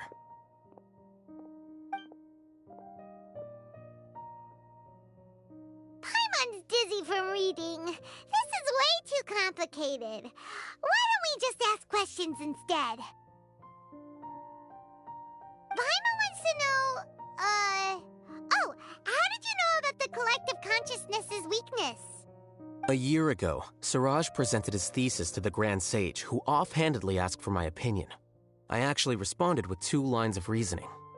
The first, as I've already said, was that his research was on human evolution, a subject prohibited by the academia. The second was that I thought the direction of his research was too extreme, but his approach too conservative. Wait, that's too conservative? He built such a large lab, gathered all those people, and even tried to get rid of you! One way to stabilize a collective consciousness is to remove the test subject's humanity altogether. The optimal solution to achieve collective consciousness is to focus solely on the overmind and treat the other test subjects as tools. That's way too dangerous! You're not seriously considering that, are you? 'Cause, whew. I'm merely stating the facts. If Siraj had done that, I would have felt his work to be just as senseless. It's impossible for any species to evolve overnight, and humans without their humanity cannot be called humans. That's why the academia prohibited research into human evolution. Most research of this kind tends to run contrary to evolution. Huh. Paimon gets it now. Ha! That's rich coming from you. If humans aren't humans without their humanity, then you'll probably evolve into some other species in another decade, I wager. What about you? Are you going to devolve into a fungus? At least I'd be a fungus with empathy. Sorry for eavesdropping, but what happened to you guys? Are you in trouble? Sort of. We encountered a strange researcher that had it out for us. Are you all okay?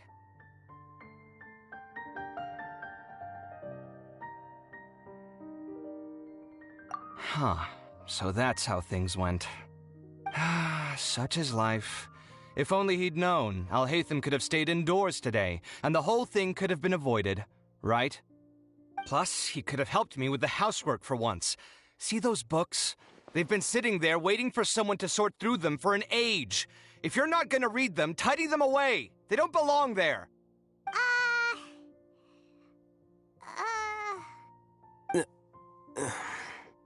Can you feel the awkwardness in the air? I hope you're aware of your lack of conversational skills. Oh, so the pot's calling the kettle black, is he? Well, having said all that, are you okay? I'm doing quite well. Much better than that painting you're trying to hang on the wall. You don't understand anything. Stop criticizing my taste in decoration.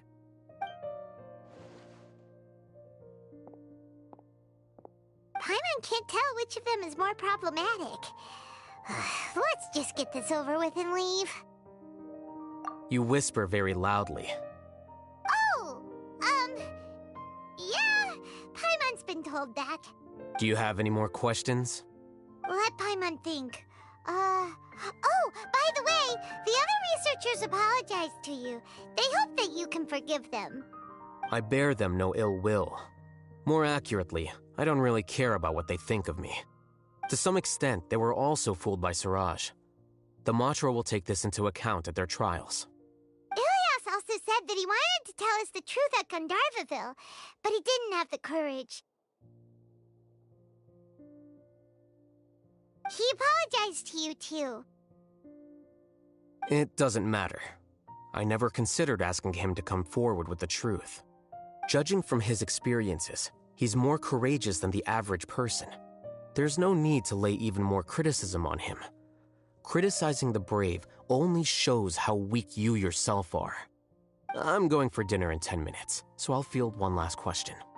Paimon doesn't have any more questions. How about you?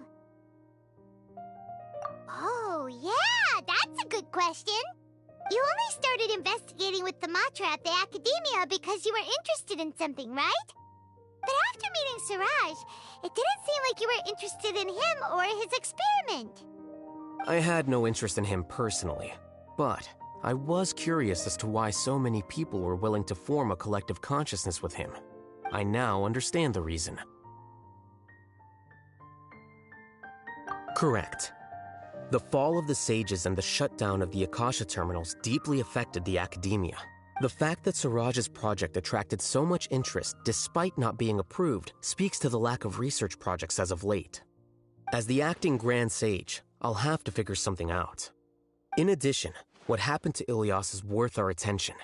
Reporting academic fraud was the right thing to do. He didn't deserve the outcome that he had received. Paimon understands now. Oh, you're pretty serious when it comes to work, huh? I think minimum viable seriousness is a more apt description. I'll do my best to take care of this mess until my resignation is approved. Wait, your resignation? Yes. I've already submitted my resignation to the academia. Soon, I'll resign as the acting Grand Sage and go back to being its scribe. I don't think Siraj knew about that. If he had waited just a few more days before acting, I would have already resigned. What he'd do then wouldn't have been any concern of mine. However, even without my input, his unstable model would have collapsed for some other reason, so it makes no difference. But why do you want to resign? I'm not suited to be a sage, nor do I want to be one. The official process to select the new sages is already underway, but this process is long and takes far too much time. If I serve as acting Grand Sage for too long, the position might become permanent. That would be troublesome. This job isn't something I want to spend the rest of my life doing. It's important to keep your priorities straight. Well, it's about time. You two should grab some dinner as well. Oh, now that you say that, Paimon's kinda hungry. See ya! We're gonna grab some yummies!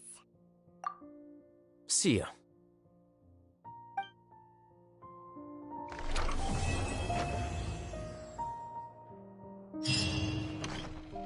The name Siraj doesn't ring a bell.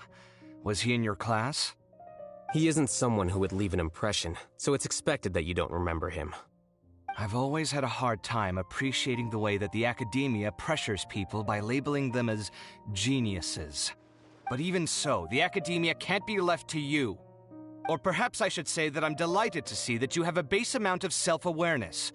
If the people in the academia haven't gone mad, they'd know that I'm much more suited to be a sage than you. And I suppose they'd let everyone know that your career as a sage will be as shaky as that painting. Again, that's mighty rich coming from someone about to resign. In a few days, you'll be managing files again.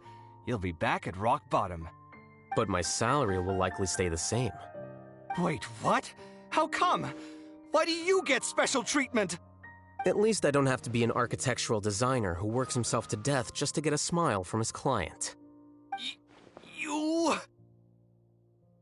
I took time out of my day to clean the living room for you, and this is the thanks I get for it?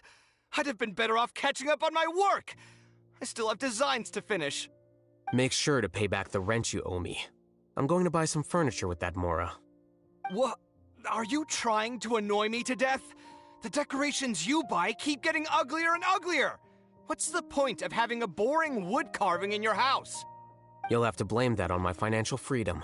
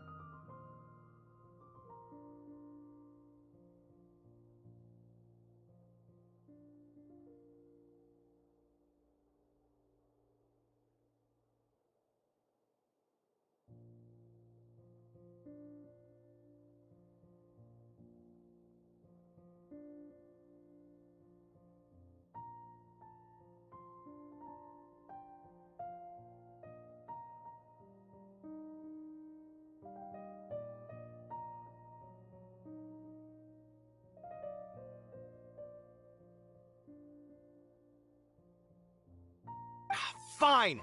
Go ahead and hide behind your financial success if you want. But if we forget Mora for a second, do you have anything of true value to boast about?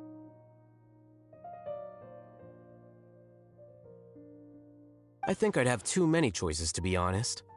You, on the other hand, can you think of any redeeming features at all? Artistry, for sure! You don't know the first thing about interior design. Don't go off buying random furniture unless you take me with you. So I'll have to bring you along and then buy you drinks? Of course. But why would I do that? It would just be another form of a loan, and you'd have to pay me back eventually. Can't you just be nice and not ask for the Mora back? Pretending that you're not in debt is as ridiculous as pretending you're not living in someone else's home. Word will get out sooner or later. Speaking of which, your friends won't say anything, right? Tell them to keep all this a secret. There's no need to hide it so carefully. I think the truth's already out. You're such a lightweight that a few drinks at the tavern had you spilling all your beans. What? No, it can't be.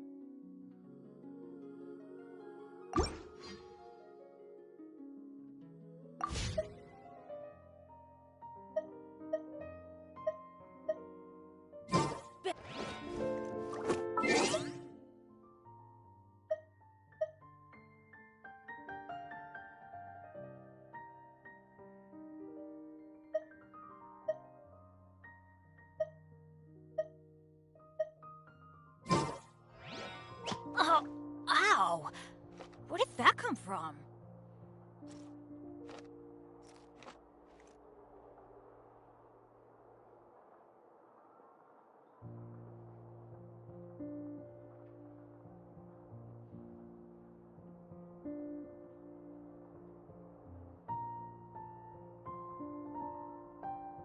Benny's Adventure Team, assemble!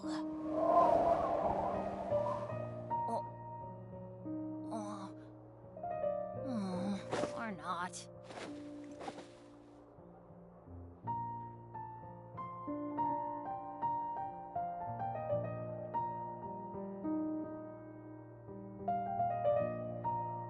Oh, ow!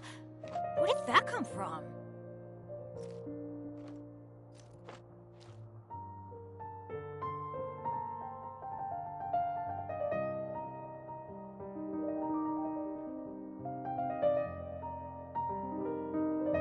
Let's go find some treasure! TNX for watching Imiv.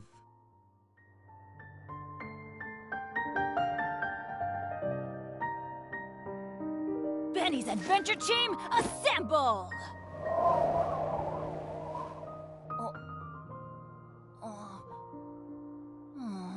Or not.